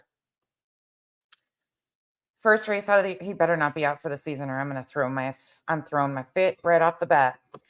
His only son, and he is distraught, and he's heartbroken, and that's my opinion. Yep. I mean, people didn't realize, like, the interview he did last night, the only reason he even called in is because he was watching, because he goes around and he's watching people that cover his son because he's so appreciative. He said that. He saw the number. I mean, you could tell Pascal was kind of taken back because he was expecting like a viewer to call in, and then he goes, I'm Seth Rogers, and he was like, whoa, because Seth was watching. And so it wasn't like a planned interview or anything. And Nick even said his interview wasn't very planned. He showed up. He didn't even think he was going to go. He was at the gym or whatever, and he showed up, and then he was going to be there for Seth, and then they ended up doing an interview. So you can tell he's very much open to talk. He wants to go out of his way to talk about his son. It's not like you have to like beg him to talk. Yeah. And listen, if y'all could have heard him, I think I skipped that part or didn't get to that part. Please go there and watch Pascal. But his dad said, I want to thank you. I mean, I think that was the first thing he said. I want to thank you. I thank you. I thank you all for getting my son's name out. How many times have we heard that in these cases? Yeah. I think, he really wants help. And it broke my heart when he stood there and gave Nick the interview and he said, he's not yours. He's mine, damn it. He's mine. Yeah. That's his only child. I mean, that's his one son who, I mean, you can tell that's his whole life. And he said that, I'm missing, like, that's my heart, like my life, that he's missing. And he refuses to give up hope. He said, the one thing I don't want to think about him being deceased. He wants to have that hope. But he also puts his action towards that. He's looking every day to find him, to, bring about that hope and hopefully find his son. Yeah, exactly. I agree. Yeah, that was him, Fundiski. And Pascal just didn't, he's like, he would have let him come up, but he's like, just call in. And he did, and he did a very good job, I think, interviewing him. Well, I think it's great. But I think I don't like to call it interviews. I mean, that's like with me when I do that. I like to just talk because I don't like to interview. You know what I'm saying? I don't like that word, but whatever. It is what it is, I guess. But I guess that's fuck you, Smiley. Fuck you. Because pretty soon, sorry. Oh, I don't like her. But pretty soon she goes on to say, you didn't ask the hard questions like we would. I have your hard questions. She don't like to interview though. She just likes to talk, bitch. None of you assholes should be interviewing. None of you should be interviewing parents of missing children. It should be allowing them to bring awareness to their missing loved one, and that's it. That's all. They should not be interrogated by any idiot that can't even. Never mind. Let me just push this play button. It's the difference in me and some other, and not y'all. I'm just saying, I'm not saying anybody in particular. I'm saying I like to talk, and I think that's what Pascal did. I don't really like to call it an interview because I guess that's what it was, but he did a good job talking to his dad, and his dad responded to him in the fact, breaking down and everything, doing all the right things, saying all the right things. He's not trying to hide anything, in my opinion. That's just me. 100% agree. Yeah. I think on these dogs again, I think they're a good thing, but I think training is the key. They can also Revival. Are you still here? You might not be here, but I think I'm finding this calmer peace about me lately. The last 2 days, I've been really trying to hold my composure a little bit better and let people I'm trying something new and seeing if letting people really have open dialogue. Last night was a very interesting situation. I didn't mean to set you guys up the way I did, but I also that was really eye-opening, because if I would have cut that interview, the first one we watched, right at the end and not let you guys hear, so many of you would have left there pissed off and felt a really, really different way about Chris. But that's what's happening, is these highly edited takes So they clip these salacious pieces of these parents over and over again. No, Jill, I haven't. But I'm trying to like hold back a little bit more because at the end of the day, none of my opinions are going to help find Sebastian. Truly, I don't know anything, but watching all this play out, I think it's just also like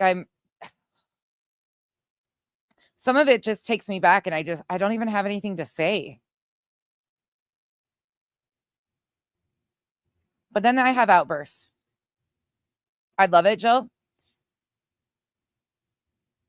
Yeah. Yes, Pointer Lover, you were an experiment. You guys did good, though. You truly did good.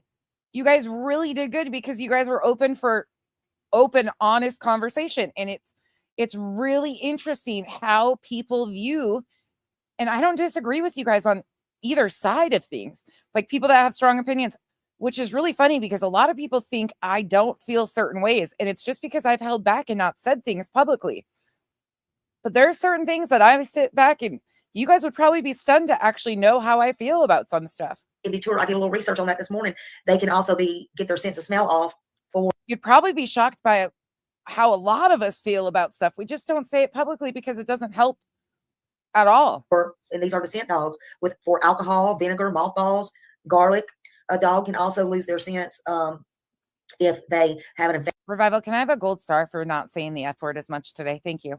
Or a tumor, which I'm sure cop dogs are top notch, but maybe something's coming that nobody knows about. I'm just saying everything's not 100%. And until I hear it from LE, just like some people won't hear their suspects or not, or whatever, we need a timeline. We need a better timeline. And unless I hear it from LE. Actually, CK, honestly, Am's a little bit more, well, she's more articulate about stuff like that than I am. But she's also very like, she's so soft spoken, and not in a bad way. Like she'll tell you what she thinks, but she just, I don't even know. Like she's so thoughtful about the way she approaches things. I wish I'm not. I'm like, here it is. You can't really believe everything you hear. Duchess. You can only hear what's in your people's heart and what you come to the conclusion. Duchess, our poor guys. Lady K's hubby was cracking me up today. I was like, oh, he sounds like Kyle. I love this. Conclusion of and what's believable and not believable. That's just my opinion. Yeah, and who's to say that Seth isn't going off what he's told too? Because Seth is more concerned with finding his kid than investigating this case. He's already said he's not allowed to have pertinent information because while he is an officer or deputy, he's not, and one, he's not in that county, but also he's obviously emotionally invested in this case, so he can't be involved. So instead of sitting there and just grilling Chris all the time, which isn't going to help, he's out there looking. So he hasn't been able to try to find out these answers. So if he's told something, then he's told something. Unless it comes from police, then who knows? The camera footage, I believe, because I'm sure police told him that when they said that there's video footage of them eating dinner. But who's to say that they've told him every pinpoint of Chris's travel back? Yeah, because a lot, I imagine they're holding close to them. Okay, I'm over it. I'm over this one. You guys see what's happening here. Okay, we're done. Anybody need to see it any further? We've saw enough. We saw what happened. We know what's happening. We know where this came from. The most important piece of this to me, but I still sit there, even though I've heard it like 4 times now, it still throws me for a loop of why Seth's sister reached out. Like, I guess maybe she was just trying to help bring, I don't know. It's interesting. I would love to ask. In fact, I might message Trevor Lee and ask him because I know he'll tell me. But that's just interesting to me that they connected with people like that. Trevor was heavily covering this case, though, and he was involved. I just wonder if it was previous to Trevor Lee being on the interview with Duchess. Look, I'll be honest with you guys. I wonder if it was his connection to the sister was previous to Duchess's interview when Trevor Lee was on that panel or after. That's where I question. Duchess times 3. Tell the Duke I said thank you. Tell the Duke I said I'm gonna kick him in the butts. All right. Sorry. Thank goodness JLRs are short, but and you guys are really gonna dislike me for this one. I'm sorry. It's not only the hands, but food again. This has 25,000 views on March 12th. All right, here we go. Come on in. Come on in. Come on Dad in the mix here. What's going on? What's going on? We're gonna have some breakfast like we do in the morning and discuss case. Plus, I'm bringing that Louisiana hot sauce to this case. For the next 4 videos of JLR's, he uses food as props. So I apologize in advance. Oh yeah, we're gonna make this hot and spicy. This segment. Christopher Proudfoot, Katie Proudfoot. Oh, they know. Good morning, everyone. They know. Ooh, we're gonna make this hot. Oh, they know. The father, the biological father, Seth Rogers, spoke. He actually called into another YouTuber. I did listen to. Interesting stuff. But, I was looking at the LinkedIn bios of both Katie Proudfoot and Christopher. And, they're both in the military, which has me like, but the mother works Brinks security and also is electric installation with the military. Are we a little bit, I'm in the shade. Look at this area here. Oh, we won't listen to a lot. Okay, JLR's little sound effects he's such an eccentric character, really, in not a good way. I mean, he really is. He's if I ever had to picture aliens, JLR would probably be the human version of an alien to me. Just being honest, his little sound effects, the non-blinking, the weird spirit fingers. I mean, probably the closest thing, but I think even aliens would probably be like, what the fuck is up with these humans? Especially if they saw him. So I don't know. Anyways, random thoughts. My brain's trailing off. Okay, let's go. Good morning. We're having breakfast. We're hungry for the truth. Reptilian. Here's what's interesting, folks, about this. Sorry, now, guys. Christopher Proudfoot is involved with some litigation out there in New Mexico. Oh, and it's juicy. We said on JLR Investigates, we're not going to say. I know. If you guys have the misophonia, I'm really sorry. Who the ex is. I'm not going to say that. But what I'll say is, you can look up that case yourself. It's publicly available. But here's the thing. I'm telling you, though, if you think about it, the Fupas on the Ground original group, Molly Golightly, JLR, Bullhorn Betty, they all have a very, I can't even do it. When they chew, they all smack. It's like cows chewing their cuds. I don't know if it's like a prerequisite to be in their group or what. The day after Sebastian was reported missing, on 2/27, 2024, there was a filing in that case with Proudfoot. And in that filing, it says witness list. Now, it's interesting because just 1 month, 2 months, a month and a half prior to when Sebastian got missing, in Christopher's case out there in New Mexico, in reference to child custody, DV allegations, really juicy, detailed stuff, which I'm in the process right now of getting copies of. It's public information. And when we get it, we'll share. But just a month and a half prior, Katie Proudfoot files an affidavit in that case. She files an affidavit in this case. I wonder what they were saying. And I find it interesting, folks, that, well, actually 228 witness list, 2 days after. But sometimes people in parts of litigation, they'll file something and it takes days for it to actually officially get it on the docket. What's on that witness list? Because some scenario was presented to me. Is it possible that Sebastian was to be... Is he fucking eating again? Kyle's been watching. Kyle just opened the door and came out here, and he's got his phone in his hand, and he says, is he fucking eating again? Yes. Yes, he asked about his experience with the stepdads in regards to the hearing about the other child. Was Sebastian on that witness list? And Christopher didn't want Sebastian to say things on the record of what's going on in that household in reference to Christopher's case with the ex and the child custody. Who the ex, by the way. And again, none of this is factual. They're just making shit up as they go. Filed an emergency petition just the other day She wants custody of that child, the child that they have together. He's already acknowledged that they don't even have the paperwork yet. Now, Seth Rogers spoke. He says there was video of Katie and Sebastian the night before eating. It's also been revealed, folks, that Christopher was working in Memphis for the prior week. You know anything about that? I follow the great Trevor Lee, who has been covering this case extensively, and he put out a post on Facebook this morning. I want to share with this. And this is Trevor Lee. He has a YouTube channel. Good guy out there trying to find Summer Wells. He volunteered his own time and money to help with the Summer Wells case. And Trevor Lee, actually has a picture of Sebastian on his Facebook profile. So he's doing good work. He's keeping people informed.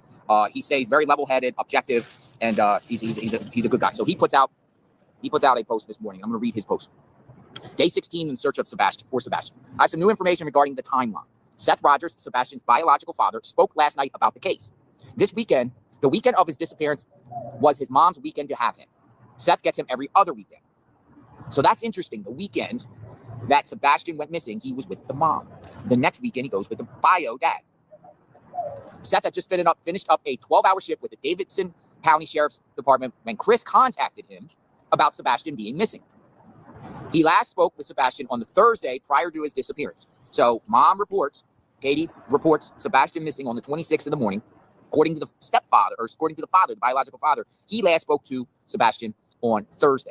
So now you got that Thursday, Friday, Saturday, Sunday. Remember, authorities are trying to look a little bit into this surveillance stuff on Sunday the 25th, the day before. This is Norma Ozzie allows the mother to have an uninterrupted weekend with Sebastian, and she does the same for him. It is Seth's understanding that Chris, the stepdad, was in. Does anybody ever wonder what JLR would look like with hair? I mean, I've seen old pictures, but do you think it would help at all? Memphis for around a week. Sorry, my brain is like all over the place because this guy just drives me nuts. Up to Sebastian's disappearance. Now, is there truth to that?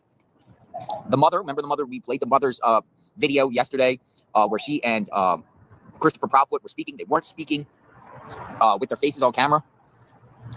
But the mother did. I noticed the mother did say she did things with Sebastian the day before. I didn't hear anything about Chris being part of this, whatever was going on Sunday. So maybe there is truth to this, that Chris was actually in Memphis. Or could he be confused and Chris actually went that weekend for the following week?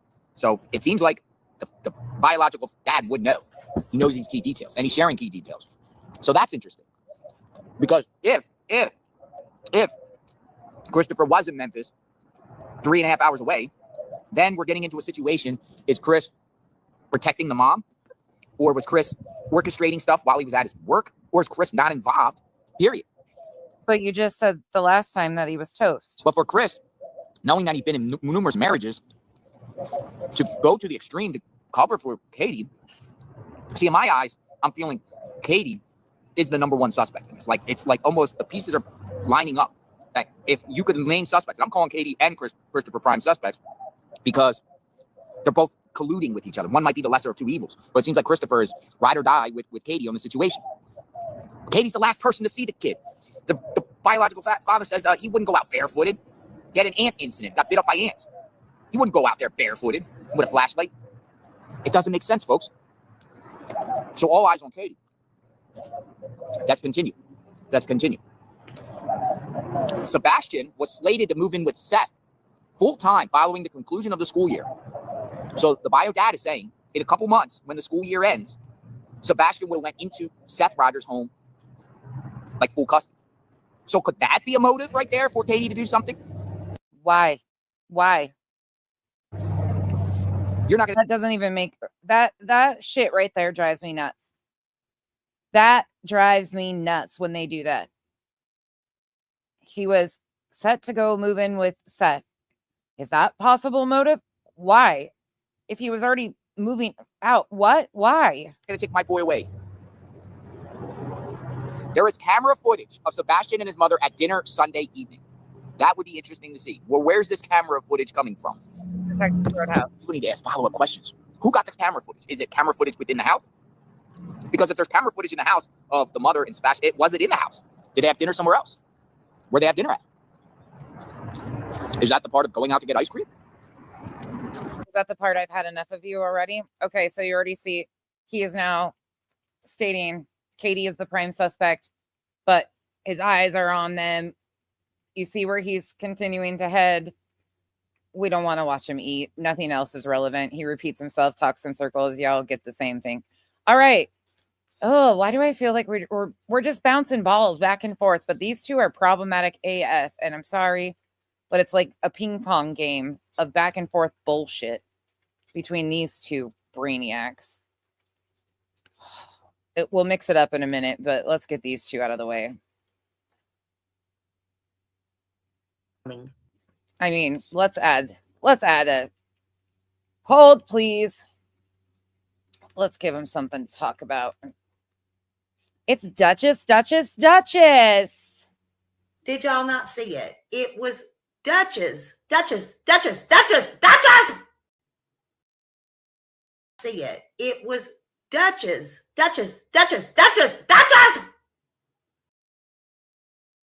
All right. Here we go. Title of the video is Red Flags to Me and Sebastian Rogers still missing. Amber Alert. Still no word or nothing much new on Sebastian, right? He's still missing. I'm sorry I'm coming in late tonight. I've been gone all day. Yeah. Hey, good to see you. Glad to see everybody. I hate we have to always come in under these circumstances. Always under bad circumstances. Somebody's always missing or something. Sure. Tired yard work today. Yeah, it was a pretty day today. Hey, peace in a pod. Yeah, everybody. Glad to see everybody. Hey, Candalee. No. Yeah, it's been over 2 weeks, right? You did some yard work too. I hope it stays warm enough. I gotta start getting my flowers together. My red flags. Oh God. Don't see y'all. So forgive me, okay? Forgive me. But I have my red flags. And you sure fucking do. You're a walking red flag if you ask me. I mean, carry on. And I just stick with what I think. So yeah, green was his favorite color, is his favorite color, and just fill my chat up with green. So there's that. Everyone's still looking for him. Sebastian's his name. And nobody has forgot him, and nobody will forget him. Although it's been tough. This tight-knit community has really pulled together in Hendersonville, Tennessee. They made Sebastian Rogers go national. Everyone is sitting on pins and needles. I know that I am. Diane said she don't plan anything until after May 30th. Yeah. But where is he? Where's he at? He's not been found. Is he okay? I'm hoping there'll be a miracle still. I say a wing and a prayer, but there's always a chance for a miracle. You know? Hey, Nana. Hey, sweetheart. I hope you're feeling good. I'm glad to see you in here. I've been missing you. Yeah, Mom is my prime suspect. Well, Mom was supposedly the last one with him, right? Now, the police haven't come out and named anybody as suspects. However, this is a criminal case, and he went missing out of their home, the stepdad and the mom. So they are suspects, even though they haven't been named. I suspect they'll be named here shortly. Because it is a criminal investigation. And they shouldn't be upset about that because, hey, if you did nothing wrong and you have nothing to hide, just go ahead and do everything. Almost a year and they still haven't been named. But sure. Sorry, our timelines just must not be the same time, Smiley. Thing, which they say they're cooperating. Just go ahead and do everything to, you know, get yourself cleared. I saw are you talking about the one where the dad come up? He was in the audience. I did see that. Yes, I sure did. I seen that one unless there was another one. Are you talking about where it looked like blobs of light? Because I did see that one. Is that something new? If you're talking about that one, I don't know what to make of that. I don't really see anything. I mean, honestly, they need better cameras if that's what you're talking about. Whoever that was. I don't know where that come from. But if that's the one you're talking about, it's just blobs to me. And I know that, yeah, 2 flashlights in the backyard. Yeah, they said it was flashlights. I guess. Could be cat's eyes. A black cat with eyes. I don't know. I just take that with a grain of salt, honestly. Isn't that interesting? How in the beginning she said it was just blobs. She takes it with a grain of salt. And they're doing amazing tonight, actually. I agree. Hold on. I got some inserting to do. Give me 1 second. All I got is, you know, you would think YouTubers, especially, Sorry, we just need a detour for some drama with Smiley. especially YouTubers that was in the Summer Wells case that went with, would learn after the 423 Chase bullshit billboards and all the Lamar bullshit and all the calls and the bullshit that we all went through would know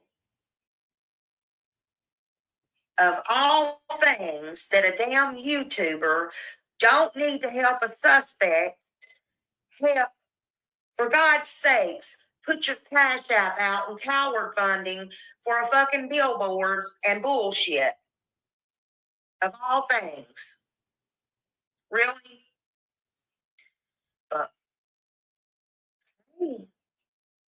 You do you, booze.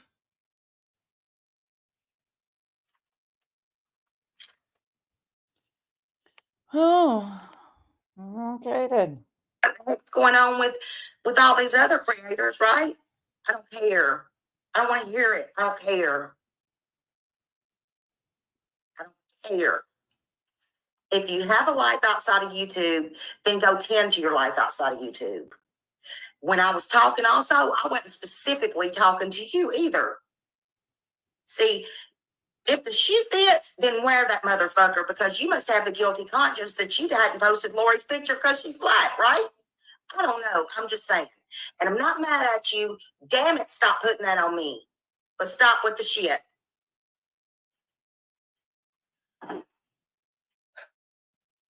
Now, we have Lori Page. This little black girl is 12 years old out of Tallahassee, Florida. She is such a sweetheart.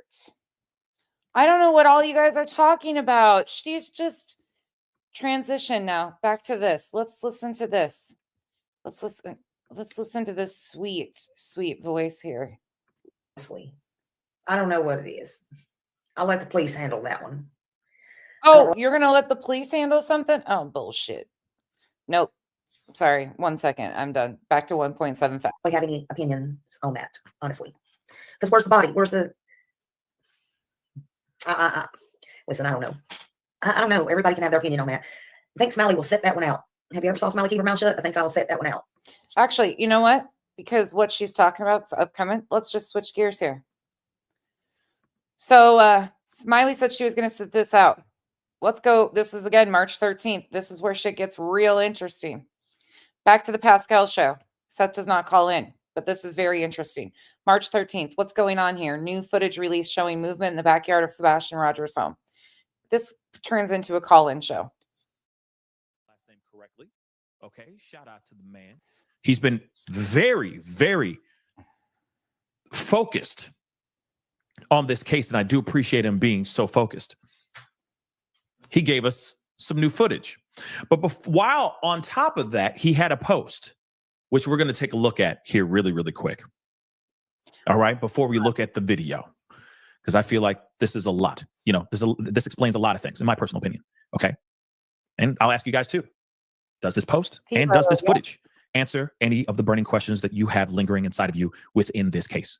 I leave that question to you, fam. So continue the conversation in the family chat. I appreciate it. Let's get into this article, or not this article, but to this post. Okay. And this was accompanied with the actual footage that we're going to see in just a minute. So it says exclusive home security video from the night Sebastian Rogers disappeared. A key part of the search for Sebastian is reviewing home security video from the Hendersonville, Tennessee neighborhood. Police are looking for any sign of activity. I've obtained exclusive video that I've confirmed is now part of the investigative file. And it appears to show two people near Sebastian's home the night the 15-year-old disappeared more than 2 weeks ago. The video is from early Monday morning. Remember, he disappeared between midnight and 6 something in the morning. Okay. So this was early Monday morning, February 26. There is no timestamp on the copy I obtained, but I'm told the video is from around 3:30 a.m. and the video is authentic. Unfortunately, there's not much to see in the pitch black. Yes, that's the part that's very frustrating. Other than 2 specks of light moving in the area near Sebastian Rogers' Hendersonville home. It's believed Sebastian left home. Let me blow this up a little bit more. Barefoot with a flashlight, likely between midnight and 6 a.m. This is all information that we already know, right? But it's important to know all these pieces of information, okay? So they believe they say he was barefoot because all his shoes were there. He don't like being outside without his shoes on. He doesn't like getting dirty. Okay, he learned from his mistake a long time ago. This is Nick Barris's post from Facebook that accompanied the lights video. The lights video is going to be shown in just a moment, and then it turns into a call-in show, which is going to be very eye-opening for a lot of people. And he's like, nah, I'm not a fool. I ain't going to be out here barefoot no more. But apparently he left, somehow snuck out of the house. He was barefoot, and he had a flashlight. This is what the parents said as well, okay? Between midnight and 6 a.m. The video is significant because it shows activity. Truthfully, it probably won't be eye-opening for anybody in this chat because you guys all know, you guys feel a lot of the same ways I feel about a lot of these creators. So, but for anybody that hasn't seen it, it might be a little interesting. Around Sebastian's home the night he vanished. This very brief video clip appears to show 2 individuals with lights walking in what may be a common area behind homes. I've highlighted the 2 light sources in the middle of circles. One light suddenly goes out or is obscured. The other stays put, waiting. There is more. You cannot see any bodies, but just the small lights, which by the way are moving which by the way they are moving appear to be carried by individuals. For point of reference, Cynthia, I mean, honestly, I'm sure you do have feelings, and I'm not trying to change them, but you did it out of the kindness of your heart, truly trying to help somebody, and all you can take away from it is your kind gesture out of it. Beyond that, you have no control over any of that. So don't feel yucky about your desire to help others. Truthfully, like, that's an amazing quality. Unfortunately, I think a lot of people end up feeling that way, but thankfully we have organizations and legit charities we can help donate to that do help bring awareness for families. So, but don't take that on yourself. the security camera was pointing towards the back of Sebastian's home in a common area. The other lighting you see is from nearby home flood lights, but it is very dark. There are no street lights in the neighborhood, which is weird that there are no street lights in the neighborhood. That's so odd to me, okay? I'm still in the process of reviewing the entire video, which shows much more. And in bold, he says, I will have a full video in an exclusive story on Thursday on News Channel 5. Important note, sources tell me this video could mean absolutely nothing, which I want to emphasize even more. This could be something, but then again, it could be absolutely nothing. But we're going to circle back to that sentence here in just a minute, okay? It could just be someone out for a late walk. You certainly can't identify anyone in the video, but again, this may be the only video found so far showing any type of activity in the neighborhood the night Sebastian disappeared. I'm told at this time, there's not much for investigators to take away from the video, but it is now part of Sebastian's missing person file. It could become more significant depending on where the investigation leads. This is just another piece of the puzzle. The search for Sebastian continues, but authorities continue to investigate the possibility of foul play. All right. And of course, if you know anything or if you have any. Just in case you're just coming in, he sped up, of course, because we were trying to get through as much as possible. And I'm trying not to hold you guys hostage all night. I appreciate you guys hanging out with me. And this chat has been incredible tonight, all day. It has been thought-provoking, engaged, an amazing conversation. Thank you all for being here. Thank you to all the creators that are here. Thank you all for continuing to push back. Everybody, the subs, everybody, the mods, y'all are amazing. And I've really enjoyed this chat today. These videos are my favorite because it really is thought-provoking to have these conversations with like-minded individuals who see the harm that's being done in these. And upcoming is going to piss you the fuck off, especially in the current state of affairs with people that are acting like they never did some of the shit that they did. Questions or, not questions, but if you have any information that could actually help with this investigation, please call 1-800-TBI-FIND. That's 1-800-TBI-FAFIND. Okay. And of course, he says more to come. Now, the thing is, I do want to come back up to this. sidebar, Malcolm he's upright. It looks like he'll be back on the bike next week. So hopefully he'll be able to ride the rest of the season. But Kyle gave me an update and he was standing up on the sidelines and it looked like he was okay. This really quick. This sentence right here, important to note. Sources tell me this video could mean absolutely nothing. Now, I want to point something out, okay? Parents said that he left with a flashlight, right? Barefoot with a flashlight. Don't worry, we're going to take a look at this video in just a minute. And I'm going to have it in repeat on replay, okay, in a loop in a second as well. But what's weird about this, though, is that, sure, this could be absolutely nothing. But how often do you see people outside walking around with flashlights? Unless that's common in that town, in that neighborhood. It just seems a bit odd that there's two flashlights moving around in the backyard or, in an area that's by the backyard of Sebastian's home. That seems a little bit weird, don't you think? It's weird. Okay. Now, of course, I've already put in my 2 cents on how I feel about those interviews from the parents, from the biological mom and the stepdad. Okay. I have been very vocal about that. I still feel some type of way. I'm still side-eyeing to a certain extent, but at the same time, we still have to look at the situation like innocent till proven guilty. Okay. This could very well be something, but then again, it could be nothing at all. Then the other thing, of course, too, we have to remember, okay, is that from what we understand and from what we've heard as far as timelines from both the Proudfoots, okay, both the biological mom and the stepfather, the biological mom was home. Stepfather was away. Okay. He was in Memphis. Apparently he was in Memphis for the week for that entire time. Okay. This is what we learned. Yeah. Yes. We skipped out of there from Seth as well. Okay.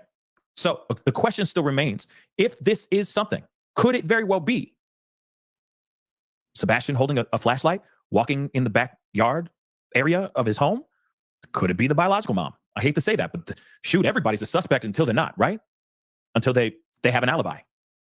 Because honestly, physically, allegedly, stepdad could not be there and be in Memphis at the same time. He could not be Clark Kent and Superman in the same place at the same time. That's impossible, okay? So if the timeline is really real, who could be in the backyard, right? So let's take a look at that. Let's take a look at that backyard footage, okay? Very interesting stuff. Hold on, guys. And this footage is not the greatest. It's very grainy. It's just black footage. It's 10 seconds long, for crying out loud. But you're telling us what we're seeing. Okay, go on. All right. About 12 seconds long. My bad. Let's take a look. All right. So there's subject 1 right here. Subject 2 right here. Bella says enough of this guy. It's very, very short. Apparently, he says he's got a longer version of this video. And I keep wondering, why is it happening? It's happening. This is quick, y'all. Okay. And I got it on repeat, just so you know. I got it in a loop. But like I said, this is just very. Can you imagine if these weren't outlined right here, subject 1 and subject 2, what people would have seen?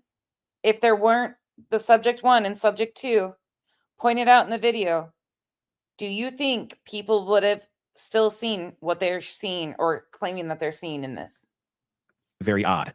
Okay. Very, very, very odd. Sorry, guys, just checking something real quick.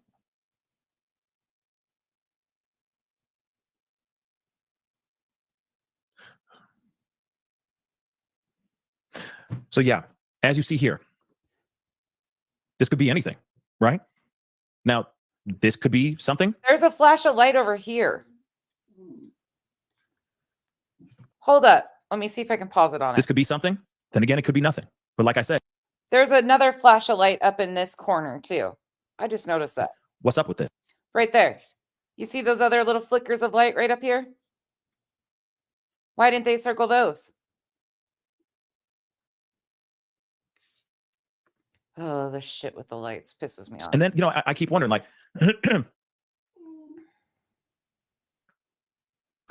what else could be back there?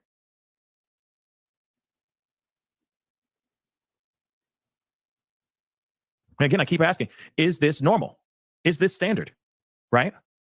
Is this standard? I mean, I feel like I played it a bunch. I'm going to keep it playing as we continue discussing here. But like I said, what is this? What could this possibly mean? What's going on here, guys? It's a UFO. But again, like I said, and just like the reporter said, this could be something or it could be absolutely nothing. But one main thing I'm curious about is if this is a town in which people are going in there and they're looking through stuff and all that, right? They're using, this is a part of town or a neighborhood that honestly typically uses flashlights on the regular? I'm curious about that. Clue just said there's nothing but trees behind the house. I drove by last weekend. I'll go again tomorrow and film again. Yeah, if you can, send it my way. I'd love to see that stuff as well. You see what I'm saying? That would be amazing. We would really, really appreciate that. But again, as you see this, what does this mean? Again, it could be something or it could be nothing at all. It's frustrating because it's like, shoot, it could be fireflies for crying out loud. You know what I mean? This could be anything, baby. This could be anything. And then of course he says he's going to have a longer version of it tomorrow on News Channel 5. And I hope it's going to be more like, I'm hoping it's going to have some sort of activity other than just like, I also feel like we're watching. We played something the other day too, Joanne, about shit. What was that? Revival. Do you remember? You pointed it out about the cameras. Was it Pascal's interview? It could have been that they acknowledged that there was cameras put up on the home after the fact. And here's Julie over there. There's breaking information. Yeah. Even though it was known in the beginning of March. UFO footage. You see what I'm saying? Like, I feel like we're watching some questionable footage. You see what I'm saying? So, okay. Very interesting footage, right? What's more interesting is... Now, I am kind of curious if Seth knows about any of this as well. If he knows about this footage. Let's speed it up. Let's get to the fun part. It's not so fun, but let's get to it. Mm-hmm. Yeah. Mm-hmm. You can't hear it yet.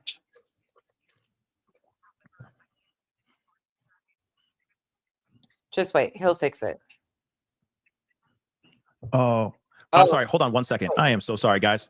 Let me fix that. I'm sorry, guys. They can't hear you. We're gonna have to have that whole conversation all over again. Hold on 1 second. Let me just. You'll recognize the voice, Autumn. Fix this real quick. Sorry about that. I apologize. These things do happen. Oh shoot. There we go. Okay, we got Illuminati on the phone, and so what? Say that again. I'm so sorry. We're gonna start all over again. We're gonna do take two. All right, ready and action. What were you saying now? We drove by and there was another like crime watcher there videoing in his Jeep in front of us. So we didn't want to look like crazy. So we just another crime watcher made the rounds. I filmed out the window and we just went back and looked at the footage again. And I stand corrected. That fence is still there. Okay, but, so when it comes to the fence, right? Mm-hmm. Is this like a tall wooden fence? Is it one of those chain link kind of fences? No, that's why we thought at first it was gone. What it is, if you know like the pool fences where they're like black metal and they're real skinny, like poles. Yeah. That's what's behind the house. Gotcha. So, okay. So a camera, security camera, or if somebody was on there, like using a flashlight in the backyard, in his backyard, the camera. Yep. It's Clue. Would still be able to capture that if he was standing in the backyard. Yeah. Okay. 100%. That fence it's not even like eye level with a person. No, it's about 30 foot tall. Right on. And there were two cars in the driveway. There was a blue pickup truck. And then there was like a white work van. And my fiance says he almost thinks that maybe if the mom still works for that security company, it's probably that van she drives. Okay. And I can tell you Ring cameras, there are two houses across the street for sure that have Ring cameras. Mm-hmm. And one of them is kind of way high up on a hill. And the other one is across the street, a little more elevated, but it's literally right across the street. Interesting. Okay. And it had Ring camera. Like it had a Ring camera. Absolutely.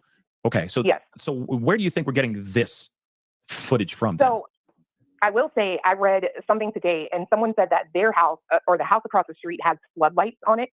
And those floodlights shine almost like directly at Sebastian's house. And they can see the side of his house. So the people that have the floodlights said they know for a fact he didn't come out the side of the house because obviously that's where their camera can see.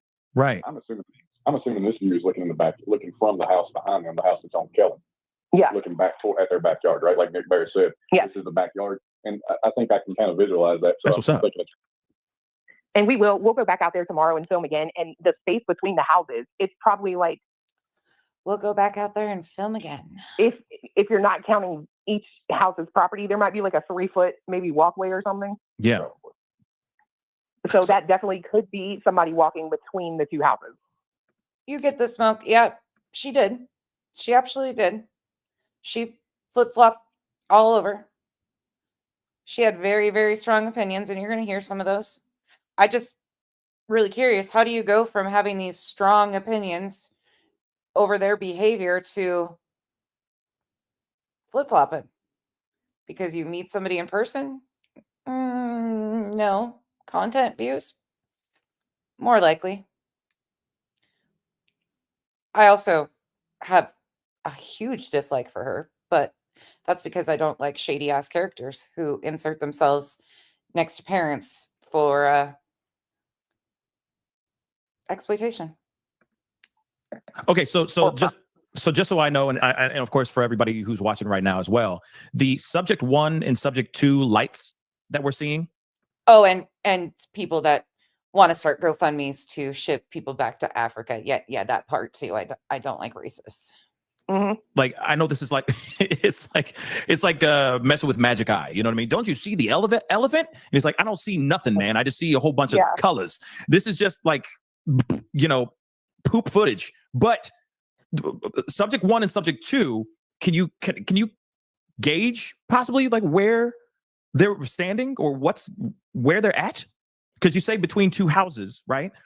And all I see is this big white blob over on the top left-hand corner area. Yeah. Right. And Nick Barris said that's floodlights, right? Yeah, I think so. So my assumption is it's hard to gauge, right? I'm in someone's backyard, but looking towards that house that has a floodlight. My best guess, because one of the problems I have with it is it seems like the camera's moving, right? It almost seems like the camera's moving. Or it does. It's windy, maybe there's a tree. Amy, I actually showed it the other night. I showed Chasing reading the comments from the comment section in one of my videos the other night. I don't remember exactly which video it was off the top of my head, but I went over it. Chasing did a video on it and read all the comments from the live stream. It was a live stream in JB Gunner's chat. But Chasing did a porch chat and talked about it. Chronicles of the Shady, who I also don't care for, but she's got a shortened clip of that too, if you would like to see it. That's blowing around, altering that light that we're looking at. Right. And if I'm not mistaken, I think there's a tree in their backyard. So I'm thinking the bright lights may be from the back porch. And the subject 1 would be to the right. If you're standing at the back of the house looking at it, it would be to the right. And subject 2's coming from the house. Interesting. But I don't know either. I'm guessing, right? It's all good. This is what we're all doing. You know what I mean? I feel like a guy looking at a Lied to me, and this was a huge problem because it went from this being overanalyzed, then zoomed in, then people tried to clear it up, then they added audio to it, then it was just the power of suggestion is a real fucking thing. And this is something in the playbook of sorts that they always do. There's something like this. I guarantee people in here can tell you some salacious shit that got released in Summer's case that made people believe something one way or another. I bet there was things in that case too. Like seeing their baby for the first time and they just can't figure out like where the baby is. They just see stuff, it just looks kind of like, you know what I'm saying? It's all Greek to me right now. It is all Greek. But the other thing I was thinking too is that subject 2 could be headlights to a car, maybe from a distance. I don't really get headlights. Just thinking about where the places this camera could be, right? I don't see any way for that to be headlights because it would have to be quite a ways away from the camera to be that dim. And there's really not a place around there that would be applicable to the situation where that would make sense. Okay. So then let me ask you this then really quick. Because they don't have any street lights in that neighborhood. I didn't see any. No, I don't recall seeing anything. And I will say this, if nothing comes out tomorrow in terms of like they found him or they've like arrested someone, I have a night vision cell phone. It records in night vision. And so we've planned to go out there and record on both the night vision and the iPhone and see like where all these lights are out there. Who remembers the night vision stuff? Need I say more? Yep. I'll just continue to let them talk. Oh, shoot. Good on you, Clue. I appreciate that. Or we appreciate that. And if you can share it with me, by all means, send it my way, because I know we are all kind of curious as to what the hell is going on. So then, okay. So there's no street lights. How rural is this area then? I mean... And why would a content creator... Okay, let me just say this again.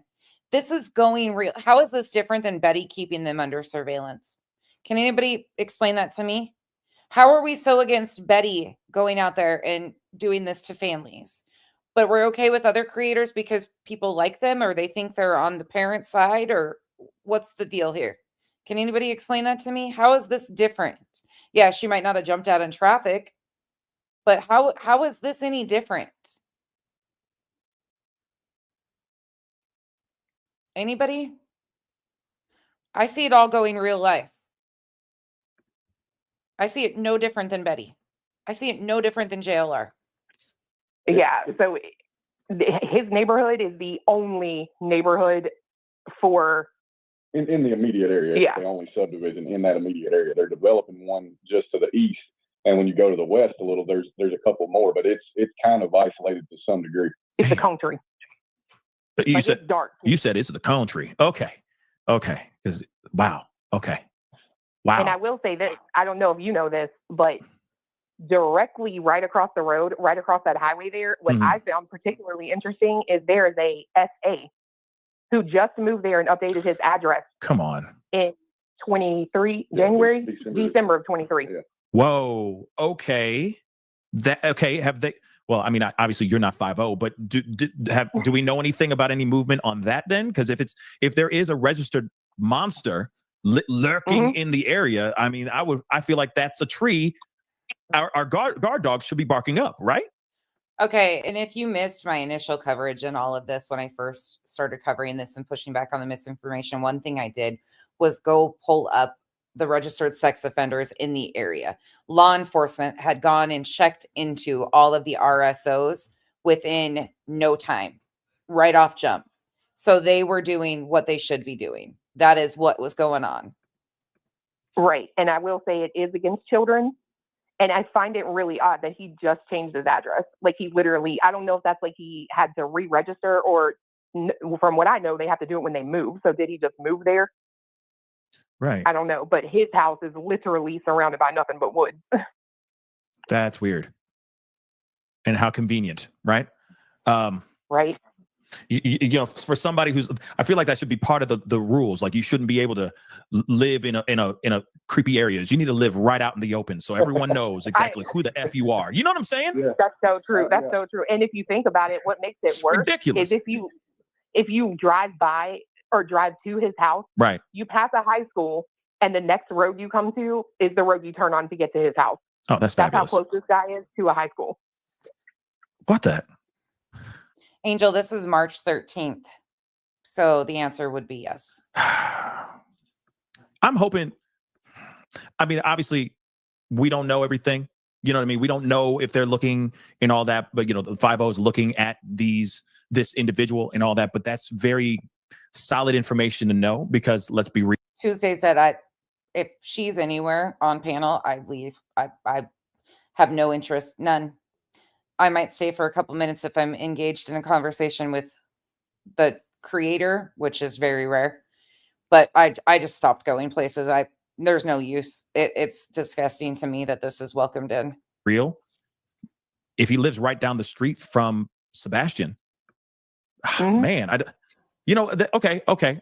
I know I've been asking you a lot of. And again, let me follow that up by saying people are allowed to do what they want to on their panels, of course. But I don't see this any differently. This would be like me accepting Bullhorn Betty in. Oh, it's okay. She just, she just did this. This is going real life. This is going real life. This is, I don't care that her opinions change. This is still, and the way, I could go on and on. Like, I just can't. And the fact that she is not named in an injunction, again, I don't want any of them to be. But I fucking find that to be so fucking weird that she is one of the ones that isn't named. There's something weird with that. Sorry, it will never set okay with me.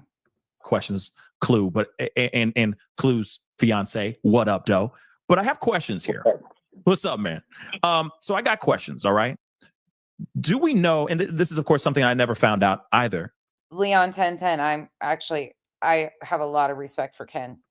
Do we know what floor his room, his window to his room was? Was it on ground floor? We had this conversation with someone the other night, or the other day, and I heard the dad say that the person's ring cam caught his light. Oh, trust and believe I would never have BHP on panel. BHP called and threatened me. Like, there ain't no fucking way. Yeah, Jody, people don't want to talk about that. I would never, Tebow, ever sit next to any of them. But I'm just saying, like, how is it any different? I can't. Y'all, I don't like anybody. I mean, I do like quite a few people. But once I see like the harm that's being done, it's no different. It's just packaged differently. It's just sold to you differently of who's on what team. They're just telling you a different side of the story. There's no difference between the red and the green team. They all have their similar players. Every single one of them has the exact same even keel across the board. That's why I compared the two last night. What's different about it? It's no different. But people will try to convince you it's different. No, it's not. No, it's not. The harm in the real life re-victimization of these families, none of these people are skilled or armchair detectives and should not be. Yeah, no. Going off. I will say I've looked at the house on like Zillow, and the only room on the second floor seems to be like a bonus room. All the bedrooms seem to be on the first floor. Now, it would it and be? You know, Go ahead. I'm sorry. The mom made a statement that she thought like Tebow, trust and believe he would never even allow that to happen. He would disconnect my trust and believe. There ain't a single inch of me that would ever, never, unless it was like a debate. Then yeah, sure. He had gotten breakfast or something. You look like an ass. To go to like a child's room and not the master bedroom. You pass the darn kitchen. Revival. Interesting. Revival, I can see that, but it depends on who people think are on the red team versus the green team and how many people perceive are playing both sides. See, now I'm hearing so Tigress in the comments is saying bedroom's first floor. So if he could have climbed out. If that's true. Again, if that's true, he could have climbed out, right? And in all good faith and hope in the situation, right? If you look at this video and you see the two flashlights, the subject one could be somebody that CK, no. The only thing I would ever do is if there was like one of my neighbors or somebody in my local community that had a child go missing, I would volunteer to go out there and search if they were welcoming volunteers to search. Otherwise, nope. No. 100% not. No.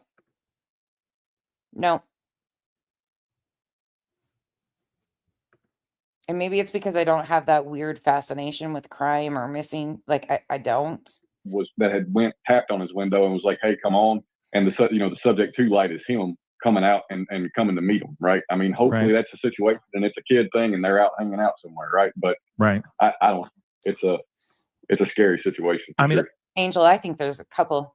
Truthfully, I think there's a couple. It's a long adventure to be on. This is a long adventure. If that was the case, for him to be on for 2 weeks. But my hopes are trust and believe. I'm going to say this outwardly because I've told you guys that I have a fucking working theory. There's not many people that know what it is. And that's by design. Because I am working against my own theory to disprove my theory. I have a theory in my head, and it's not about what happened to Sebastian. It's about the creators playing fucking games and re-victimizing the victims and who is doing it for what purpose and who they're aligned with. But I have a pretty fucking tinfoil hattish theory, and I really hope it's tinfoil hat, but it's starting to look more and more true every time. And the more boxes that get checked off, the more true it becomes. And going back and seeing a lot of things that fell into place over time, I think a lot of you are going to start putting pieces of the puzzle together. There is some theories here that I have that are also inlaid in doing this. So by the end of this, where we will end up, I have no idea. No clue. But I hope one thing we end up with is a filing being dismissed in Pennsylvania and people's real lives being fucked with. Well, I should say Granny. Granny's part dismissed and done. And the other fuckery, I hope at some point in time they stop re-victimizing this family. or that's the situation, right? That it's some innocent thing. So I have a question too. Yeah. We've looked at a lot of footage, right? Yeah. Right. Look at that floodlight. Do you see something like moving in it? Would that possibly be? But see, if we're looking at the back of his house, I don't know of a tree that's right there that would block that light out like that. It almost looks like something moving. Yeah, I mean the whole problem I have with this camera is the fact that it looks like the camera's moving, and I can't reconcile that in my mind as to why that image is moving in of itself. You're talking about the big blob in the off in the left hand corner. Well, the entire frame is shifting up and down. Yeah, right? it is weird. Security camera that's mounted shouldn't do that. You would hope, right? And I mean, I'd have to go back and look if it was windy that night or anything. It may have been, and maybe it's not mounted properly. But it is a little weird that it's shifting all over the place, kind of. No doubt.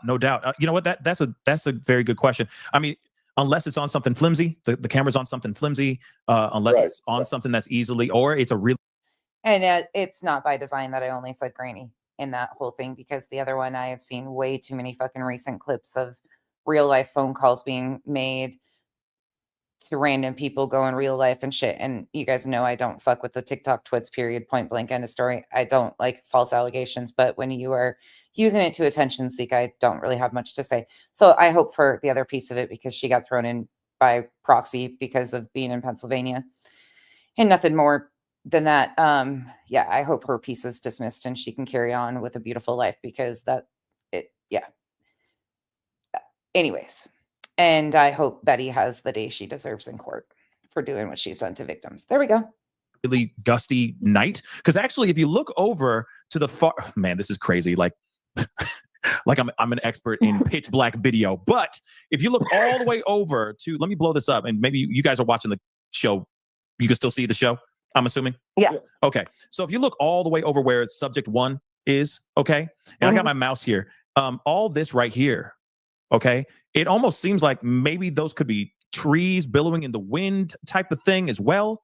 Right here, like right here in this top right-hand corner, if you get what I'm saying. So I don't know what you're saying. It's hard to gauge. I think what we're seeing when you get the most light in that top right-hand corner, we may be looking at the garage on the house just past Sebastian. I love that we're all like having different parts of different conversations, and I can kind of understand what some of you are saying, but other ones I'm like, I wonder what you're thinking. Because there is a garage there that faces Sebastian's house, and that's the only thing I can think of with what we're looking at. I can't explain why everything's shifting, right? Casual art. Okay, can we just talk about this? Because let's just talk about it. How are people okay with the real life shit being done to Seth? I mean, at the end of the day, what? And you can't tell me it's to disprove. That's not our jobs. That was no. The excuses that are made for this shit just blow my mind. Sometimes I feel like I have lost it, because all of it's wrong. Going real life on these families is just, and their families and their extended friends, and like somebody that liked to post from their profile 4 years ago on Facebook, like, oh, we're going to hunt this person. What the fuck, man? What the fuck? I can't understand that one myself. It's weird, man. We're gonna go out there tomorrow. We're gonna go out there with a night vision camera, and we're also gonna go by the construction site where his scent dropped off. Yeah. Oh, okay. Please, because I want to know. Okay, because it was such an impromptu interview, right, or conversation with Seth. But here again, do you think this was just random that she called into one of the biggest shows that Seth had just been on? The audience was there. What is she seen as now? Can anybody fill in the blanks from the playbook? Insider information? Ooh, if you could get me to that. If you could get that to me. We're all really curious. Who's that going to boost? Who are people going to go figure out to follow so they can find out? Oh, they're going to go get videos. They're going to go find out this. Ooh. Come on now, people.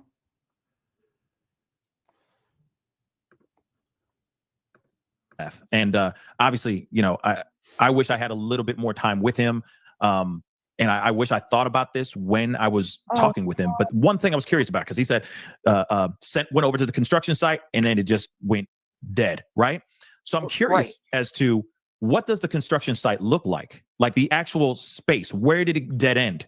Did it dead end in the middle of the construction site? Was there, something recently poured there? Was there something recently dug out there? There's a lot of questions I have as far as like, maybe he fell in, if there was like a ditch made or something like that in that area. You see what I'm saying? It just seems like it would go all the way over there and then all of a sudden just go dead in the tracks. Then he also said the possibility of him getting into a car, right. By that construction site. And I'm wondering, how close is the road in which he got into this car and possibly drove off in? How close that road is to the actual construction site itself? Is it if it's feet? Is it inches? Is it, yards? I'm very curious about that as well, because Joanne, hopefully we get off of it soon, because the Gravitron makes my feet not touch the ground. And usually I used to be able to flip myself upside down during the ride. And then before, I don't think I'm that skilled anymore. I probably shouldn't try it because I'd probably be falling on my head in my old age, but hopefully we stop spinning soon. But I don't see, it's only amping up recently.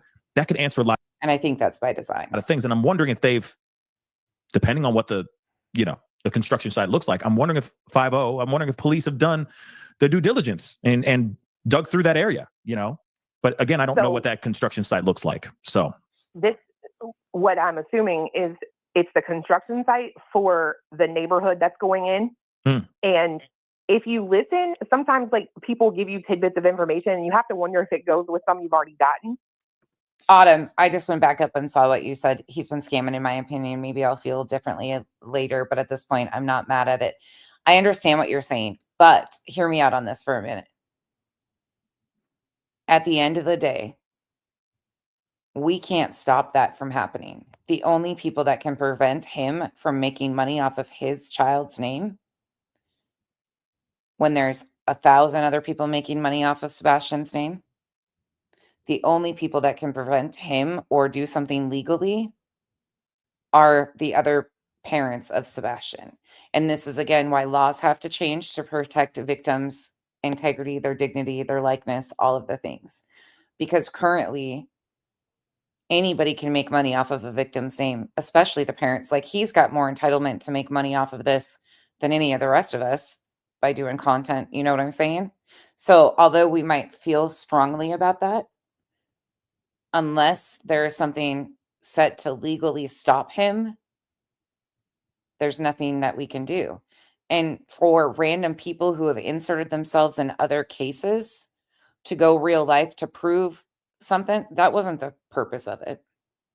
If you take it back a step, they weren't trying to prove that he was scamming. They called Betty's attorney, the same person, UA Crimson Tide, called Betty's attorney about Betty's retainer. She also inserted herself in the Riley Strain case. It's a pattern of behavior. So the intent wasn't to prove he was scamming. The intent was to go real life and get a gotcha for content. And all it did was overshadow the fact that all these plaintiffs had knowingly told the entire public that Bruce Castor was their attorney, and he wasn't. We had huge momentum into showing what a big,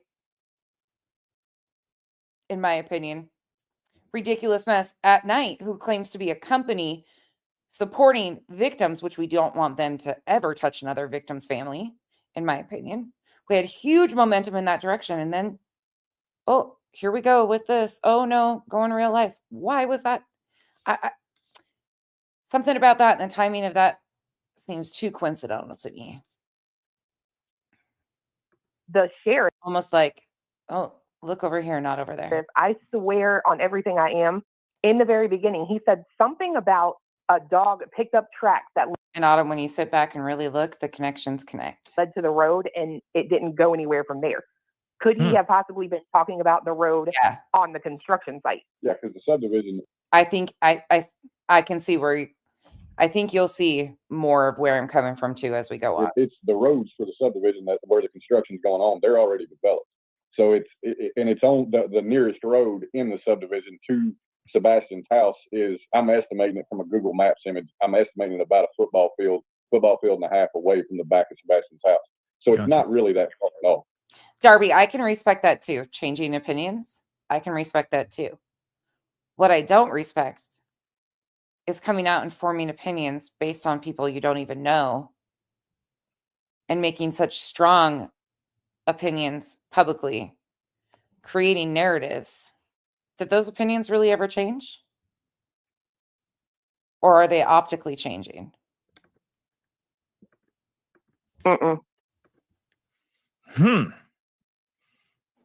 Man, do I have questions? It just, I mean, if you guys are going to be out there and looking at those, you know, and doing some research and all that, I mean, I understand, you know, if you don't want to share it, I understand. But if you can, I'd be very honored to get that footage to share and look at and talk about, because those are the two I would be very honored. things. I'm like, what is this neighborhood all about? What's the breakdown of it?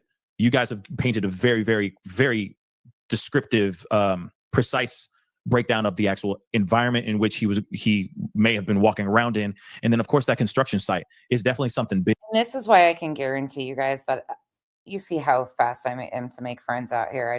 I talk all the shit openly because I don't give a fuck. Because I'm never going to rub elbows with people who do this fake bullshit for content, clicks, and views, claim that they're true crime and they're going to solve these cases or insert themselves as some fucking major part of these cases. I will never buddy up to somebody like this. Never. It's not going to happen. I made a mistake by even giving people chances in this one and fucking learned my lesson real fast, real hard. That was on me. I didn't do my research, didn't jump into it and look at all of the previous things. Nope. My own fault. I own it. But this type of shit right here is so grimy. The way creators like rub up to each other, I would be honored. The fuck out of here. You want the fucking clicks and views. Let's just say it what it is. You want to bring it to your fucking audience because you probably had 5,000 people in there watching. Let's look and see what his views were on this. 41,000 views. 41,000 views. Big that I'm just curious about as well. I just really want to know what's going on there. Now, are there any other spots that may have been a point of interest for you guys as well? Jen Lu, you correct me. Well, since you guys are boots on the ground, I mean, I do appreciate that. Really, to be honest, like I can say if it was our kid who walked off here, I would be terrified because literally everywhere you have one street that's Kellen. That's the street you turn off the road on. Yeah. Darby, we sure did. To get to his street, and it ends in a cul-de-sac. And then if you make a left on his street, it ends in a cul-de-sac. Everything around there is straight up woods. And I'm talking about like Deliverance woods. Okay. Oh my Lord. Every man just had PTSD. Really? Yeah, like I'm telling, like wow. We live in the country, like in the sticks. And you said it was weird that there were no street lights. We don't have street lights. Word. It's not that odd out where we're at. He just got a little uncomfortable right there. Did you notice that? He sat up a little bit on that one. I noticed that. Angel, I don't think he has either. Nope. In Music City Mama, I'd never allow it. Even if he texted me right now, called me right now, got a hold of Duchess, said, get nonsense on the phone. I'd say, no, I'm sorry. I'm not doing that. Because all that's going to happen is they're going to pick apart every single thing. Unless he had something, but then I would suggest he go to Duchess or somebody that brings awareness. No. It would never happen because it's me. So, but even if that was, no, I would be like, not interested. Sorry. Go to Duchess. Duchess will help. And I think she would only be really interested if there was something to talk about or refresh everybody's memory about stuff with Sebastian. Truthfully. It's not a strange thing. But I will say the one thing about that is so weird to me is the statement the mom made. It was really dark that night. And I'm like, how do you know that unless you outside? True. True. True. True. Very, very true. Well, then, okay. Fiance, I'm curious. All right. Clue's fiance, I'm curious, my brother. What are your thoughts so far with that interview? The 2 interviews. What are your thoughts on it? The 2 interviews with the biological mom and the stepdad. How do you? Autumn says, please ignore Jen Liu. 100%. 100%. And I'm not trying to speak for Duchess. I just think Duchess is in a space, and again, she can tell you, but I think she would only be interested if there was stuff she could do to help bring awareness to Sebastian, if that makes sense. Does that sit comfortably on your soul or not, my brother? Speak now. I've gone back and forth with it from individually, right? Mm-hmm. I've gone when we first started talking about it in the beginning, and we were, a lot of people were looking at the stepdad and saying, he seems very controlling. He seems very stern. He seems like, just somebody that everybody wants to target. And I sit and I look at him and I'm like, and I watch him and I'm like, he's actually somebody that I understand why he would give off that vibe. But I know a lot of people that I can, as points of reference for him, and they're not like what everybody would envision. And then when Seth said that he had been married 5 times, I pinpointed exactly why he seemed so familiar to me. And I've got a good friend that almost has the same backstory as this guy. So I'm like, I really don't suspect him, right? It's not the man either. It's not his friend. It's the women, especially around here. They're crazy. I'm sorry, not sorry. But the mom seems, when we sit and look at the mom, and I'm not any kind of behavioral expert or any expert in anything related to this, but when I just sit and make observations and comparisons to other situations, the first thing that went in my head when watching the mom was Madeline Soto's mom. And I see, some behaviors there that make me go, how do you go from somebody comparing you to Jen Soto to being okay with them? How? Maybe this is me. Maybe this is a me thing. Anybody in here? Anybody in here? Could you be compared to Jen Soto while your child is missing after what happened to Madeline? Could you? And then would you not hold a grudge? Would you not hold a grudge there? Am I wrong for feeling that way? Yes, I got you. I got you. Kind of behavioral expert or any expert in anything related to this. But when I just sit and make observations and comparisons to other situations, the first thing that went in my head when watching the mom was Madeline Soto's mom. And I see, some behaviors there that make me go, is this something or is this normal? I don't know, but I do see some similarities. Yeah. I see what you mean. And it's kind of tough now because of we went right, and we're still talking about Madeline Soto. We still talking about that, y'all. But we went from that to this case, and it was almost like we're still dealing with the hangover of the Madeline, you know what I mean, Soto situation. Again, can anybody tell me how you go from having that strong of feelings about somebody? Excuse me, Kiki. Kiki's climbing up behind my head. Yeah, revival. Exactly. I threw a fuck. Oh my God. When you sent me that, you didn't send it to me. You posted it on your community wall and I didn't even catch that.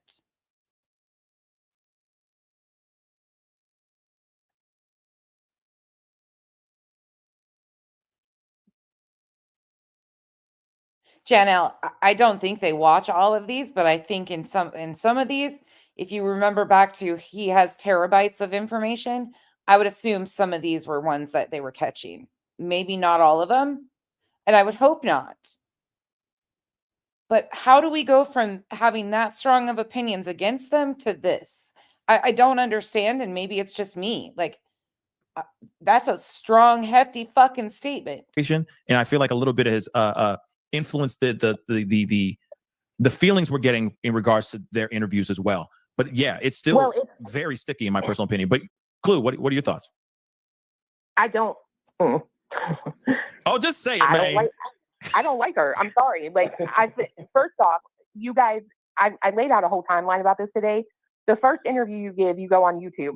That's not a wide platform. The people here in your local community are the ones searching for him. Why not go to the news? Then the next day, you do go to the news and you show your faces.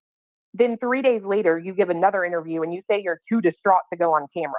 And on top of that, in the third interview, what Sebastian is wearing has changed. It's no longer just black sweatpants and a black sweat. Miss Leopard, I disagree, though. I think she has put off the public optics, again, public optics, We don't know what goes on. We don't know what their conversations are. To many people, that they are.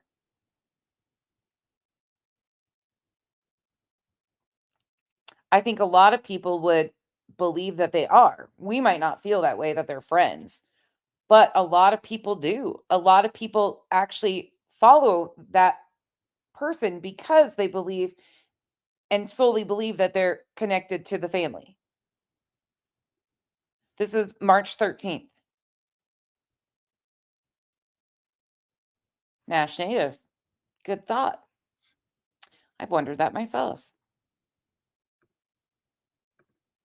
Sweatshirt. Let me back this up so you guys can hear it in full context again. Okay. I told you guys you might not like me by the end of it. And the next day, you do go to the news and you show your faces. Then 3 days later, you give another interview and you say you're too distraught to go on camera. And on top of that, in the third interview, what Sebastian is wearing has changed. It's no longer just black sweatpants and a black sweatshirt. It's black pants with a white stripe down the side and then a black shirt with some kind of logo on it. My daughter is 18 years old and I still get up every morning to see her off to school, so I know what she's wearing if she goes missing. How do you not know what was on his t-shirt? No doubt. No doubt. Yeah. Yeah. It's weird. Yeah. It's like he was wearing all black. Then all of a sudden it's a band t-shirt and the white stripe on the side of the pants. You know what I mean? I'm like, okay, so he was wearing Adidas pants and what else? Right. You know, Thank you.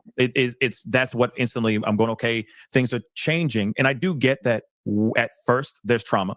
Maybe things come, maybe certain things come to light, details come to light later on. But at the same time, if you know that this is the kind of stuff that he wears, because a lot of us have like the same type of PJs or the same type of things that we wear to bed for the most part. I feel like this would be very. I'll admit, maybe I'm too reactionary. Maybe I'm going to punch a bitch.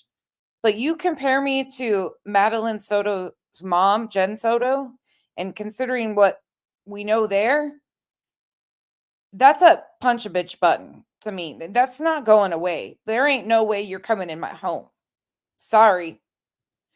Period, point. Maybe that's just me. Maybe that's just I have no tolerance. You guys know this? None. I don't know. Again, maybe people are forgiving. I'm not. Self-admitted. Will not. I feel like it would be easy for any parent to be like, he was wearing this and this and this, Right. And that's it. Then yeah, the darkness and how she's like, oh, it's this very dark and all that. It just, I don't know, something's just eating at me. It does eat at me, and I think like for all of us, we just want the truth. And if that is the truth, then hey, lo siento. You know what I mean? My bad. But there's something very, very odd going on, and I don't know what it is. What are your? Oh, you guys, I couldn't tell you what my girls were to bed half the time. Honestly, thank God I have cameras though.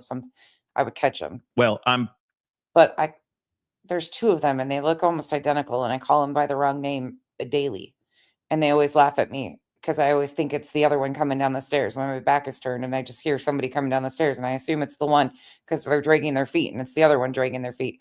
Come on now. Obviously, you haven't been watching the last like 7 hours. No, I'm just kidding. No, honestly, I'm side-eyeing the parents or the stepdad and the mom. I heard you say that. Yeah, I'm side-eyeing like crazy. There's something something's eating away at me, and it's not, and it just doesn't feel right. But then again, there could very well, we could all be totally wrong here. There could literally be a situation where this kid wandered off and he just wandered off. But then at the same time, so it's just killing me, man. It's killing me. But go ahead, fiance. We were talking about this today on her stream, and it's a situation to me where I look at this and I go, the only way to cure suspicion is complete transparency. When I look at the dad and I listen to the dad, Seth, do interviews or on your show, right, and talk to you, he's very transparent in what he thinks, how he feels, things that he's done. The only reference we've got that the casual art. I side-eye the creators more than I side-eye the parents. I'm going to be honest here. And not that they're involved in Sebastian's disappearance. Let me be very clear. That is not what... But I am side-eyeing the fuck. There's more problematic behavior from all these fuckers than there is from the parents. I'm sorry. I'm going to say it. Their fucking behavior is more problematic than shit we've seen the parents say or do. Fuck out of here. Lord, I need to go downstairs and smoke. Oh, y'all are so much more forgiving than my ass is. I've never said I was nice.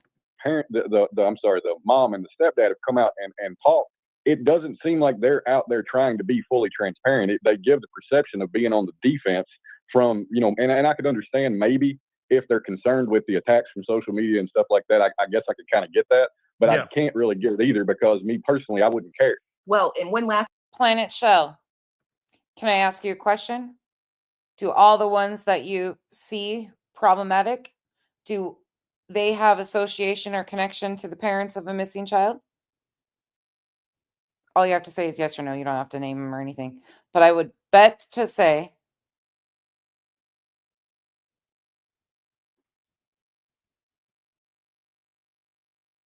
Carl says, I'm a very judgmental person and my instincts side-eyed Seth from the beginning, even before Clue was.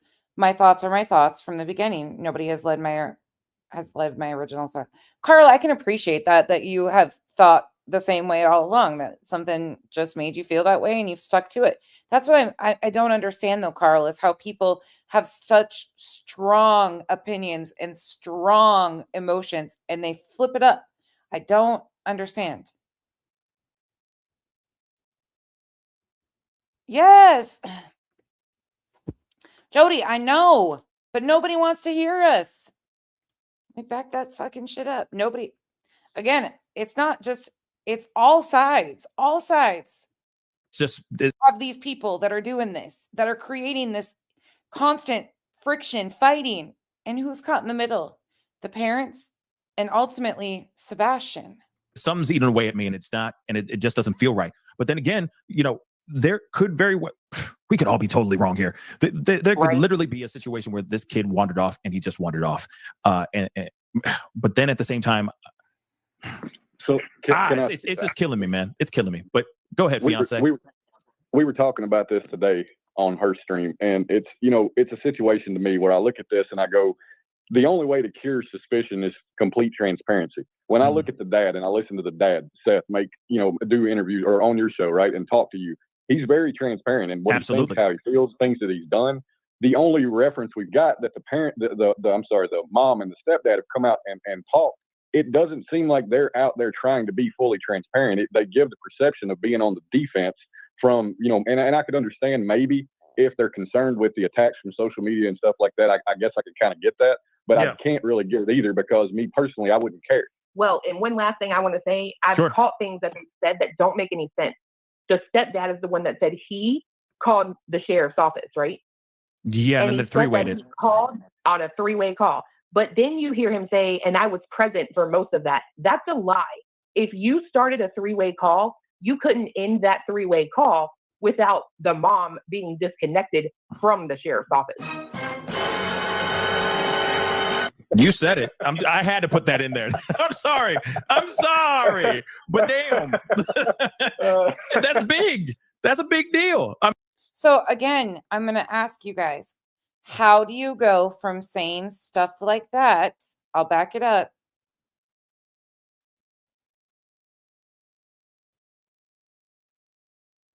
How? And by the way, on iPhones, you can do, it's called let me see.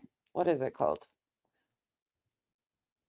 You can do a merge and do a three-way.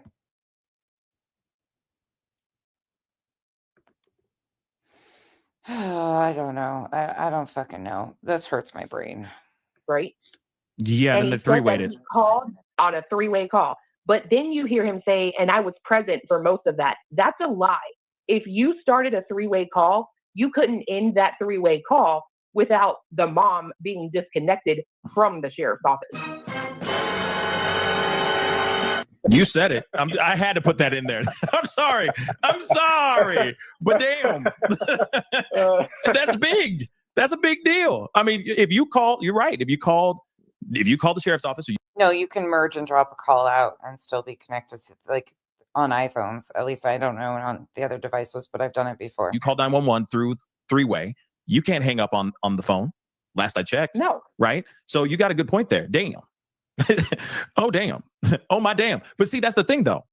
That's the reason why I'm like, because I err on the side of like on the good, right? But another part of me is like, nah, something ain't right. Something's just not right with the situation. Now there's three different things. First interview that they ever had, like you guys just said a little bit ago, and correct me if I'm wrong. They went on a YouTube channel. They went to do an interview on a YouTube channel. Now, no disrespect to the YouTube channel. Like, I appreciate them doing the work that they did, but that's the only show that they went to. And they went to a fairly smaller channel. Not saying anything bad about it, but I feel like it's an opportunity. Jody, I have it written down that they met him on the 3rd of March.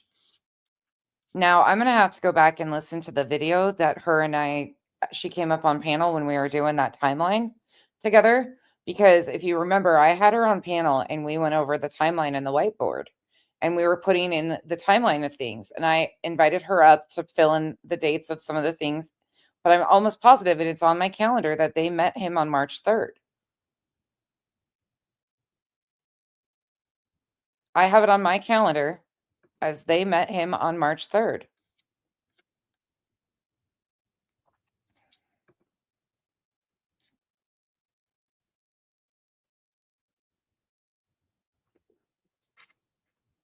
Is that the date you have?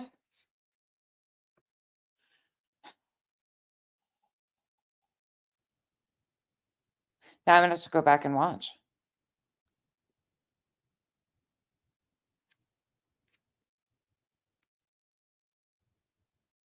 Sorry, I'm waiting for Jody's response.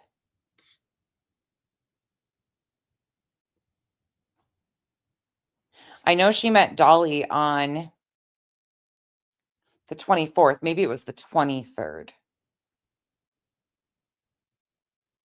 I'm going to have to go back and watch. Dolly arrived in Tennessee on the 24th of March. Now I'm going to have to go back and watch that video, of my own video. And correct me if I'm wrong. They went on a YouTube channel. They went to do an interview on a YouTube channel. Now, no disrespect to the YouTube channel. Hold on. I got you. Give me a second. I'm going to go pull Sheriff's that office. video up. Hold on. Call 911 through three-way. You can't hang up on the phone. Last I checked. No. Right? So you got a good point there. Damn. Oh, damn. Oh, my damn. But see, that's the thing, though. That's the reason why I'm like, because, I err on the side of like on the good, right? But another part of me is like, nah, something ain't right. Something's just not right with the situation. Now, there's three different things. First interview that they ever had, like you guys just said a little bit ago, and correct me if I'm wrong. They went on a YouTube channel. They went to do an interview on a YouTube channel. Now, no disrespect to the YouTube channel. Like, I appreciate them doing the work that they did, but that's the only show that they went to, and they went to a fairly smaller channel. Not saying anything bad about it, but I feel like it's an opportunity for them to practice. Thank you. So then they go and they do this interview on camera, and she's doing I said she's doing her Meryl Streep, and he's doing the strong like bull, we're gonna hold it down, kind of guy. Nothing wrong with that. It was what it was. But then they do the third interview. And of course, everybody's dissecting the hell out of that second interview. Then they do the third interview, and we are just hearing a conversation of hands. And I'm like, what the hell is this all about? You should be all up in these videos and all that. But then this is the part that kind of grinds my gears.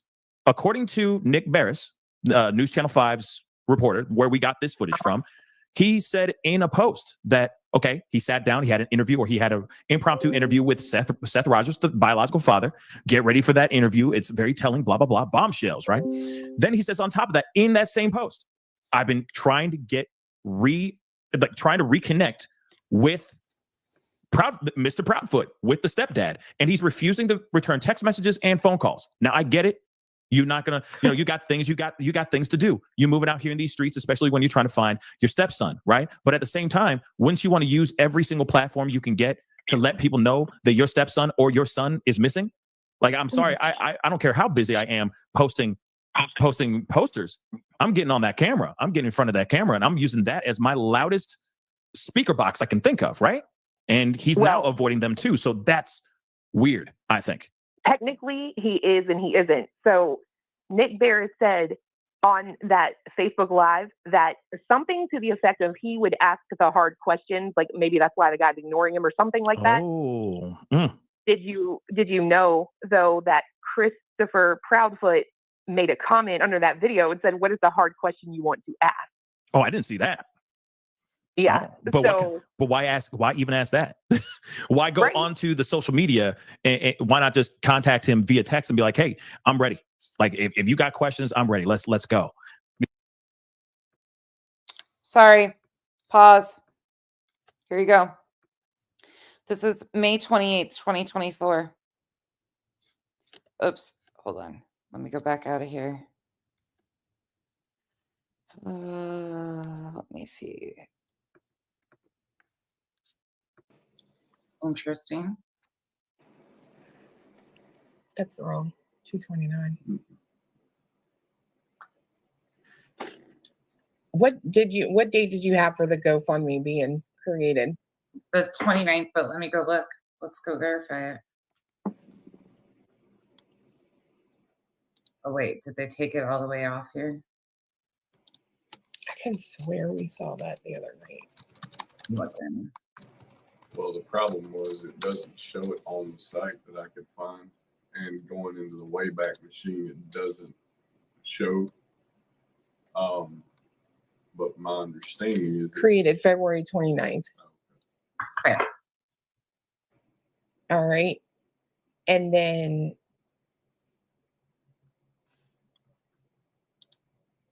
Okay. So his parents were there when they created the GoFundMe.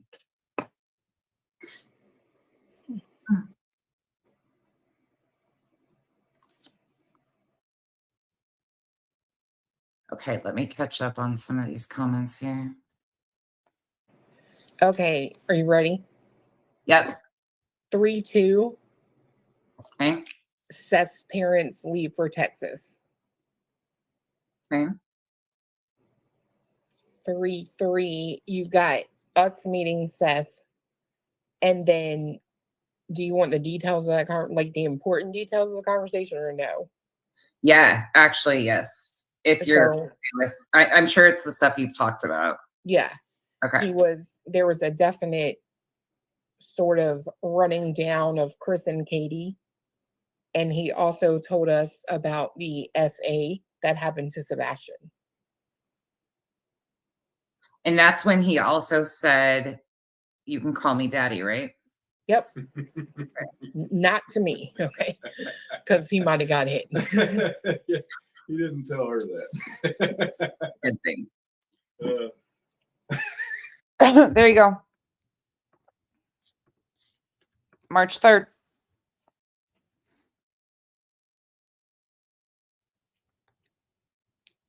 Interesting. For him to be like, what's the hard question you want to ask? It's almost it says two different things to me. It just says two different things. But yeah. It's another form of a defense. Yeah, Well, exactly. And the timing of things I find a little weird, right? Am I mistaken, or did they not turn this into an investigation around the same time that they stopped doing interviews? Yes. No, they started. Started. Okay, then I'm wrong in that. Okay. Yeah. No, it's all good. But yeah, like I said, it's what were you gonna say? Clue?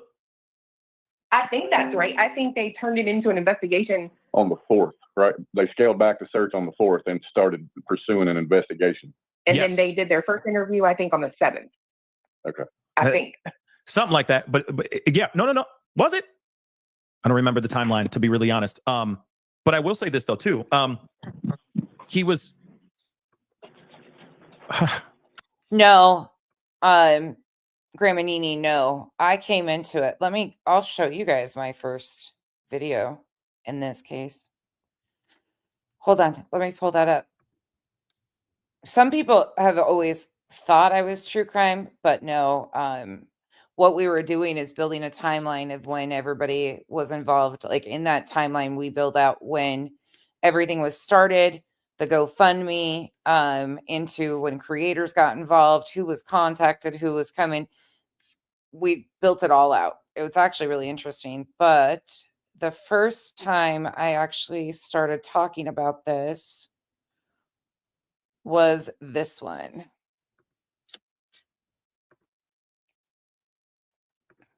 March 25th. Hey, y'all. I'm over an hour early, but I have a lot to say, and instead of sitting here saying it to myself, I figured, why the hell not come live? Says the title of this video is Exploitation at its Finest. Is being a crime tourist a fetish for some? And spill what I'm thinking to the rest of you. What is happening? I'll fast forward. In the Sebastian Rogers case is absolutely one of the most disturbing things I've seen since I've been on the internet. This is a 15-year-old missing child who is on the autism spectrum. And to watch the YouTubers, it's basically Summer Wells community at a few that have done the most disgusting things once again. And we're going to talk about it because I find it to be almost, seems like there's some sort of fetish happening in the true crime world over these missing children's cases. And there seems to be a real special pull for white, middle-aged, jobless men that seem to really, what did they get high off of searching for missing kids? Oh no, Grandma Nini. Yeah, trust and believe. Looking back at, again, I had no idea who she was until right then and there, like right before that. Like I'd never seen her before anything, and I'd found all sorts of new people, and I was trying to be more out of my bubble because in the Marvong story that I covered before and what had gone on, I had only really covered 3 creators. So this time I was like trying to branch out, and I was really trying to take people at their face value, and so much was going on. Nope. If I would have only done my research, but this is how I came into this. I don't know about you guys, but there's something that really bothers me here about this, because if it's any other kid, which there's thousands of missing children, they don't seem to pay any attention to it. But the 3 specifically that I'm going to talk about today are JLR, Justin For All, and Dolly Vision, because that's kind of the grimiest of the grimy. You can add to that so many. Unfortunately, there seems to be some people out here like clipping Dolly these days and simping for him, and it's gotten really disgusting. So I'm going to say some things that probably will offend people, and I frankly don't give a fuck. Truthfully, I have had kids on spring break for 2 weeks, so I've been really disconnected from the internet, and I'm really thankful because I'm coming back and seeing that it doesn't change out here. It just gets more disgusting and more vile with every missing child. And if you don't have a problem with what is happening right now and you're a parent, fuck you. Seriously, straight up fuck you. This is how I came into this. That's my answer to all of you. If you don't have a problem with what these fucking low-life human scumbags are doing to the families of these children, there isn't room in my chat for you. If you're a parent and can sit here and say that this is acceptable, not much different. Please keep the fuck away from me, because you aren't no parent I would want to be around. And I'm not talking about people's parenting. I'm talking about all of you. Fuck off, okay? Pretty much the same nonsense March 25th that I am today. Actually, I'm a little mellow today, but I'm so sick of this shit. And this is what I go into showing. In the neighborhood of Sebastian. That they've gone from like being experts about autism because none of them know a fuck. No, Grandma Nini, ask away. It's a good reminder because I didn't even remember. I had to go find it. Thing about autism, and they're trying to like put all of the kids with autism or adults, you know, they're, well, I know so-and-so who has autism and they behave this way, so maybe this is what's happening. And they're going through and talking about how, you know, he was spanked with the belt and blah, blah, blah, and punishment and stuff with kids with autism. And my head's about ready to explode. So, oh, JJ, they're just out here exploiting these wonderful tragedies once and always. They just, you know, they never get it together. Hey, Lurker. Hey, forgetting to whisper. Yeah, I have some major issues with that. Major issues with all of this. Okay, so we're going to go to Dolly first because I find him to be really disgusting. So once again, just like he was doing with the Madeline Soto case, which I'm surprised he's actually stopped away from it. If you look here, He has been milking every bit of it constantly. Jen Soto, mental hospital. Jen Soto had to know breaking news, breaking news, breaking news. The only thing's breaking is you're fucking like 5'2". That's the only thing breaking is you're definitely not 5'7", jackass. But he's been exploiting these, and I'm very spicy today. I'm very nasty because I'm sick and tired of watching this. Okay, so here he is, live search for Sebastian Rogers. He wasn't even on the ground in Tennessee. He was on an airplane. Clickbait titles per usual. Then he goes into live search. Let's look at this one. What is up, YouTube? No, thank you. It is good to see everybody out today. As you can see me, we are in the neighborhood of Sebastian Roberts. This Doesn't even fucking know the name. Doesn't even know the name. Okay, it's gonna infuriate me. Okay, back to this. So I came in March 12th. They have they did Came in like a wrecking ball. the interview because I remember doing looking at the first interview, the first on-camera interview, and that's when we were finding out that they were suspecting foul play around that same time. But then they scaled all the way back, right? They slowed everything down as far as the search, but then they revved it up to go into a landfill in Kentucky, and they were looking in a landfill in Kentucky for like a day or two, and then they like shut everything down as far as searching in the landfill. But they're still sitting here saying foul play. So yeah, I'll give you the timeline for sure. It was, let's see, I was just looking at that. I'm wondering what did you guys learn?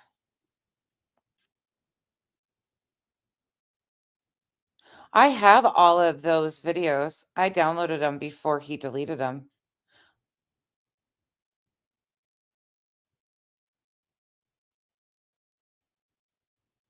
Wait.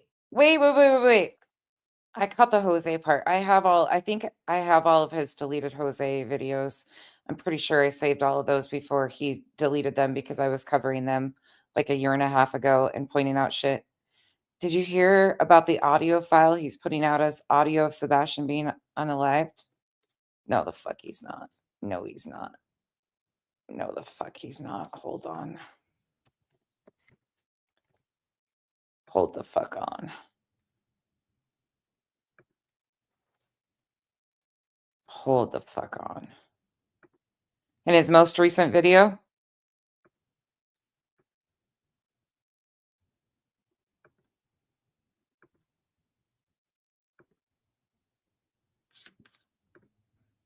It's so precious. You know, the day that Edgar went to get Is it in this video?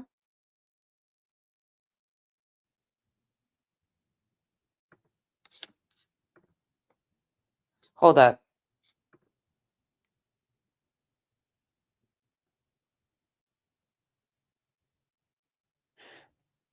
With a Brit from the PA hunting lodge.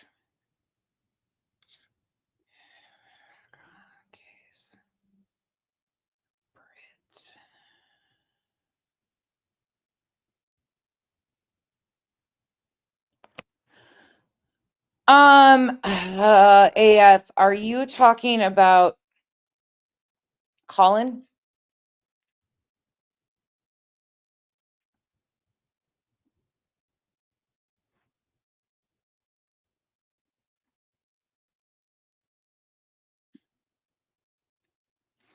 Sorry, I'm looking for Miss Upper Thigh's comment.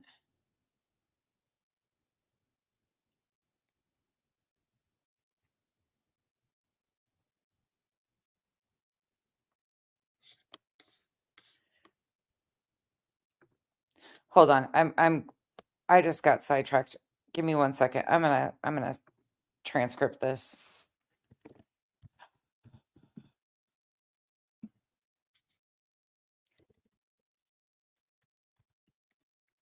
And let me guess so must not be this video. Let's go back.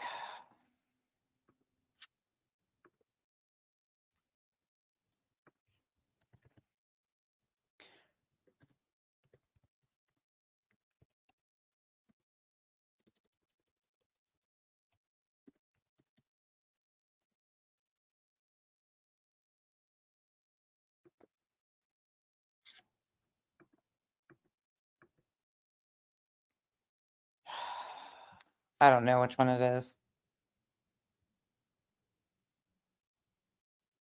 Last night on this? Hold on, let me see. Let me just do a quick scan.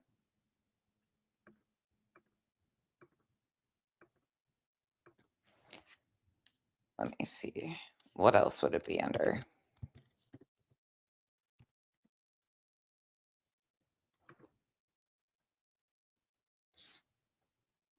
But the way he just said, we have the Life 360, it shows where we were, right? So sounds like his might have been on.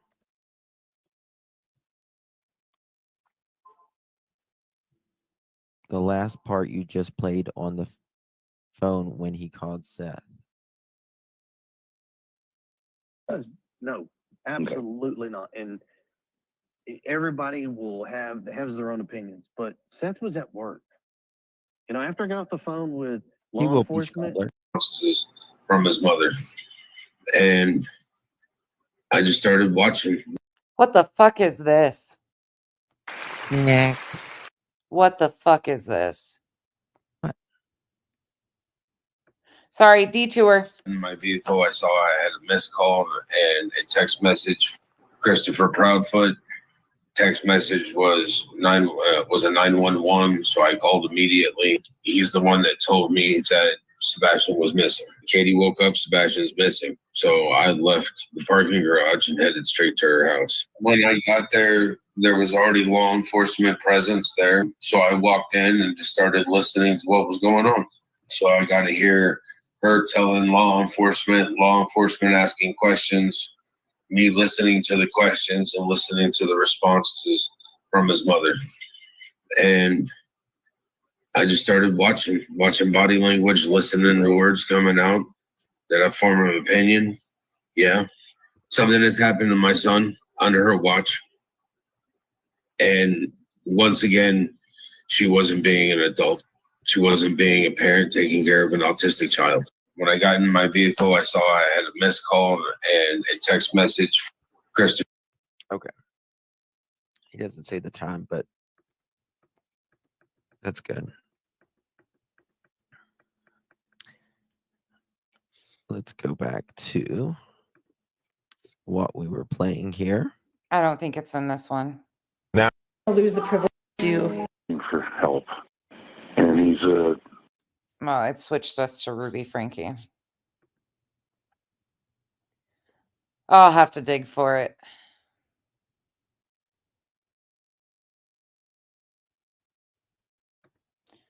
I'll have to go digging for it. I don't know if we're going to find it. God, this makes me... Autumn, do you know when he played it? Did he play it last night? Hold on, you guys.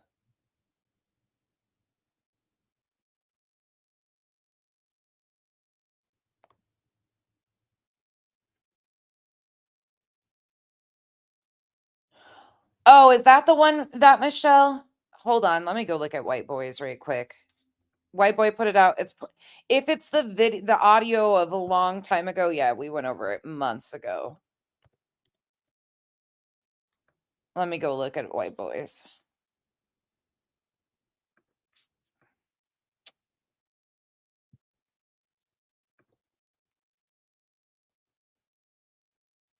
Did White Boy cover it in his live stream?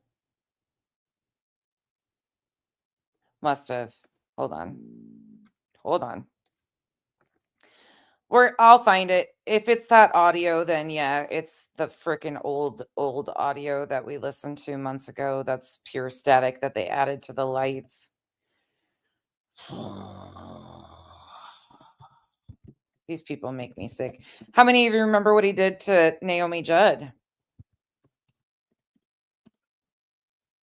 You guys remember what happened there?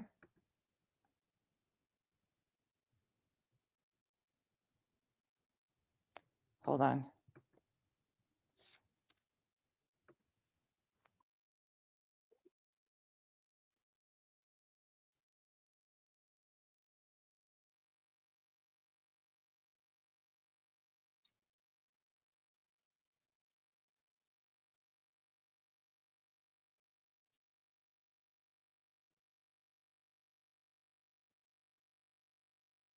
Oh, okay. So what it is, hold on. Let me show you guys.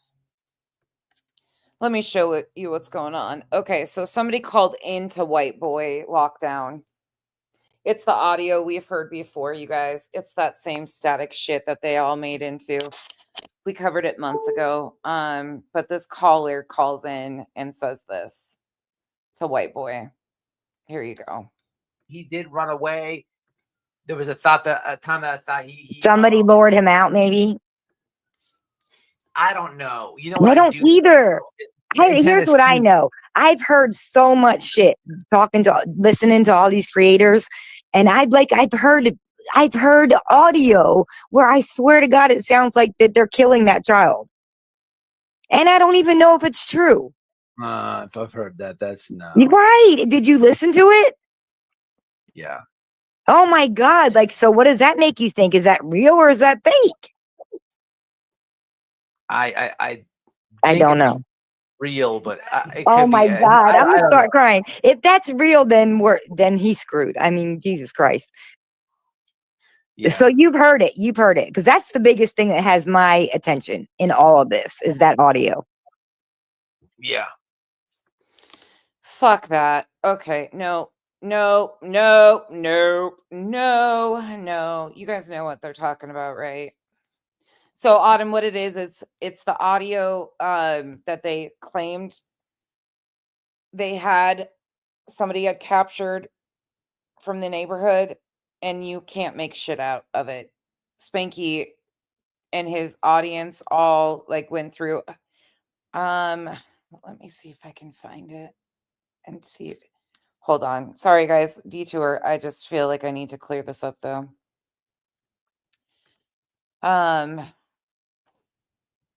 Let's see. Give me 1 second while I look for this. It's a Spanky video.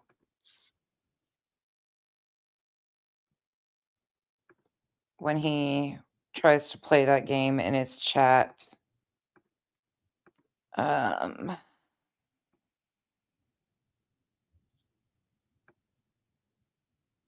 this is him going over the sweatshirt part. It's Julie. Sorry, give me a moment. Talk amongst yourself for a minute. I've done so many videos at this point, I don't even remember what's what anymore. There's just so many of these people that have been doing this shit.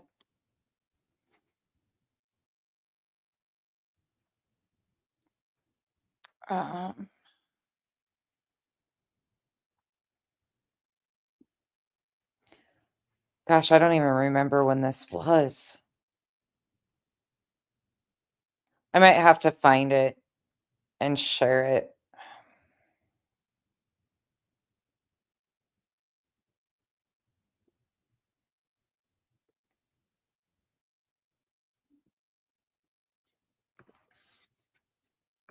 Give me a second. Maybe I can. I don't know if I can find it or not. Hold on.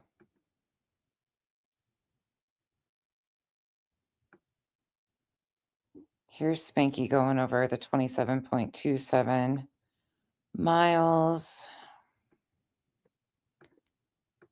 There's so many videos, you guys.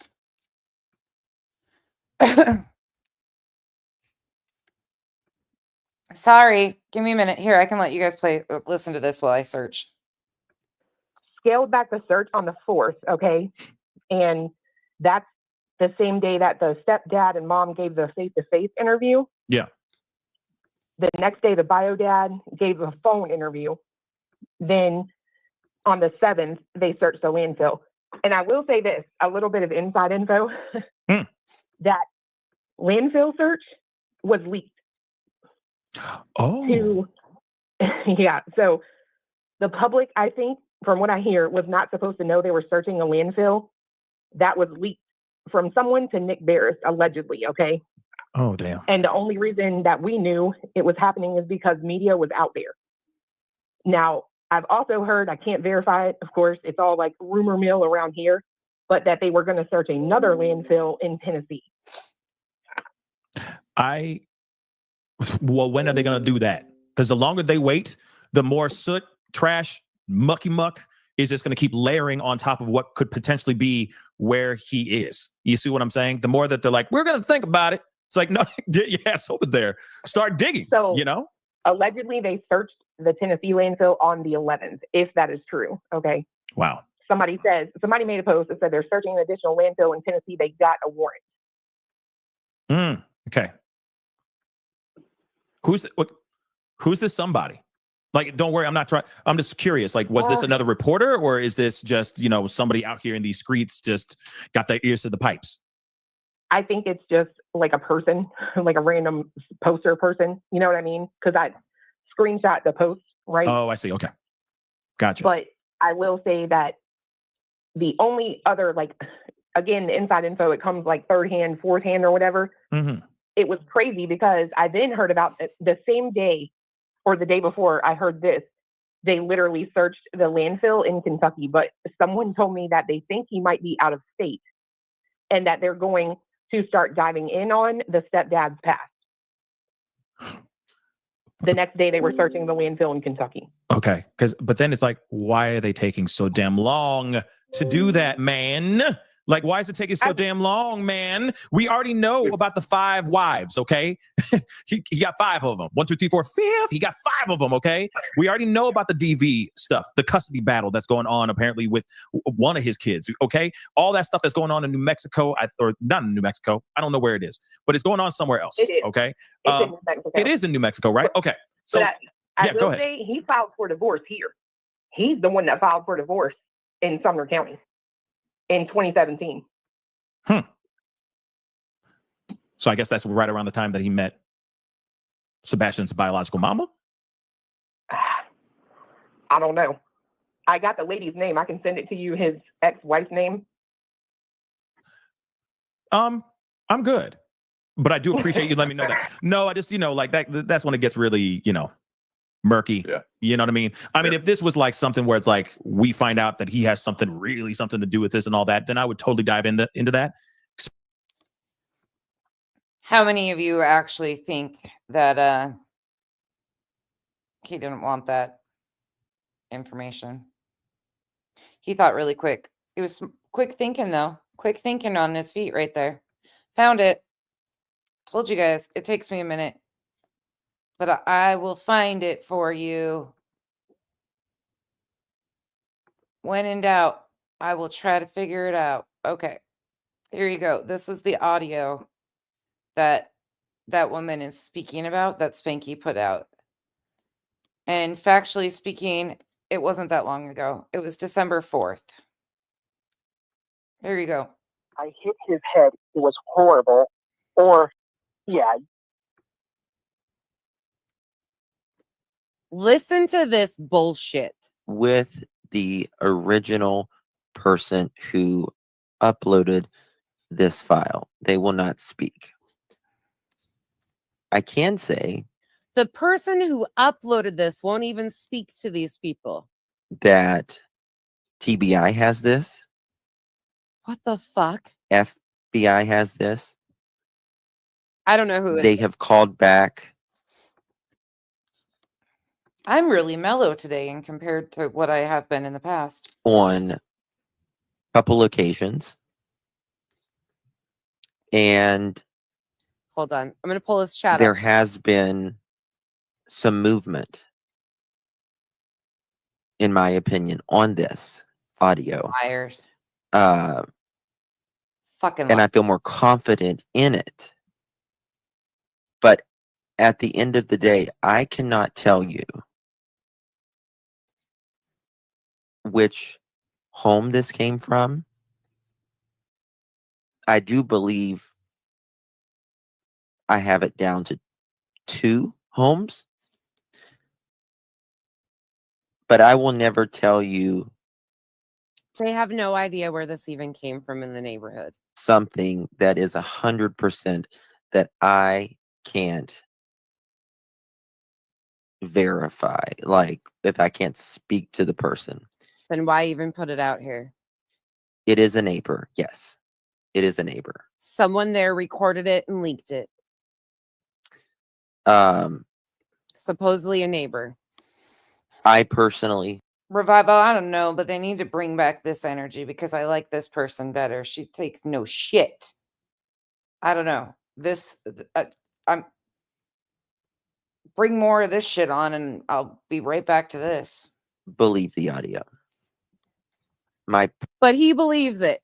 Can't source it, can't vet it, doesn't know where it came from, but he believes it. Oh, so it ain't so. Personal opinion. Oh, I was sick too. You might believe the audio, or you might think it's hogwash. Absolute Whatever you hogwash. think is absolutely fine with me. I'm not here to make anyone believe something. Give me a pass. I sound a little stuffed up and might have been a little under the weather at this time. So what I'm not responsible for the things that are about to come out of my mouth in this. I think if I remember correctly, I said all the things out loud. Actually, I'm 100% accountable for everything and I probably stand 10 toes down on that shit too. So fire in the hole. Thing either way. I'll give you my opinion on it. No, because he don't give a fuck. Justin doesn't give a shit. He does this in every single case he touches. Puts out salacious bullshit, runs with it, creates theories around it. And that's it. I would, but you guys won't be able to get audio. I'd speed him up. You might not be able to hear this. Let me. And the chat is eating it up. I believe it. I believe it. I believe the audio too. I believe it. I believe the audio because I know what I heard. Seth, I'm shedding so many tears for I don't know you. if you can hear this. Hold on.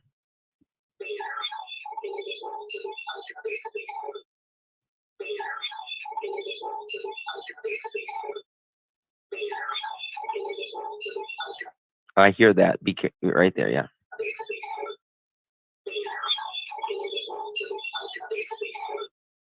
You guys hear that? That's what they're hearing things in. Don't know where it came from. Somewhere in the neighborhood, some neighbor that won't talk to them, no source of it. This is what they're hearing. Yep. Sounds like a spirit box. I need my headphones on, but can you hear that? Barely. All right, let me see if my audio input. 1 second. There's Tara in the chat. Another realm and spirit whispers candle shop. Sebastian's name is in that. And I'll slow it down as well.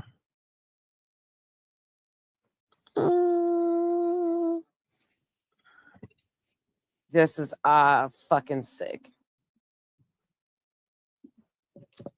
Let me do it like. Why are they even? Hold on. Give me 1 second.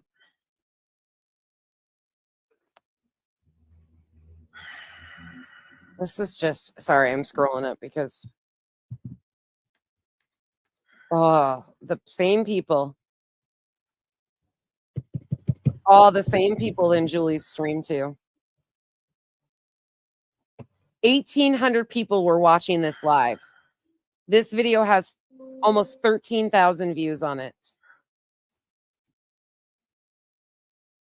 You can't hear shit in that. Okay, the input. God, can you be? I'm leaving it at regular speed for. Can you be any lamer? I don't want to listen to myself. Get into something. JC, thank you for the support. Slow it down. It happened so fast. I hear that. Oh, here. This is the level we've gotten to. Hold on. Here, pretty much. How do I slow it down?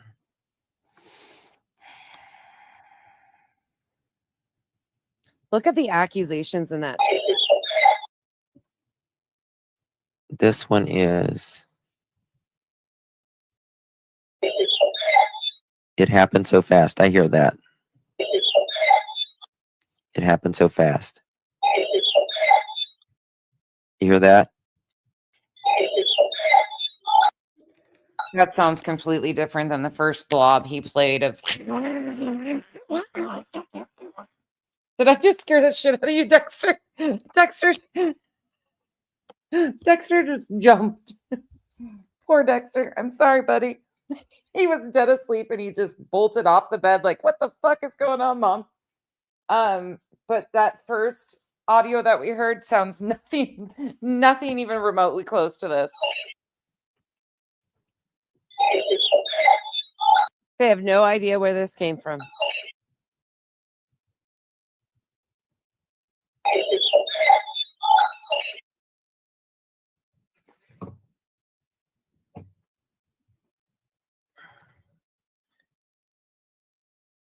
It happened so fast.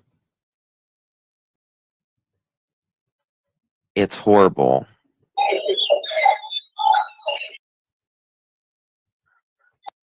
Another realm spirit whispers candle shop says, I turned this into the family who turned it into authorities.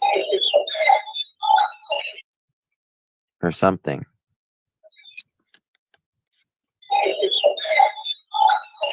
You guys are all stupid. It's Mackenzie saying she stole the cat. That's what this is. It doesn't say it happened so fast. It's Mackenzie saying she stole the cats. All right.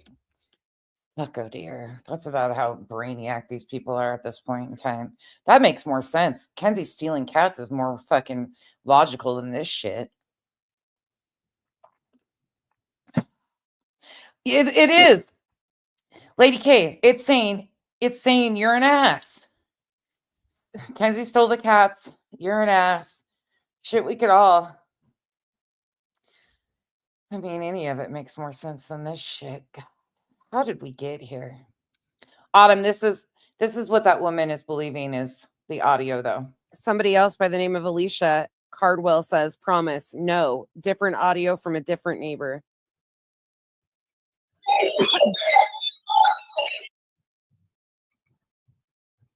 You hear it?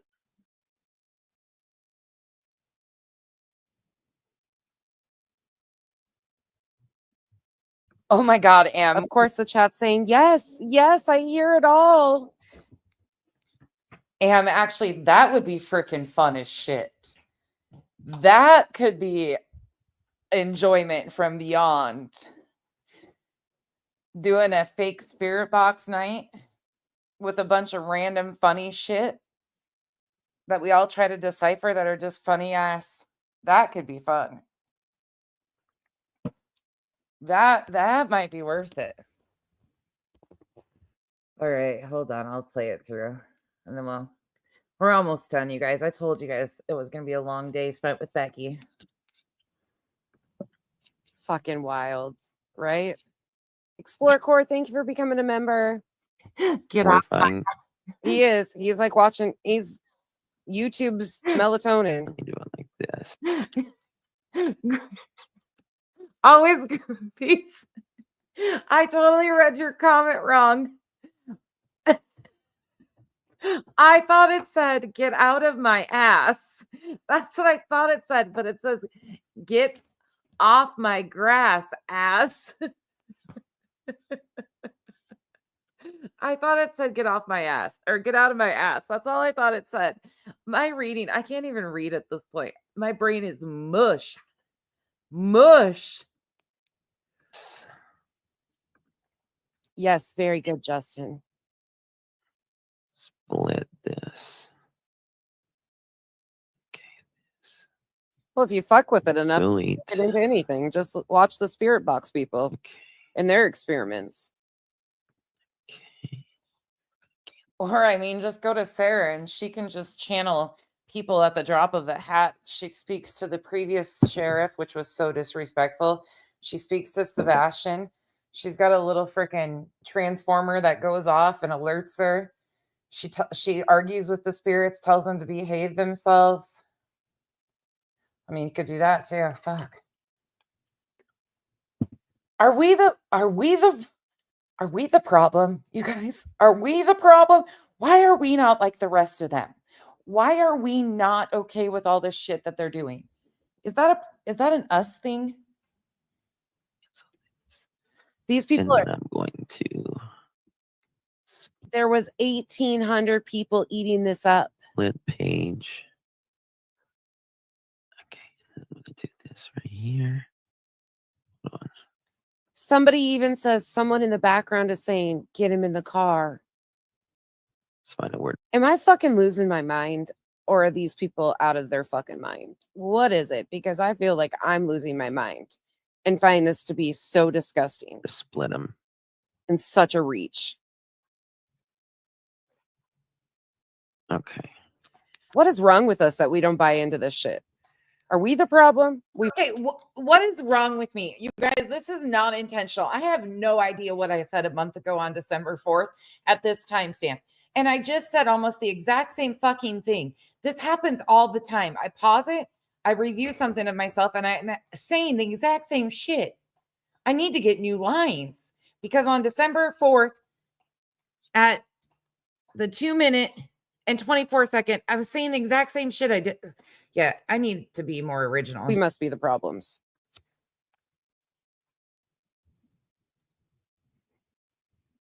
We Yes asked both questions. Wrong here. Oh, I see what I did. Honest. Maybe it's just because these hit the rods. The rods will tell you what it's saying. All right, here we go. It's like Jim Jones. Cremonini, I don't even think it matters at this time. I think we're all fucked. Truly, there's two of me talking, and there's a freaking. What's worse, two of me talking, or a freaking fake audio? I don't know at this point which is worse. To be honest, two of me might be worse. Oh God.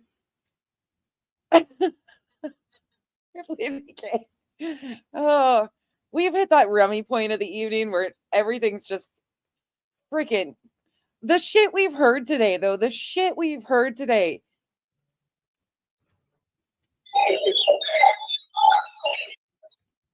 Oh, according to the chat, you got to close your eyes to hear it. Please close your eyes, everybody in the chat. That's the only way you can hear it.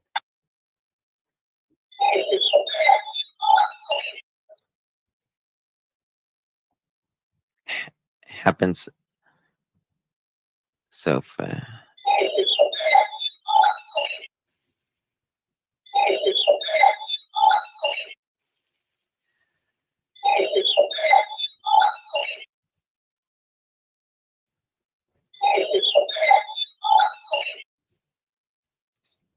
The power of suggestion is a mighty fine thing. Okay.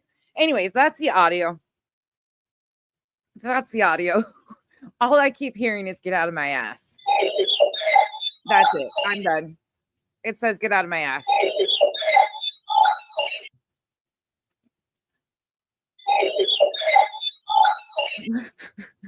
Don't go into the dark. I actually heard you're fucking idiots. That's what I just heard. Oh.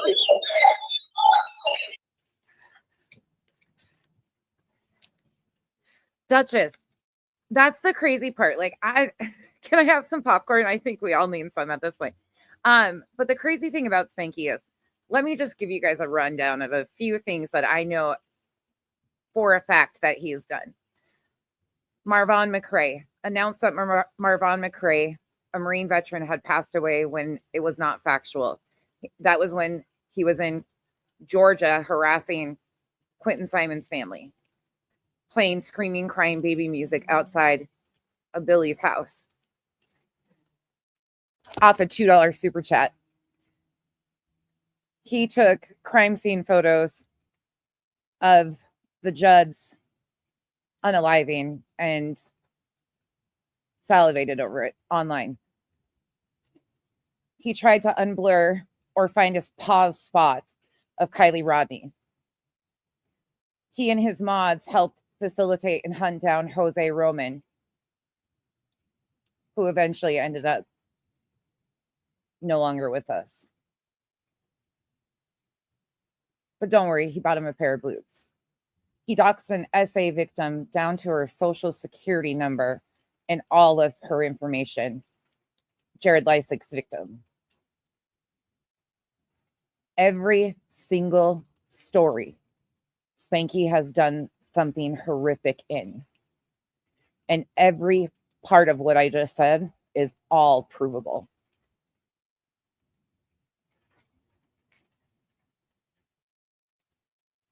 And that's just the public things that I know off the top of my head. I'm sure there's more that I'm forgetting. He's actually got 3 channels, Lisa.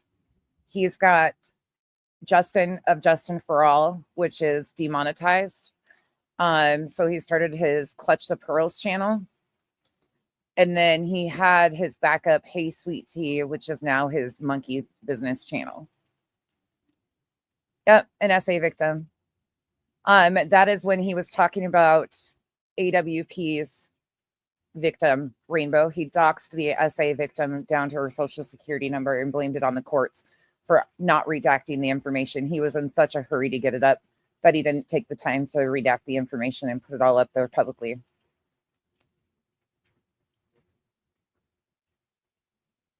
Yep, Kim. And then he tried to hide all the Jose videos too. Marvan's announcement of him passing away incorrectly was November of 2022. That was during the Quentin Simon situation in Georgia. There's videos on my page of a lot of this stuff.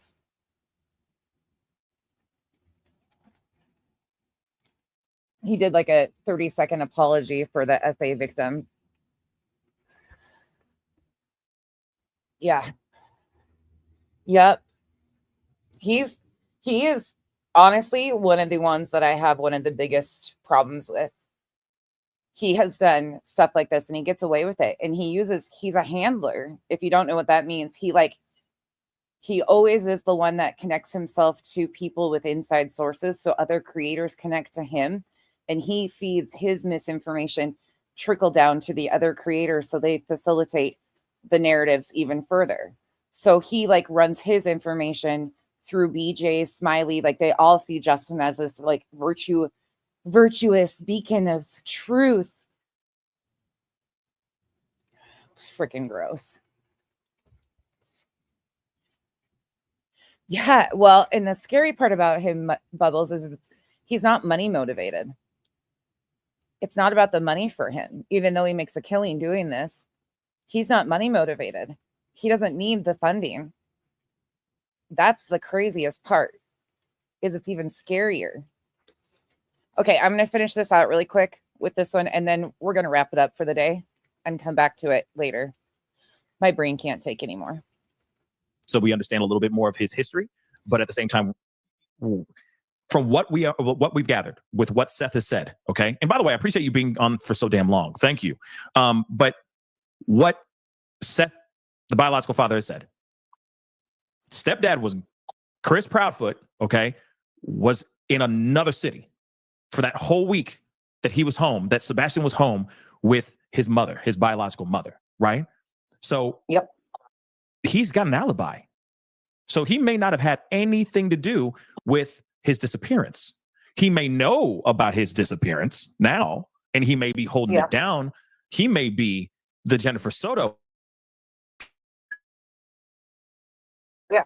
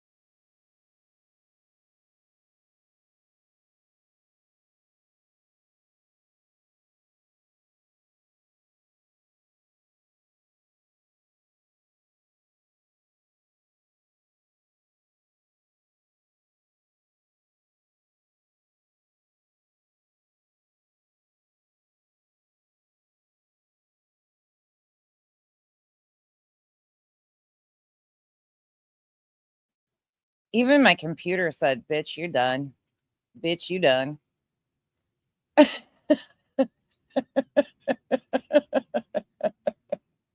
tell you, my computer has it gets to these points where it just says, we're done. We're done. What? Yes, I think so. Is that what it says? Hold on. Kenzie is asking me a question.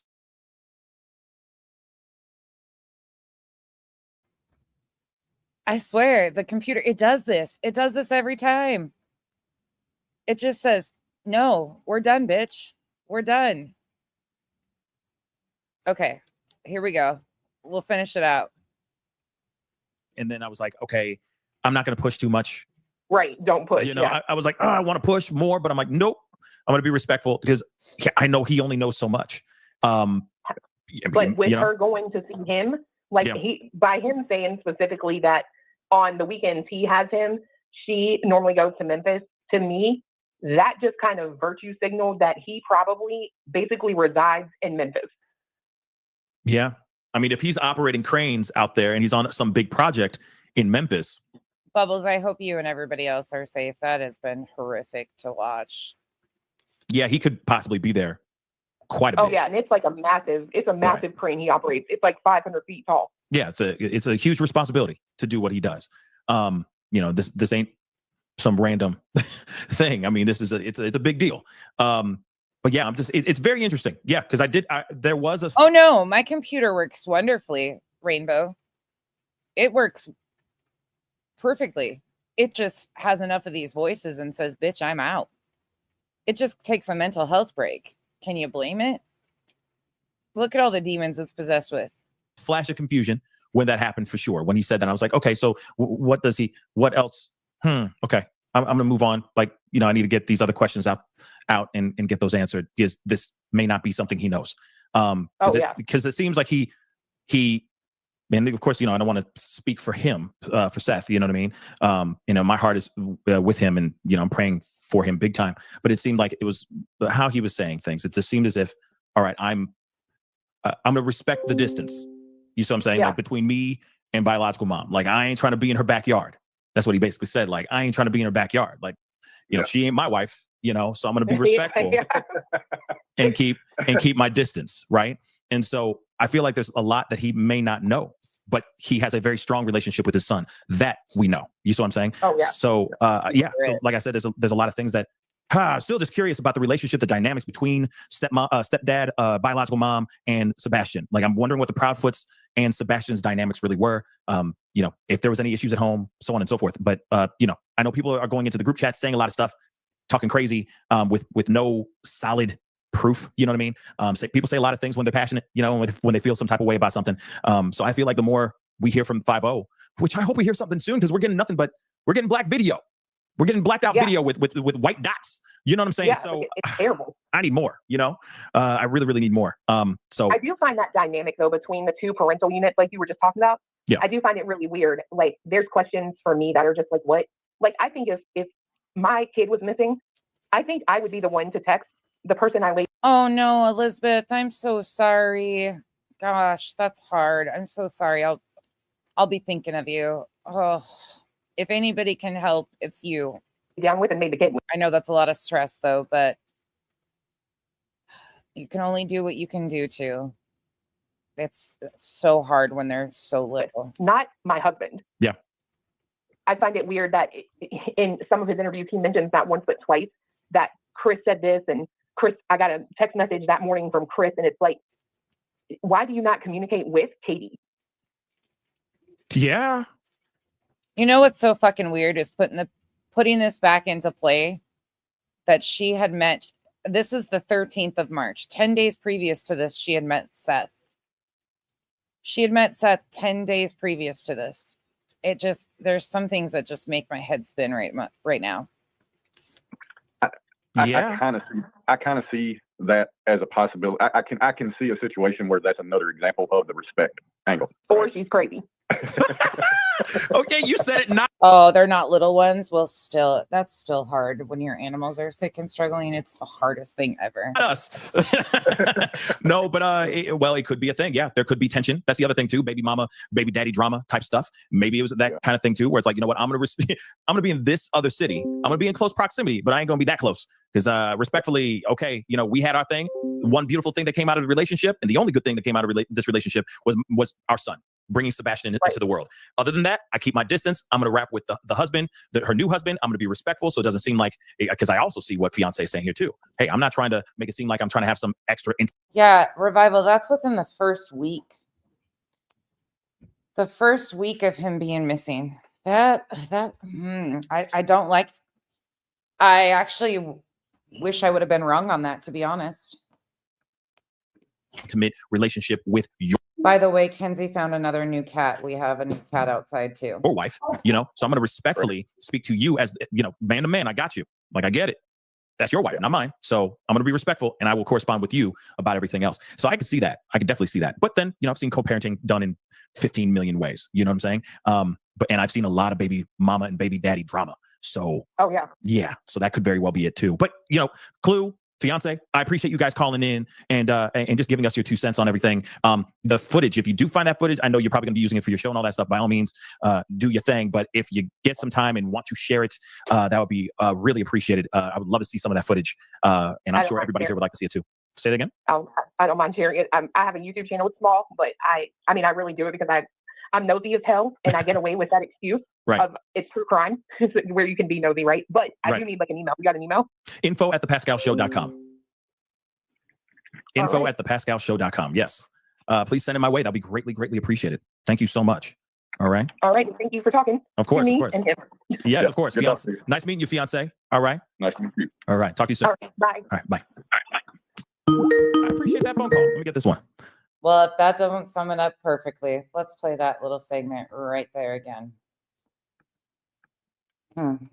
Calling in and just giving us your 2 cents on everything. The footage, if you do find that footage, I know you're probably gonna be using it for your show and all that stuff. By all means, do your thing. But if you get some time and want to share it, that would be really appreciated. I would love to see some of that footage. And I'm sure everybody here would like to see it too.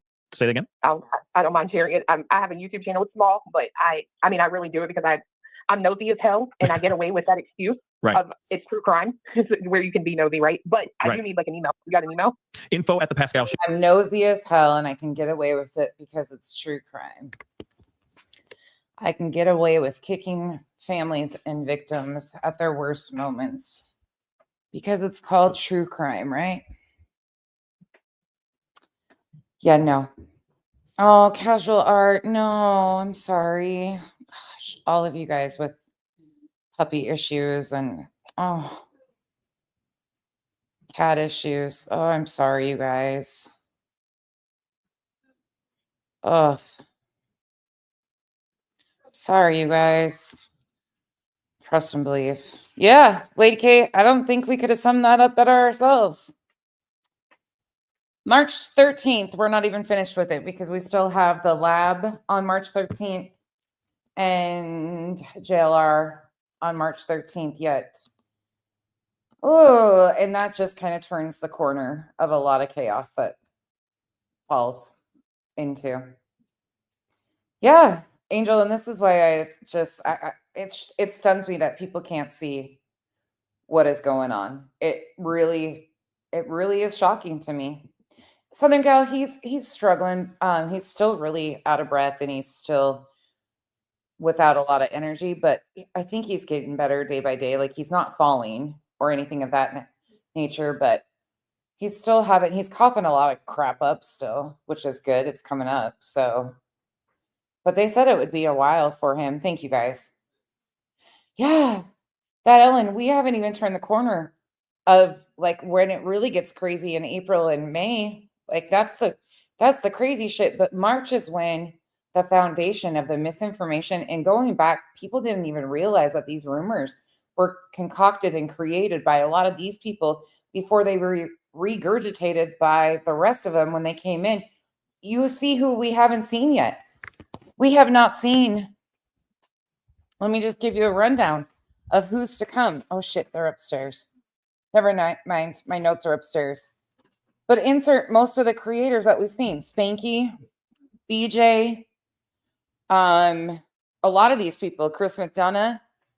I mean, the list goes on and on who's on the list of people that come into this. Queen, Granny, BHB as like a really foundational piece. Let me see who else is. I mean, you can insert name. They're on my list. There's just one after another. But most of them you haven't even seen yet because they haven't even started covering it yet. Deets hasn't started covering it yet. I mean, just so many of them. And a lot of those people that covered it for a little while no longer covered it. But so many crime lines and lies. Yep. So many people. A crime and shame. Bed crime stories. So many. Novelty. So many. Well, she came in, Lady K, she actually started talking about it on TikTok on the 10th, but she was posting those like 2-minute segments from TikTok over on her videos, but there was nothing really, anything interesting. It was right after JLR started his Facebook group that she started covering it. Yeah. She comes in as a fixture, though, further in the end of March yet. For sure. Yeah. Oh, John QQ share. Bella's fucking with whiskey. Sorry, guys. Closer to the end of March, Elizabeth. A lot of them came in around the same time at the end of March. Justin hasn't. Oh, there's Kyle coughing too. Oh, everybody in the house. Bella's chewing out whiskey and Kyle's hacking up a lung. She's spunky. She's doing better, that Michelle, since Kyle's home. But oh, Coco, thank you so much. Appreciate you guys. All right, y'all. That's been a long one. You guys hung out with me for 6.5 hours today. You guys are troopers. These are longer videos, but we're trying to consolidate a lot into this, and I hope it's helping. We'll start cutting them out a little bit, like shorter sections as we go, because there will just be a lot more. But I'm hoping this is helping people see why I'm so frustrated with certain creators and why I can't overlook things. And I just, yeah, we have one, Bubbles. We do have one of those too. It's too much work. He says it's too much work. Look. Oh, Rainbow. Yeah, his coverage of this is pretty crazy. Denise, I'll have to check it out and see. All right, you guys, thank you for spending your Saturday afternoon with me. AF, I hope you're feeling better, and I hope you have a wonderful rest of your day. Thank you all. Terry, I hope your game went okay. Duchess, I hope you're feeling better. Thank you to all the mods in here. Thank you to everybody that came in and sat with us tonight, hung out with us. Thanks for partaking in the conversation. Thank you, Am, for sitting and hanging out. All of you sat and put up with me all day, and I appreciate every one of you so much. And I will see you guys. I might take tomorrow off, depending on what the family's doing. We'll see. If everybody's just doing their own thing, I might come back and do another section of something. Maybe we'll find some new characters and make something funny. Dexter says, bitch, you've gotten away without giving me a treat for 6.5 hours. He's making his presence known now. All right, you guys, have a wonderful rest of your night. And if I don't see you tomorrow, I will see you soon. Good night.